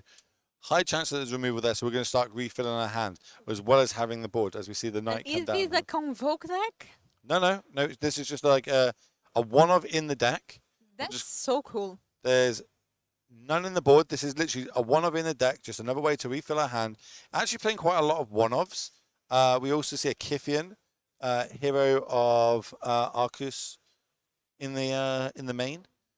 Other than that, we see a lot of 4-ofs. There is a innovation of, I can't pronounce that name. This is a lot of damage because we know that usually Mono Black does have some maybe board wipes, but usually those come turn 4. So we know that Nicholas is not maybe going to be able to take care of a couple of threats, but right now, next turn, Giahe has at least 1, 2, 3, 4, 5 threats to deal with, and this is not going to be easy for Nicholas. Yeah, we'll see how he wants to move forward with this. Obviously, end the battlefield. Okay, so the knight's going to take a power kill end of turn. See a shield red in hand here. Basics this one. Okay, Graveyard Trespasser, okay. this is a good start, but bear in mind the things on the other side. Like a couple of these creatures are now starting to grow each turn. So trading is not exactly what we want to be doing, but maybe we have to go that route. We just need to survive to the late game. That is the game plan for Mono Black here. This curve, this start from pan, the hand refilling, not things that we want to be seeing over on the Mono Black side. And we are going to start deploying more threats on the Mono White side. And at this point, I only see Nicholas' hand a Shieldred and lands. I might be wrong. There might be another spell. But so far, I can only detect a Shieldred. And Shieldred might not be enough. When I'm sure Jihahe might be keeping in end cards like Brutal Qatar. And here, 1 mana. It looks like another recruitment officer. Okay. Not going for it. 2 mana. We have, ooh, Tali's Lieutenant, second one. Everything is going to get a +1/+1 counter. Valley's Lieutenant work great in multiples. We saw yeah. we used to see it a lot in Modern back when 5-color humans was, you know, the deck of the format. Being able to come down here, get extra triggers. Super powerful card in this deck. A lot of damage coming across now. A lot of damage, and we have there the Graveyard Trespasser blocking one of the reinforcements, trading, but still Nicholas taking some damage, and now we need something, and we need something good. Shieldred is a good card. So it's a good blocker. Bear in mind there is still a 5/5 on the other side of the battlefield. Yeah. Are we willing to trade this, or are we going to take that bit of damage? The thing is that you're so punished if your opponent has Brutal Qatar. Is basically almost game if that happens. Yeah, but realistically, looking at the hand, it looks like a lot of land and a Liliana. Like, what? There's not much else choice he has, and if your worst choice is playing a Shield Red, it's still not terrible. So we have there the Vanguard, Copper Coat Vanguard. We've seen this card play a lot in Mono White. It's one of the most recent additions. We saw it back in Valencia. We are seeing it today again. Oh, and there is the card that you were telling about, right? Yeah, the one of Kithian coming down, and then Brave the Elements. I'm going to go on a limb here and say Saint is going to be chosen black as the color, making everything unblockable, and then he's going to come across for lethal and level it up. Pan going up. Who would have thought Brave the Elements good against a mono color deck, right? So I'm trying to get Kithian here to show. Get that one. We haven't seen it in a hot minute. I believe that's Magic Origins was the set that it came out in, which is obviously, I suppose, the most famous Planeswalker to come out of that one was the Baby Jace, as we call it. Used to be a stupidly high price tag on it back in the day. I'm going to put here the Kithian because I'm sure some people might not be familiar with the card. It doesn't play that much in Pioneer. And one nice thing here on this being a closed deck this tournament, obviously in that matchup, we saw a couple of the one-ups. We saw the Knight of Eons. We saw the Kithian. We saw a Brave 2 Elements. There's only 2 Brave Elements in the deck. There's only 1 Kithian. There's only 1 Knight. And now we're seeing, we're going back with Sideboarding a little bit over on Nicholas's side. Maybe he thinks, maybe there's more of these to play around. Maybe I need to bring in some extra cards, or maybe just in general, his sideboard plan is changing play draw dependent, which is obviously going to be huge for him here, not having Pan start off with a curve of 1, 2, 3. Nicholas can obviously try and line up his removal spells to that to slow it down so he can get to that late game, use the powerful cards like Shield Dread that he has in his deck. And some people asking about how does this tournament work. So the last chance top 16 is qualified for the regional championship, but actually we have a top 8. Yeah. So playing. everyone, 202 players turned up today to play to battle out to try and get themselves an invitation to play in the RC this weekend. Realistically, the first goal for all of them is to get in that top 16. Top 16 get to come back tomorrow and play more Magic, high-level Magic, but it will be in the open deck list RC. But then there's also some money on the line, some prizes, some booster boxes. A lot of the glory that comes out of this. So they're going to be battle out in a top 8, and we'll be able to crown ourselves an LC champion. We did see this in, was it Sophia? We saw someone win the last chance qualifier, where it's our only undefeated day one, and then managed to keep that going and get themselves an invitation to PT Philadelphia. Literally living the dream. That is what every player playing today in this tournament, this last chance qualifier, all 202 of them have the goal of playing at the Pro Tour. I'm sure of that, and they might have even the dream to go to World Championship. Well, 2 of them. 2 people this weekend. It's kind of crazy to look at around and be like, okay, 2 people that are here right now in this venue, they will be qualified for World. I'm jealous. It's life-changing. I'm still a competitive player. I still like going out and playing high-level Magic. I love casting. Don't get me wrong. This is. I would take this all day long. But being out there and being able to play at this high level and have super high prize rewards, that's the sort of Magic I want to be playing. So we have Hopeful Initiate here. Starting for mono white, we see Castle entering tapped, and now we have Ive. That's what goes to the throat, being brought to the front of the hand there. As well as I think that's an extinction event at the back of the hand, so we do have access to a sweeper if we need be. There's Kiffin, the one of again. Starting to delete some damage. Recruitment Officer also being played, so Power World kill. This is looking quite well. A good start for Jihahe. Yeah. Second turn already having 3 creatures deployed. Obviously, Nicholas dealing with one of them, but the Kanuma. We drew a Fatal Push off the top, so now we have access to 2 more removal spells. And I was just about to talk about this line. Are we going to fire them off in the main phase? Because we did see Brave the Elements in game number 2. Obviously, we know, because we have open deck list to me and you, we know that there's only 2 in the main. But choosing to play around it by Carl, so he doesn't want to get blown out by it. And I like this. Now, on the other side, we have to rebuild the board. We've got in hand 2 more removal spells, an extraction event and a murderous rider if we need it, as well as the 4th land. So, everything kind of coming up well for Nicholas here. He just needs to try and stick a threat, maybe try and get a shield dread down after wiping the board continuously. And there it is, the murderous rider taking care of that Adeline and leaving Jiha with not that many cards left to deploy. No, it is removal tribal going on right now. Everything you play, we're killing. Mutavault, that's a good one. You can kind of dodge some of the. It's one of the new battles. Yep, one of the invasions. This is the one I couldn't pronounce. It's Invasion of Go Backham, if I'm pronouncing that right. Probably not. Probably being terrible. And this is actually going to tax the extinction event, costing 2 more. And we have there a Copper Coat Vanguard played by the mono white player. And I'm going to try to get the invasion on the screen for everybody. On the screen for everyone to see. I know it's not maybe the most common card that we have. Well, one of the main things here, right? What it actually did, yes, okay, it taxes the extraction event. Sure, it makes it cost an extra 2. That's great, but it let us know about the extraction event. So now we won't play into it. If we were just going into an empty hand, we doesn't it cost an extra 2? We drew another one off the turn. Off the top. So now they can't flip the battle.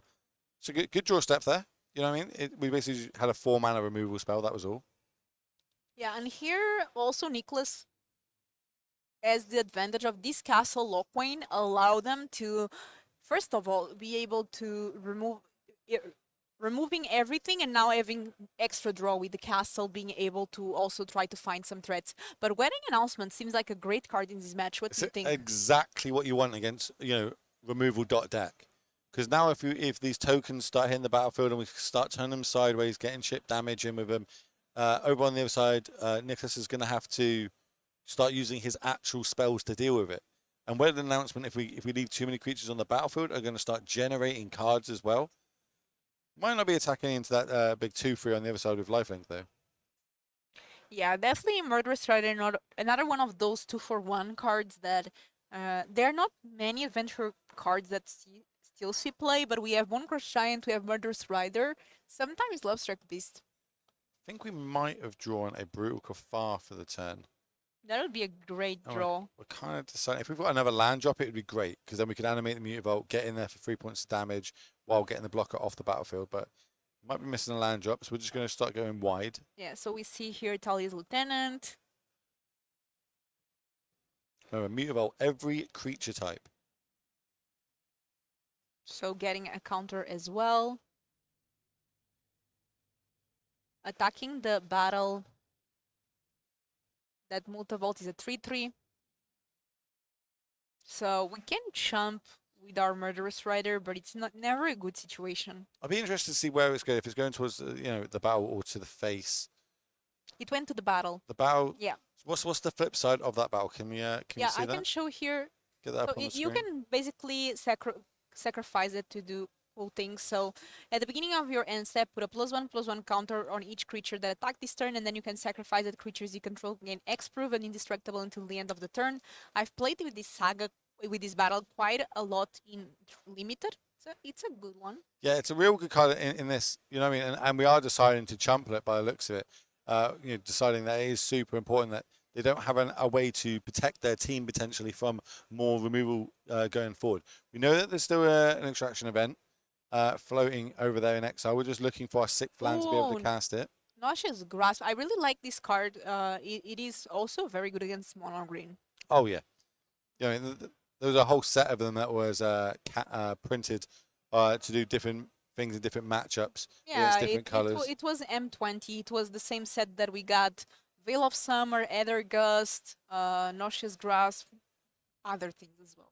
This is a good one coming down though. Exactly what you want when you start when we're in a top decking war against the aggro deck on the other side. Here we see Jihahai considering the options. And when announcement's going to flip the end of this turn, obviously giving all the creatures +1/+1. It's just are we going to potentially try and draw a card this turn? Brutal Qatar discarding a land as the word cost. That's huge. But That's absolutely huge. yeah, that is insane. Okay. And I'm not sure what Nicholas need here, but probably a removal at this point for Well, a land will do it, right? A land, we can cast the restriction event that we've got on one side. Because as much as you can give all your creatures protection, you can't, and hexproof, it's an exile effect. the. but- That's true. The problem he's got is there's 2 even and 1 odd on the other side of the battlefield, and this Mutavault is lurking around there. Mutavault will be a 4/4 now once this win announcement is flipped. Things are looking quite rough here for Nicholas. Really needing that land. And that's just to deal with the immediate threat. You know, I mean, realistically, he needs cards. We're in a top decking war right now. That Yeah, looks like the land. Multivolt, yeah. I think it is. Yeah, so we have. So we are casting. Are we going to name odd or even? If we name odd, obviously we get back our Graveyard Trespasser. That looks like the way that we're going to go. It does get the ETB again. Smart there, remembering the ETB again. That's one thing we see a lot with Magic now. Now that paper Magic is back, you have to remember your triggers. We've had years and years of online through the COVID era of all these triggers happening by themselves, all the stacks happening. We don't really have to worry about it. We take it for granted. Now back to paper Magic. It's pretty rough if you miss one, and we see the punishment that it can give some players. Yeah, definitely we see a lot of these triggers, even for example with Ledger Shredder, conniving triggers, that Mishra's Bubble is another one that players often forget. Well, Ledger Shredder is like a tricky one because it triggers not only on your second spell, but also your opponent's second spell on both turns. It's a lot going on with that card. Very good. And look at this, like a token trading for a Graveyard Trespasser here. A lot of decisions going on by both of these players. And 1-1, so But look, end of turn, they all get another counter. oh yeah. I'm not sure how the trigger works with Multivolt. I believe like is it a layering effect? We're gonna see. Obviously, day is gonna go to night. That is a good question, but I think Mutavault is like on the last like cleanup sort of step. So everything resorts back to a land as the very last thing that happens.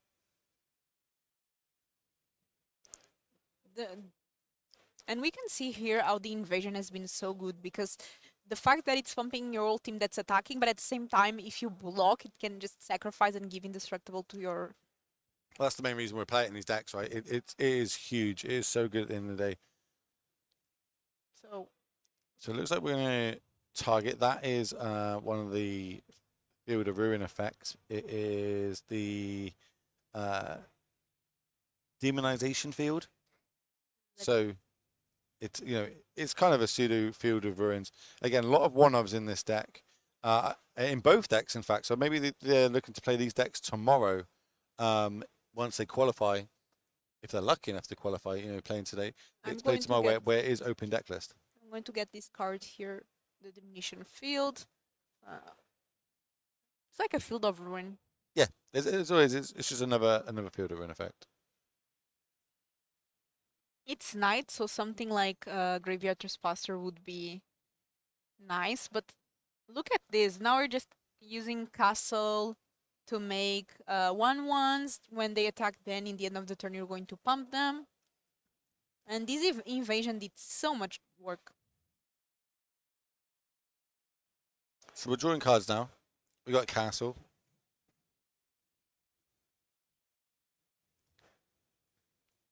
And Nicholas still at a considerably reasonable life and another land. That More lands. that is not good. I do like that multiple decks in this format all kind of utilize castles in their own way. Obviously, there's five different ones, and I'm pretty sure they're all played. The white, black, blue. The red one sees play now in the Convoke deck. So yeah, all of them do see play. These lands that are able to do more things are just great.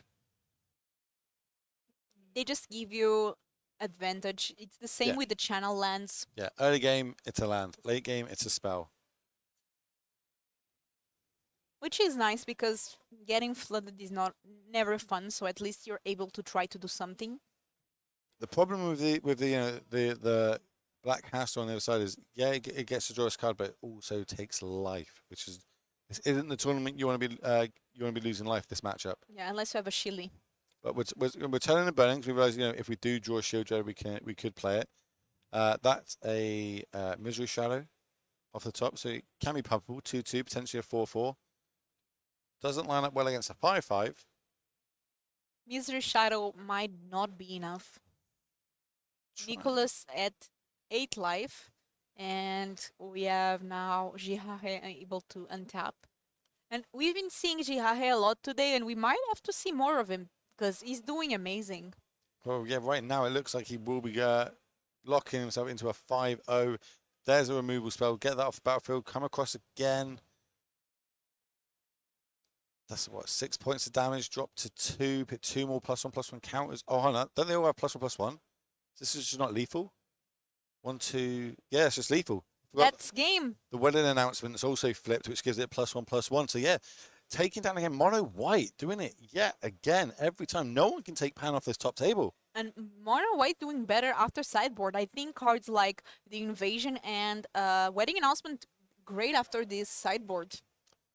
So we do have a backup feature match for everybody. Look, as we jump across to it super quickly. And if it's correct, it's Azorius Spirit versus Jund Nexus. Can you explain us this Jund Nexus deck? It's I don't think I think again an MTG Millie misclick. Let's say I believe it is the Fires deck.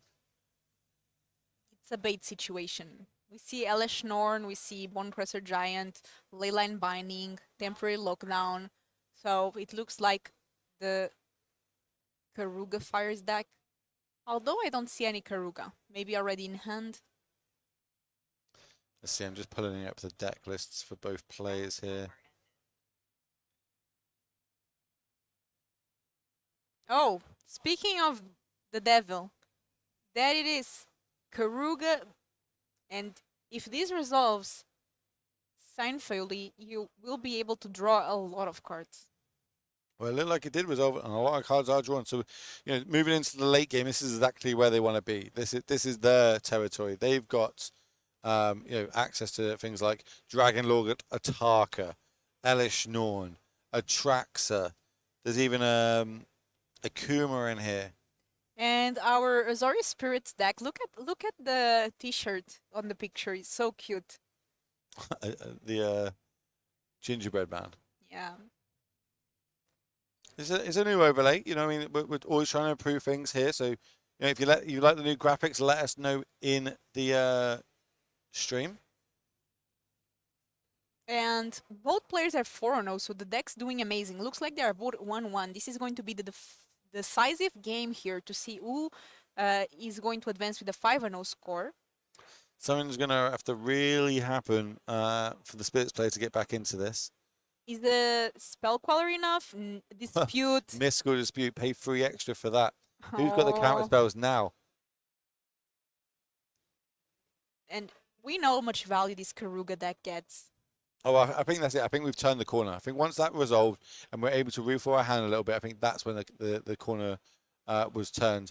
Especially over on the other side, Spirits not having any cards left in hand and just relying on the top of the deck to be kind to them. And let's see here what our Resort Spirits player. This is where I miss Kura, also known as Islands in Front, because these names, it does know how to pronounce very well. I am terrible at pronouncing these names. All I see is Fires versus Spirits. That's it. As a nice little chump block there, but with a flicker effect as well. A lot of things going on here, and players kind of picking up the pace. Oh, hold on. Is this happening what I think's happening? Let me have a look if I can see. Yeah, so that Heliod on the battlefield.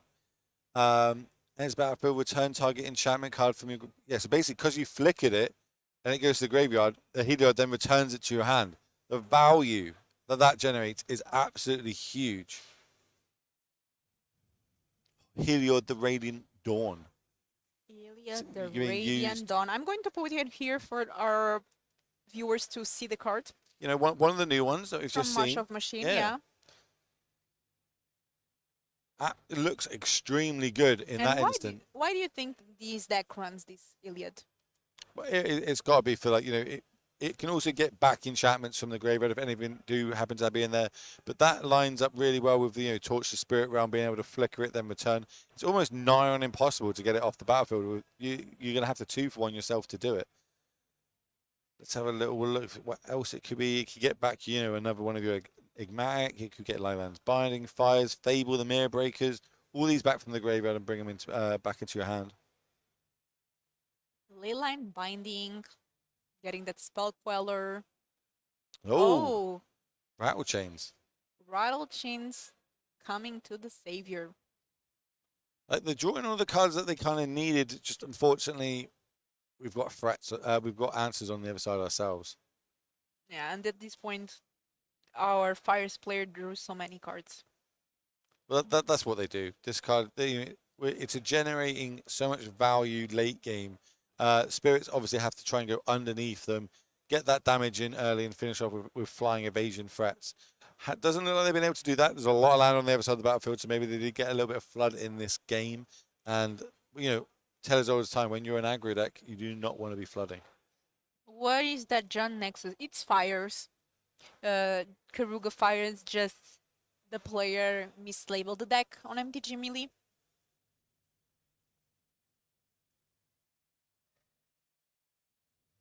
I think we are going to see a Stomp. One less creature to block.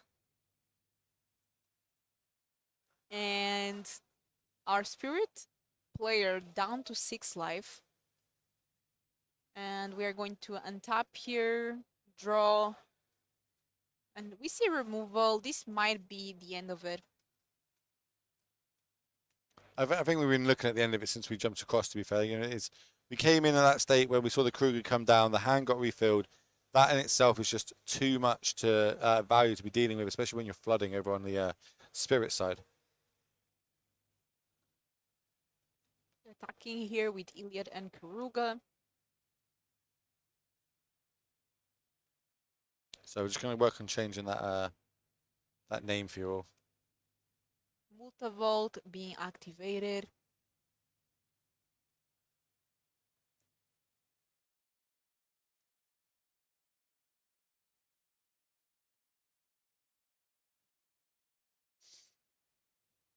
Yeah, we're in like desperation mode right now. You know, we know we're on camera. We're getting the extra couple of minutes while we can. We're gonna start throwing things under the bus until eventually we can't get back into this game, and it's just going to be off for the handshake. And somebody making a joke in chat about the Nexus of Fate. And the truth is that since Nexus is banned, I haven't seen a lot of extra turns decks popular in either Pioneer or even Standard.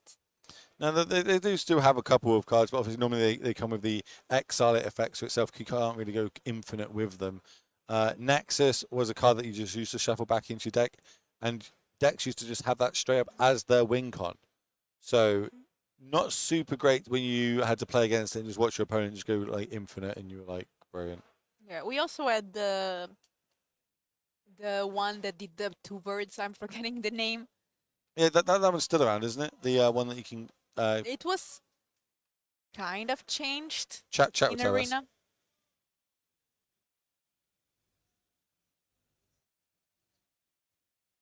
It's the one with Fortel. Like, just look at this battlefield. Right? Auron's Epiphany. Thank you so much.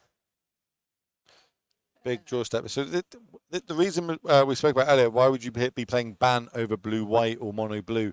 If you played Ban here, you've got potential big top decks of things like Collective Company, which could get you back into this game. But there's no spirits that realistically draw cards for you. And there's that's an where Enchake there. Yeah, that's where you're going to fall behind. And so we could see that from the moment that we saw that the powerful companion hit the battlefield there, draw a bunch for more cards. You just could not be keeping up over on the spirit side. And our Fires player advancing at 5-0 today. That's looking pretty good. And now you are seeing me and Will. This was the round 5. What did you think of this round?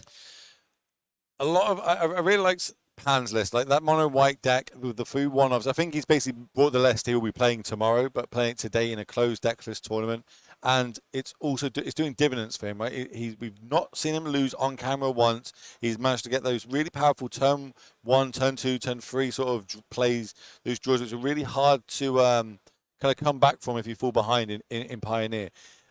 We haven't seen him go against Rakdos yet. I don't know if he's been playing against Rakdos. Rakdos seems to be like that would be quite a bad matchup, but then even then, the mono black dot removal deck that would be a pretty bad matchup for them, but they were able to fight their way through that. We saw removal spell, sweeper, removal spell, and yet he still managed to come back and win. So super powerful deck. We've seen him floating around a lot at these European events, doing super well in them.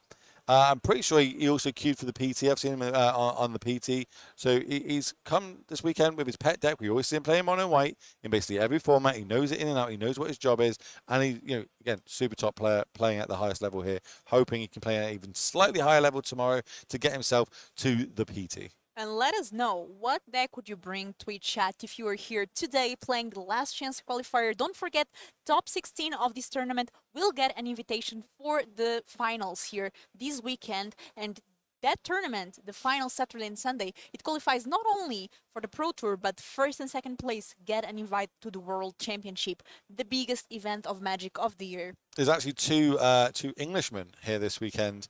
That are both qualified for Worlds. So if there was some weird sort of, mathematics happen and they both managed to get to the finals, we would see 2 World invites passed down. I don't know if that's happened yet in the RCs or anything like that. We've seen PT invites be passed down, but not Worlds invites, which is, as we spoke about, in Las Vegas, the biggest tournament you can play in Paper Magic currently. I don't even know if they could make one bigger. Famously used to only be like 24 players, and used to see records like 6 and 6 kind of make day 2 or in contention for top 8. That's gone. It's going to be a slightly bigger tournament now. I think they're aiming for like just over 100 or so. If Frank Carlson's still in the chat, which I see here there, and he's also telling me that world invites don't get passed down. So you could literally, if people with world invites here manage to make the top 2, they're just eating world invites to people. So there'll be slightly less people going to this. That's an interesting so- fact that we didn't know before, and that's why we got the one and only Frank in the chat telling us everything that's happening. It's one less contestant to be against you in the World Championship.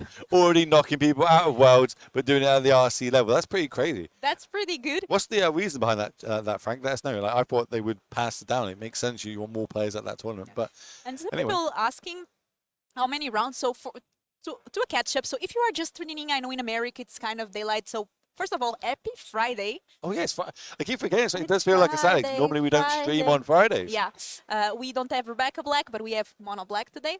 So Yeah. here in Friday, we have this is last chance qualifier. It qualifies for the regional championship here in Athens. That's going to be played Saturday and Sunday. Today's event has 8 rounds and then a cut to top 8.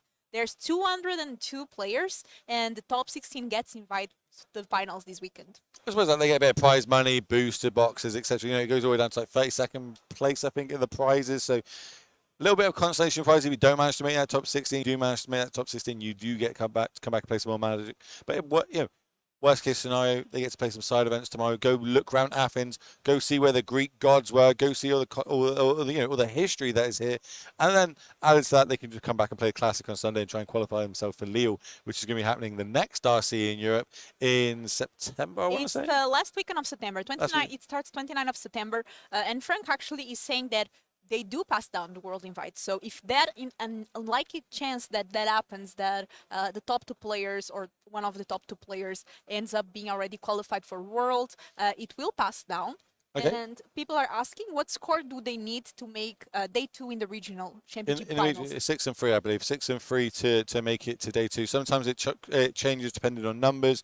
I think I'm pretty sure it's 6-3 or top 64 is what it's been in the past. So, but we'll have the confirmation for that tomorrow because we don't know the exact numbers of players that are playing tomorrow. There's a lot of players that have qualified. Not everyone can travel to this. Real life is a thing. Some people have to work, have kids, etc., so they can't make it out to these events. But we'll have a final number for you tomorrow morning. And remember, tomorrow is an open decklist tournament. So second 9 o'clock hits and the first round starts, all the decklists go live. You at home will be able to see it, exclamation mark. I imagine decklist or standings in the chat will be able to get that out for you. But today, it is definitely a closed decklist tournament, so you've got to rely on us vocabulary. I even said vocabulary wrong then. To give you, the exact 75 or what the players potentially have in their deck and numbers of. And I hope everyone is enjoying the stream. It's being so much fun, and this stream is actually longer than the ones that we usually do, because usually we do 9 rounds a day.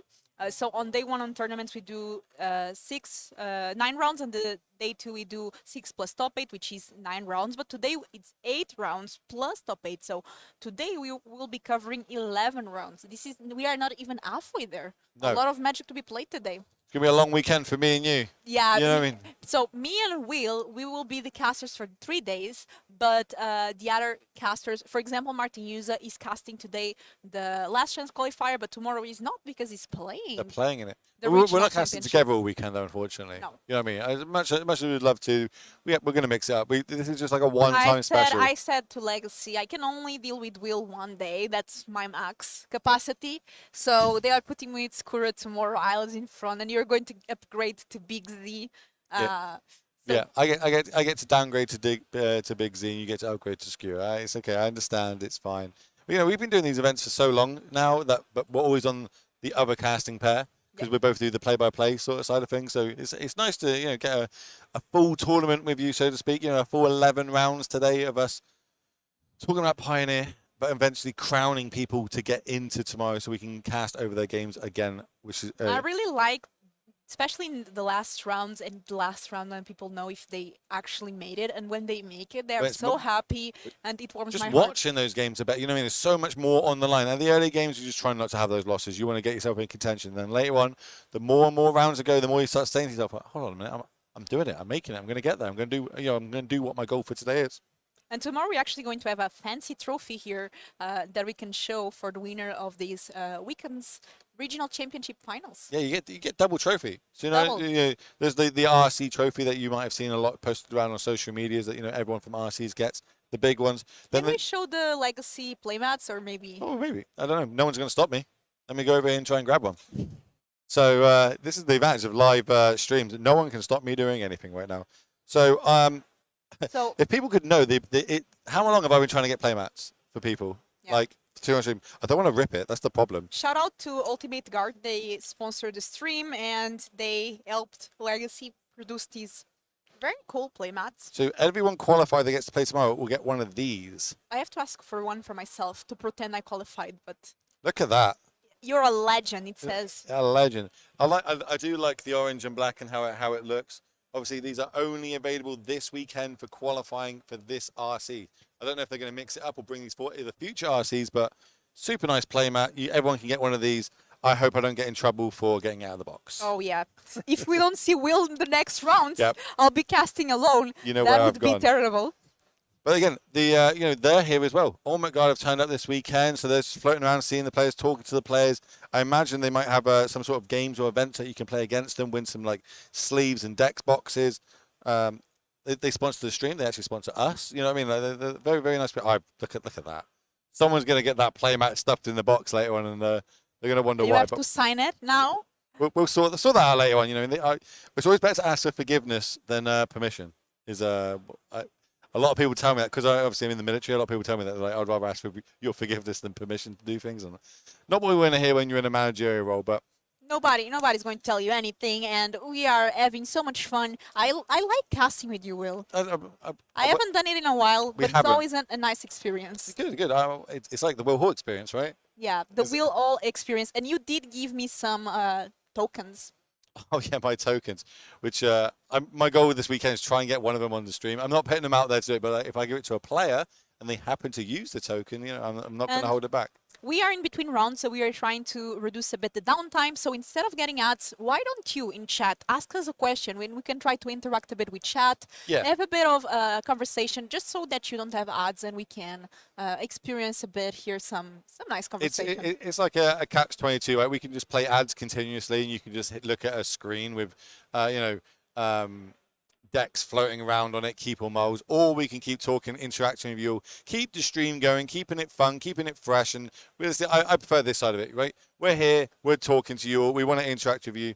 What are us at the event? That's a good question. You can find out on the Legacy website. I know they're on that side of the hall, so I haven't had a chance to go across and look at them. But I believe there's 3 or 4 artists here this weekend. You can turn up, get your cards signed. LegacyEuropeanTour.com, and you can find it. And I actually saw somebody that had this art signed, and they were going to give it to their girlfriend. And it's such a... If you have a girlfriend, she will love this kind of magic cards. I'm telling you. I can't...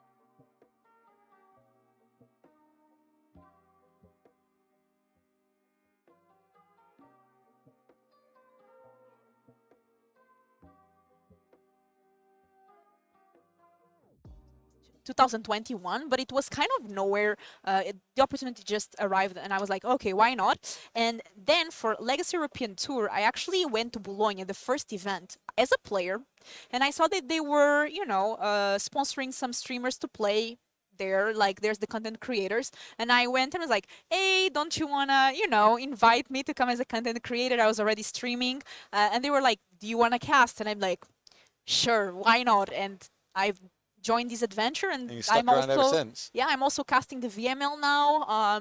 It's been great. It's been a curve of learning, and I think with time getting better, hopefully improving. There's always space to improve. One of my biggest struggles in the beginning is not being a native speaker of English, but I think everyone understands me, and I think my English is improving. Will is also teaching me some banger English words, banter. some banter, massive words from the English language. What about you, Will?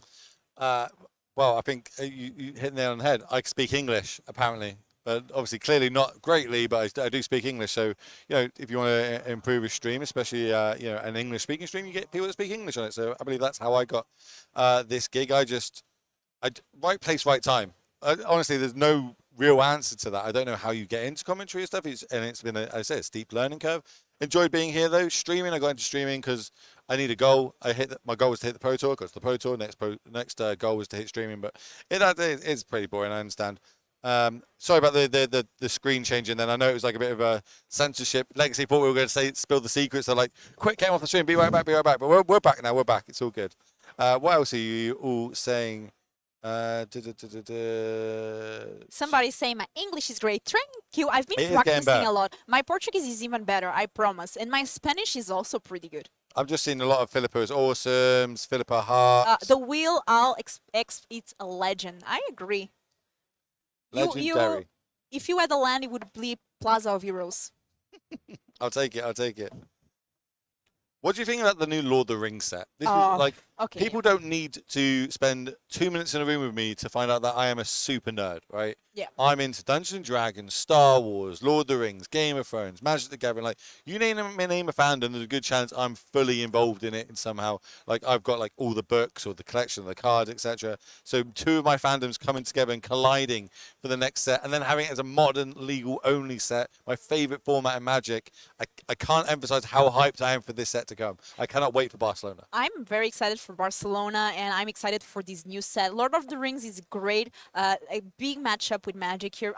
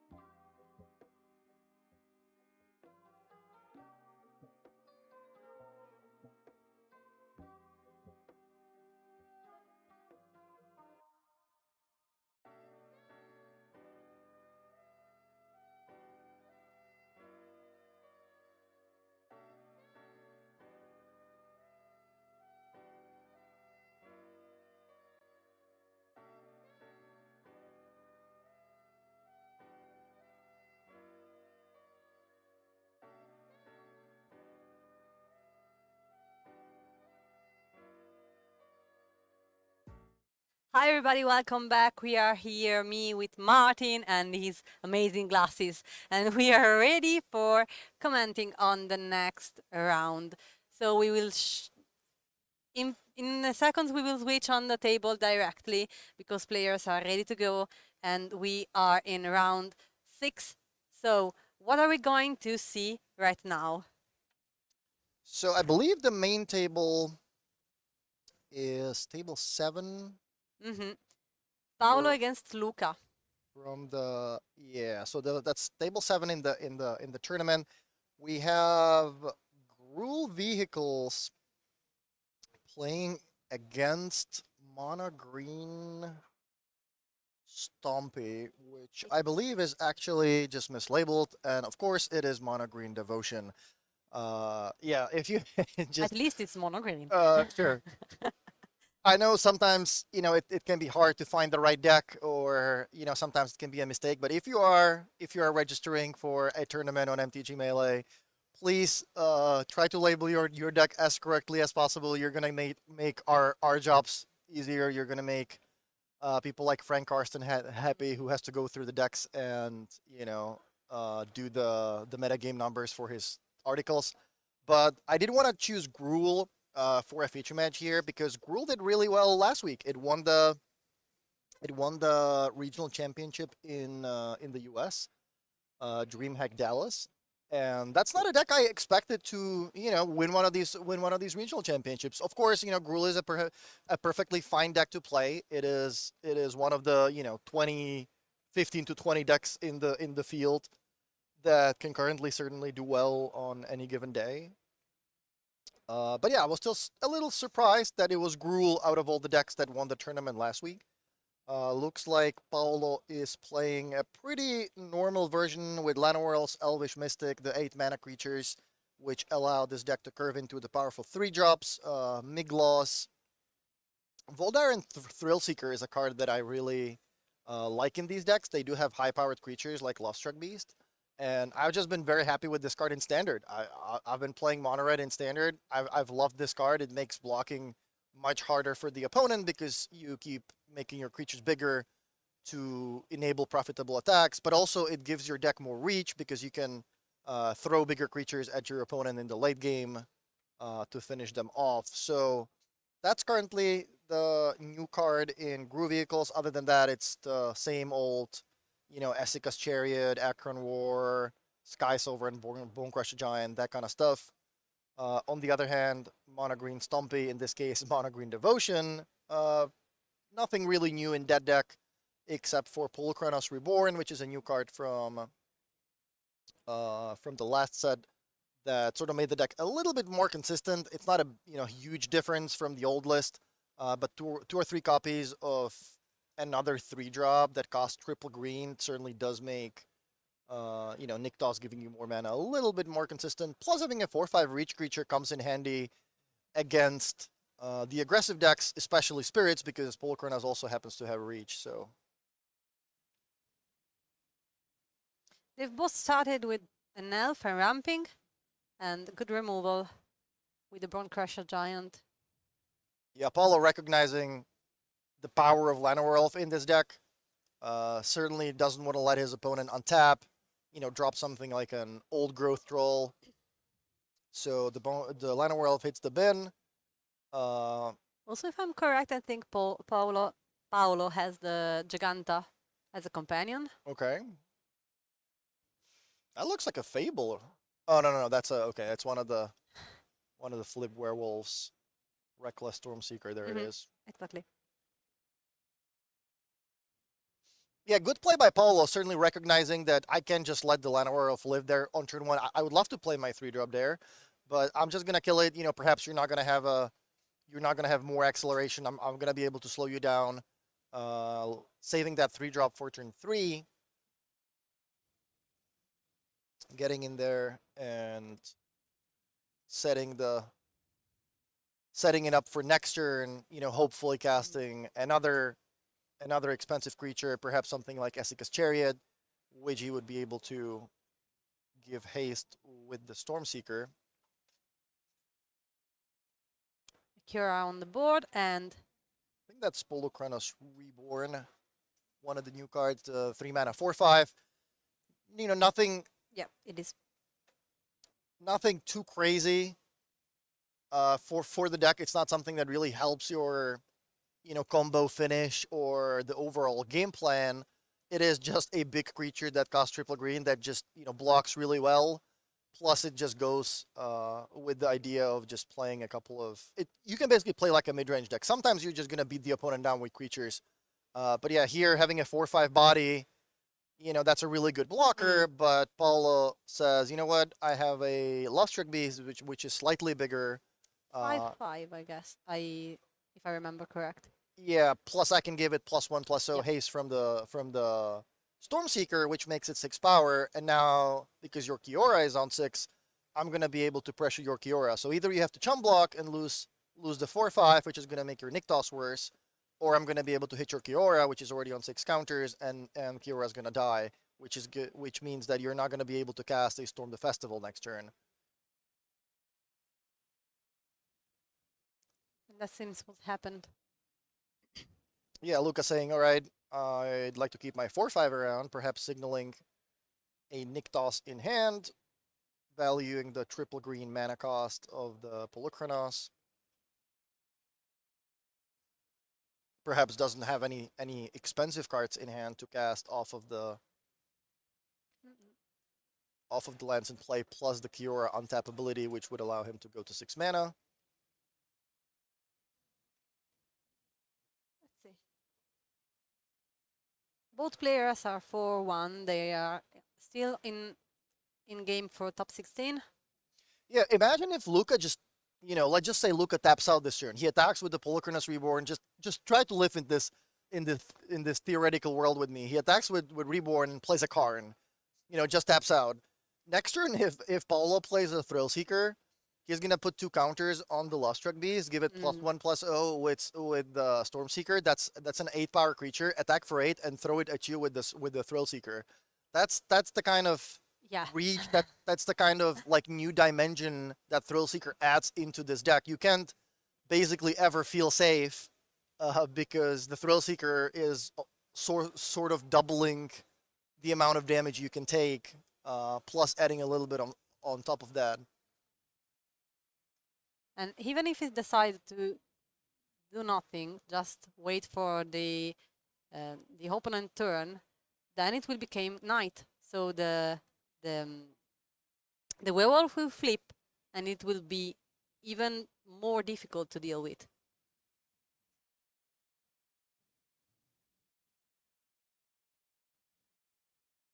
Okay, Luca dropped the Nykthos, and he does seem to be considering attacking. That's interesting. Or at least making the sort of attacking motion with the Polukranos. All right, so Nykthos produces how much? 3. There is a Haven in play, I believe, so that's 4. So that's 4. That's 6 mana. And he's, oh wow, he decided to flip the Polukranos. Yeah. Now Polukranos has lifelink.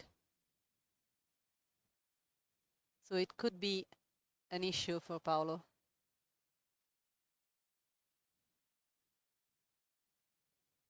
Yeah, that's a pretty big body. So Yeah. 6/6 reach lifelink. I mean, you can still only trade with the Lustruck Bees because it's getting pumped by the Stormseeker, but you can also just get in there and start attacking. If you're gonna race, having a 6/6 reach lifelink creature, giving you 6 life every turn, that's a pretty good creature to have in a racing situation.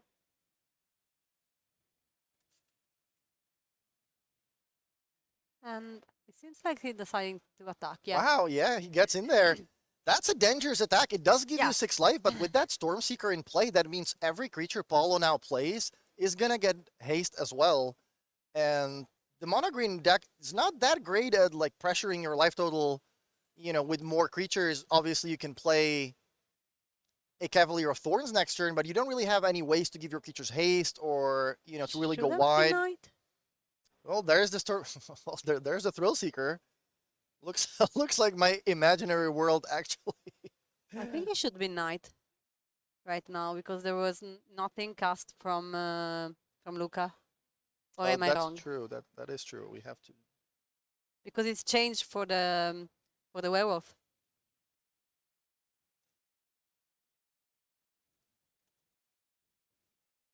Yeah, okay, they're talking about it.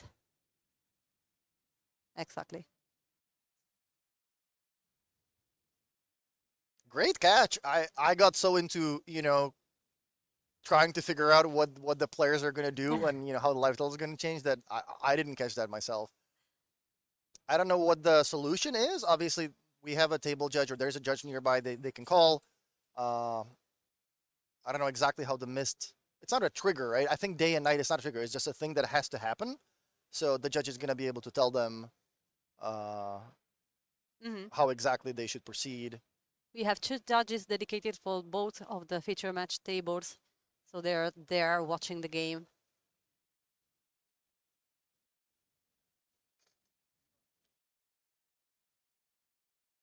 I think it's a funny mechanics, but yeah, you have to be very careful and Yeah, you focus have to all the keep track time. of that. Yeah, exactly. It looks like, it kind of looks like something happened because your opponent spent all of their mana, but in reality, they didn't actually cast Exactly. any card. They just spent it on an ability to flip one of their creatures. So Paulo made the love streak be 7/7 and decided not to attack, which I kind of like that play because you're gonna stop your opponent from attacking with their 6/6. You're gonna stop them from gaining life, and they don't really have any ways to make the 6/6 creature bigger. You know that they don't really have any, combat tricks. They can really make you block and punish you with a burn spell, anything like that. And Paulo, yeah. So what Paulo was doing was recognizing that, okay, well, I have an Akron War in hand. Why would I be trying to race you, and why would I get myself into a situation where I can just, sort of die with a really good card in hand that can swing the game in my favor? Instead, I'm just going to make the love struck be 7/7. I'm just going to slow the game down a little bit. As soon as I draw my 4th land, you're going to be in deep trouble, which is exactly what's happening right now. He's stealing the Polukranos flipped. Also, with the Stormseeker in play, he can already give it haste. Yeah. So And so now also Luca has no more creature with lifelinks because he cannot flip the second Polukranos. And I think he has to chump block something because otherwise it's dead on board. yeah, Luca's saying, okay, well, this is great. You're stealing my guy, and you're going to make it bigger. That's not was fun. ideal. So what is this? The Stormseeker seems to be flipped. So that's a 3/4. That's a 4/6, I believe.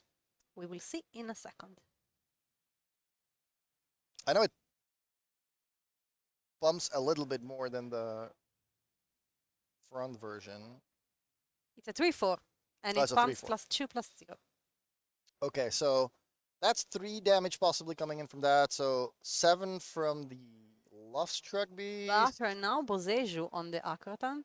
Oh, So wow! Polukranos back on Luca's side. And Luca has to do that before attacks, because if he lets the Polukranos attack, he's not going to be able to block with it. So that's why he was thinking for so long. I was wondering, okay, well, what's the, what are you thinking of? Yeah, Boseju, that's a way to actually interact with the opponent in this situation. So really timely Boseju getting rid of that Akron War, giving Polukranos back to Paula. What a roller coaster of a turn.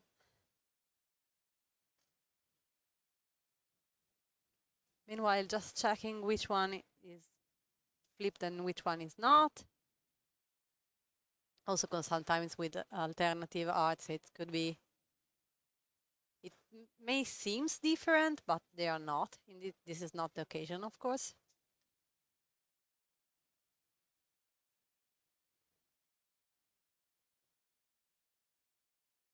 Three mana, and we have the Cavalier of Thorns. That was an insane swing. So Paulo was basically saying, okay, I'm gonna get into a position where it's gonna be pretty easy to win from here. I'm gonna get in for a really big attack. I'm gonna gain some life. I'm gonna be able to throw one of the creatures at you next turn with a Thrill Seeker. Instead, what happens is Oh, never mind. The Thrill Seeker doesn't get to throw the creatures anymore the turn after that. But instead, what happens is Luca's saying, "No, no, no! Give me give me the lifelink creature back." And now Paulo's in trouble because with Yeah. Luca getting ahead on mana thanks to Nykthos, putting more creatures in play that cost triple green, getting ahead on on mana even more with the Cavalier of Thorns ability possibly, milling some cards in the graveyard so he can possibly hit Storm the Festival. Next turn we're looking at Nykthos producing 10 mana, I believe. Although I'm not sure if the flipped Polukranos, if that counts as triple green or if that just counts as not having a mana cost.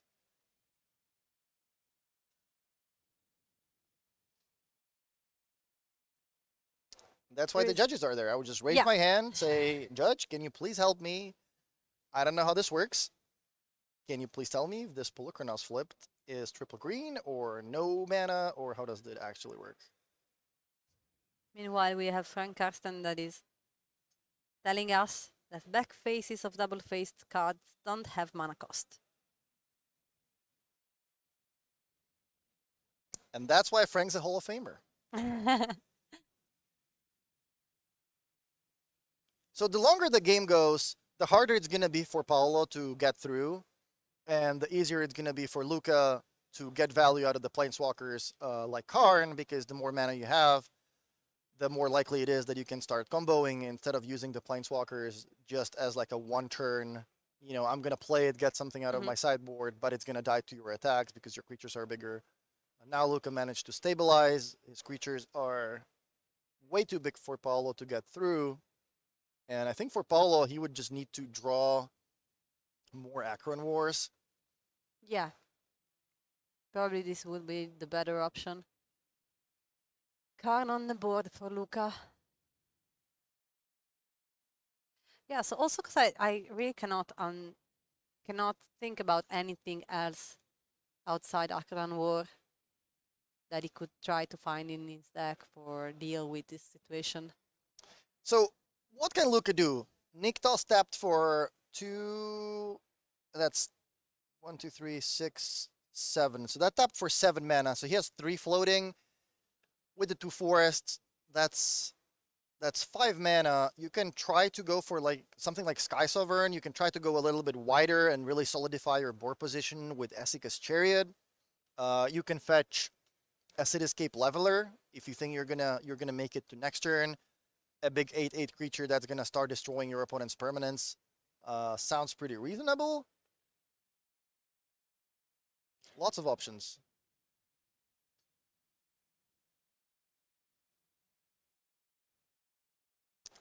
I would be trying to make sure that I can close the game out as fast as possible, or make it so that another Thrill Seeker doesn't possibly kill me.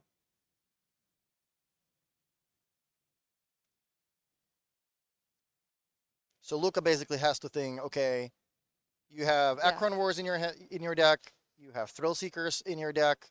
What happens if you draw one of those cards? How can I play around that? You're also playing Rule that can play cards like Embercleave. So I need to make sure that I actually finish this game in a reasonable time frame to give you the least amount of time possible to get out of the situation. Yeah, you have to decide which option is the worst for him. So what does he want? And Sky Sovereign. So Sky Sovereign is okay here. It can't kill the flipped Storm Seekers because that's a 3/4. It can kill Llanowar Elf if you're afraid of something bigger from the opponent, maybe their own Sky Sovereign. But I don't think that's an issue when you already have bigger reach creatures. So he goes for the Bonecrusher Giant, which makes sense. That's the biggest creature you can target. Your opponent doesn't have any flying creatures, so now the Sky Sovereign is basically a 2-turn clock.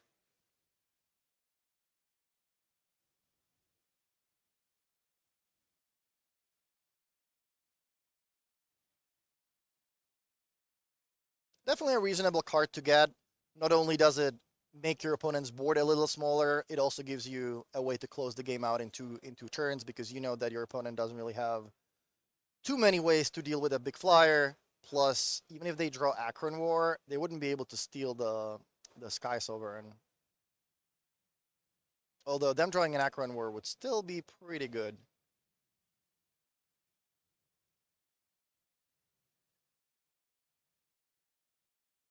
And Paula says, okay, I didn't draw any of those cards.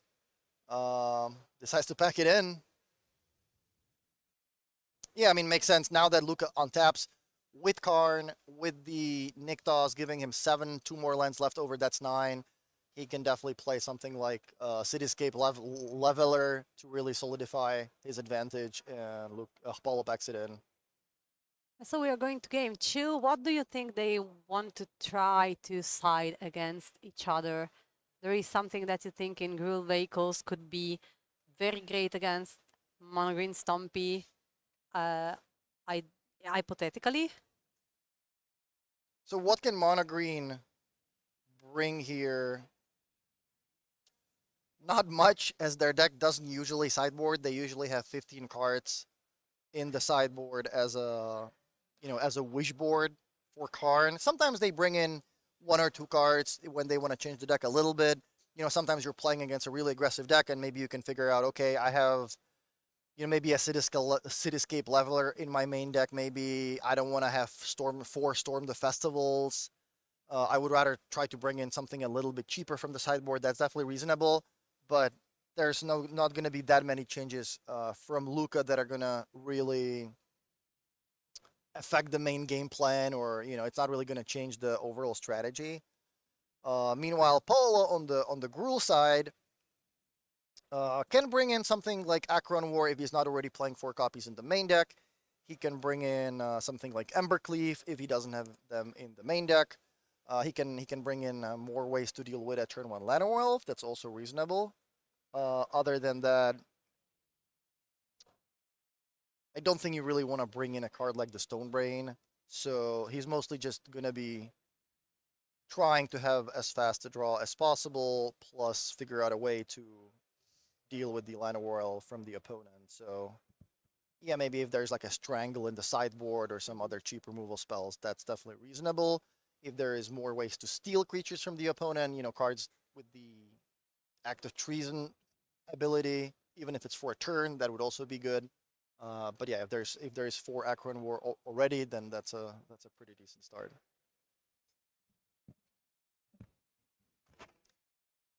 Meanwhile, we are kind of ready for game 2 right now. Paolo will be on the play with Gruul Vehicles, could be very good for him, because now he can try to go very fast. Yeah, and as Frank is pointing out, if Paul does indeed have Embercleaves in the sideboard, then he did have Giganta as a companion in the first game, and the rules for companions say that before every game you have to reveal to your opponent if you are using one. So if Paulo now says, hey, now this game there's no companion, then Luca has to take note and be like, okay, well, that means you have some double mana cost cards in your deck. What does that mean? And Embercleave should be the first card that comes to your mind.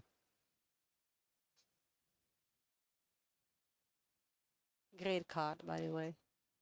This game was definitely won by that Boseiju, because that was going to be an insane swing for Paulo, if not even a lethal attack possibly. And Luca just casually tapped 1 mana to channel Boseiju and said, you know what, let's try that some other time. That was a great interaction. I steal your creature. Wait, no. Because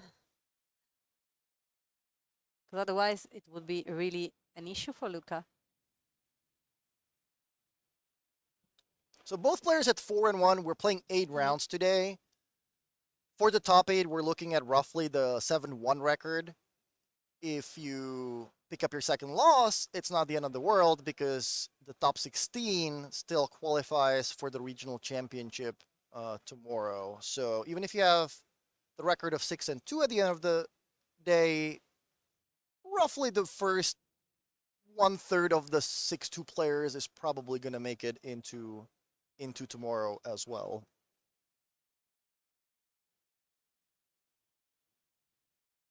And I think everybody right now wants to play tomorrow and possibly the day before, the day after.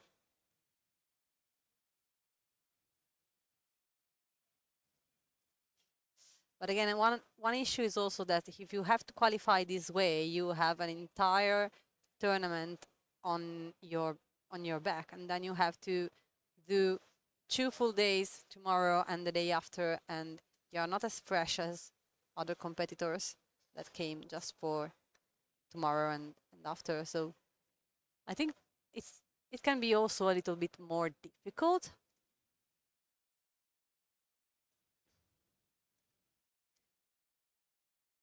Yeah, the reason why we have mono green Stompy Yeah. on the screen is that that's how Luca labeled the deck in MTG Melee, which is how we're getting the data. So we're gonna get that fixed for you. If you're just coming in, it is a devotion deck, not mono green. So please, when you are going to this kind of event, big events, just try to label your deck, your archetypes correct. In this situation, I can definitely see the player just clicking on, mono green. Yeah, I'm just gonna click on the first thing that comes up, which is definitely reasonable. But I know last round we picked the feature match where I don't remember what the name was. I think it was like John the Nexus, or something that I don't even think Nexus is legal in the format, or maybe it is actually. It might be legal in Pioneer, but obviously the deck turned out to be something completely different. So sometimes it just creates these awkward situations.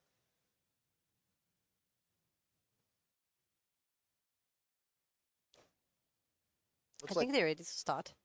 Looks like Luca has 2 forests, a Nyktos, a Boseiju Karn. I think there's a Llanowar in the middle. 4 lands and Karn is not the fastest of hands. He's also mulliganing to 6. Interesting. So deciding to obviously on 6 you don't really have that many choices. It looks like Llanowar off the top. Or Elvish Mystic off the top rather, and a Llanowar that was in hand. So that makes a lot more sense for Luca. Barrage, okay. Still deals with the Llanowar Elf. As the game before, I don't want your elves on the board. But here it is another one.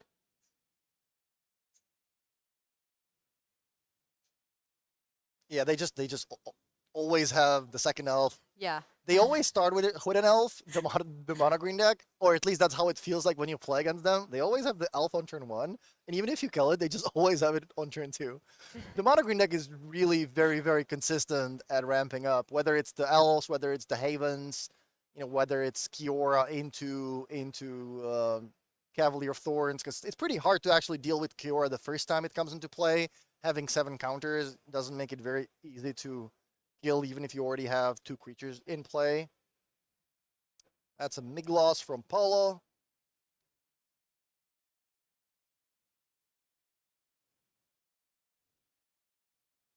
Now it depends on what Luca has. If he has a creature, that'd be ideal. He can start building up a board before he plays the Planeswalker, so he has something to block with. If he just plays a Karn here to pick up something from the sideboard, that's not the greatest of turns because it doesn't really affect the board. It's gonna give you some time It's gonna give you some time effectively because it's gonna get eaten by one of the creatures on the backswing. So it kind of gives you some life, but you're spending a card on doing that. Obviously, you get 1 back, but the sideboard cards are not all that great for this kind of situation. If you are already behind on the table, there's a Kiora as well. We saw Luca before thinking a lot about these moves, but in a right way. Because he has to make the better choice.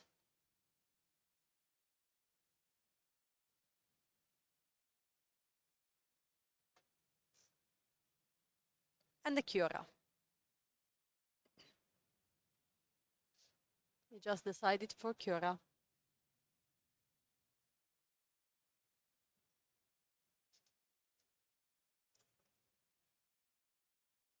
Three mana, 4 with the health for Paolo.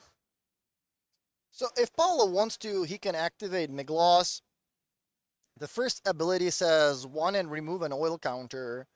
you can give Migloz Vigilance and Menace until end of turn. The second ability is 2 mana and remove 2 counters. You can give it +2/+2. So with Menace and +2/+2, that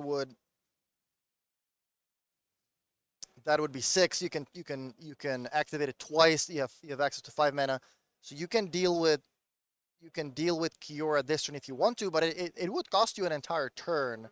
So is that something you want to do? Oh wow, that's a better way to do it. Let's give Migloz some extra counters. Now you can attack Kiora with both of your creatures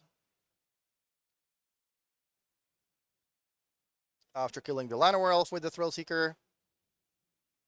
Now we have a 6/6 and a 1/1 that can kill Kiora. So perfect turn for Paulo. Thrill Seeker again, doing a lot to deal with an awkward situation.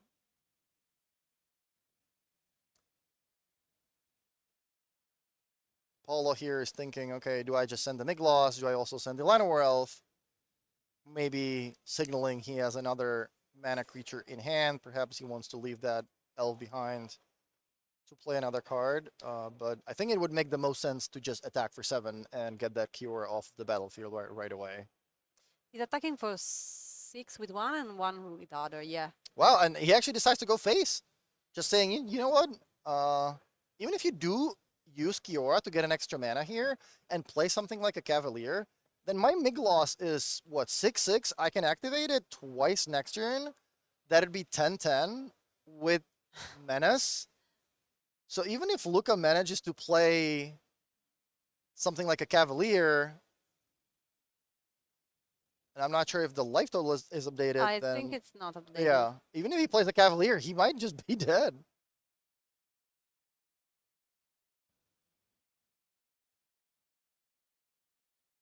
Yeah, great play by Paulo, realizing, you know what? I might just be able to attack you for lethal next turn, so enjoy your Kiora. Oh, wow, never mind. So, Cavalier not only is a 5/6 body with reach that draws a card thanks to Kiora, it also allowed Luca to get another land into play and use that to play a Llanowar Elf. So there is another creature that can block.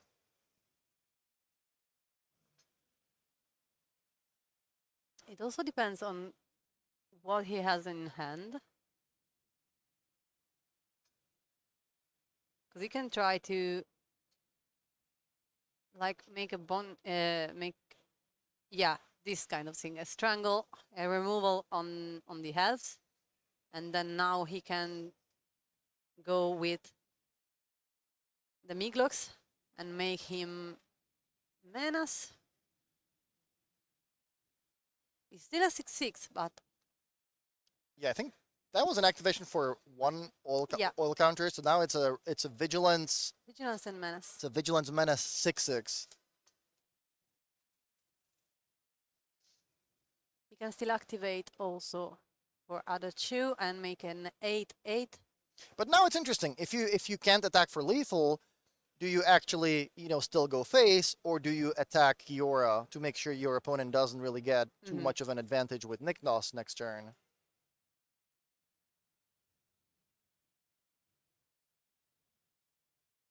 They're just checking if all the mana was spent in the right way. Do you remember when Spiritmonger was like the most busted creature in Magic? Now you have a 3 mana 4/4 that has three extra abilities.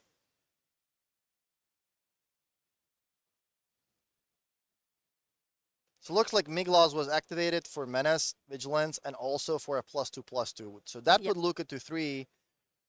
And now even if Luca floods the board, a Thrill Seeker would be lethal. But with that Kiora on the battlefield, Nykthos tapping for 4 mana, Luca has access to a solid turn. Just depends on what he has in hand. I think there's a Karn. Yeah, we saw a Karn from the beginning, if I remember correctly. The card Luca wants in this situation is Storm the Festival. He really needs to put multiple things on the battlefield to make sure that he doesn't just die to the to the Menace activation next turn. Yeah, he has to put something on board for sure, because otherwise it's dead.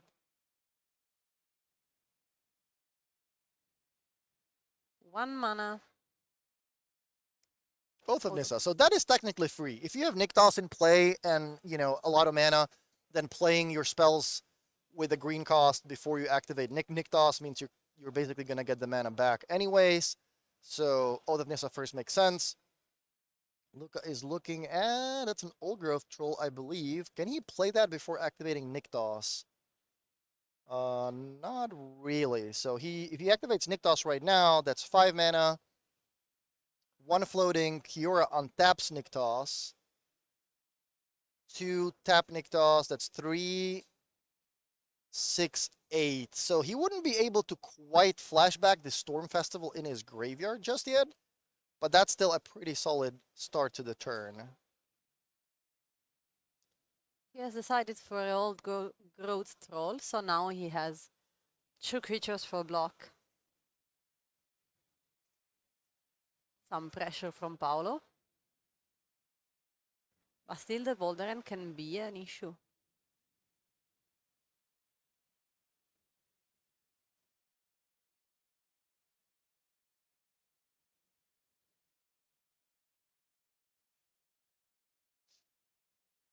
Counting on the devotion on the battlefield.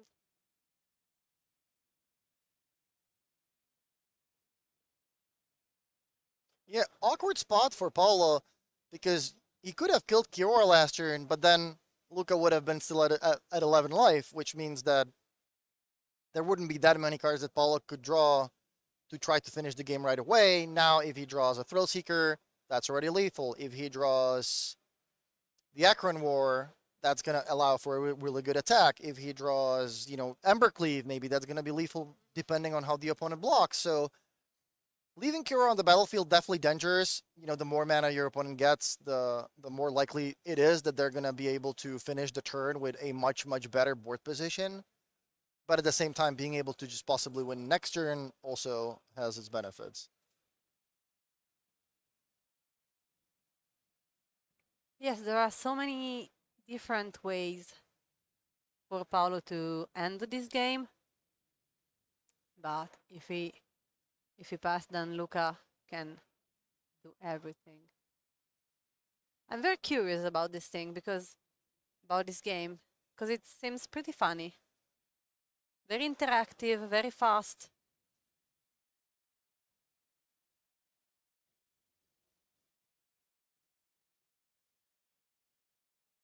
I also understand that in this kind of situation, you just want to be really sure about your devotion, and double check is always good.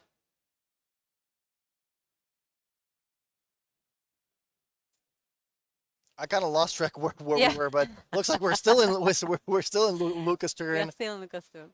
Luca decided to activate Nykthos again. Did I miscount the turn before? It was 5? How did Nykthos get tapped for 8? I thought I was off by 1 mana, but maybe I was wrong. Karn is coming down. So wait, Oath was cast for 1 green. Then green and Boseiju tap to tap Nykthos, floating 5. Oh yeah, he cast the Old Growth Troll. Never mind. I thought that was already a 4 mana card being cast. So yeah, there's a 2 mana left over. Tap Nykthos. That's 8. 4 for Karn, leaving 4, playing an Old Growth Troll. Wow, look at this board. Going from nothing to what is it? 4 creatures in play right now. 4 creatures in play. That might is gonna give him sort of protection from Embercleave and Akron War because you can just destroy it that way. Also, Paolo is at the top deck. So it was shake hands and a GG. This game was fun. This game was really fun. But now I think we will go to table 2 Yeah, I kinda sure that we have table 2 ready. Yeah, Paula just saying, yeah, this was too big of a turn. I didn't draw the Thrill Seeker. Yeah, also he were a top deck. There was the Amber Cleave, second from the top.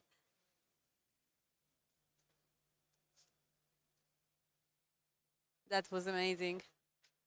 Yeah, the Cleave wouldn't have done it though, because with the Haywire might It wasn't enough. Yeah. look ahead and answer to that, but Thrill Seeker would have done it. So if you are a Gruul player and you're wondering, hey, what are the new cards for Gruul from the last couple sets? Thrill Seeker has been looking really good. Yeah, totally. So guys, we are here and we are kind of ready for the next round. So we will see you soon with Filipa and Will.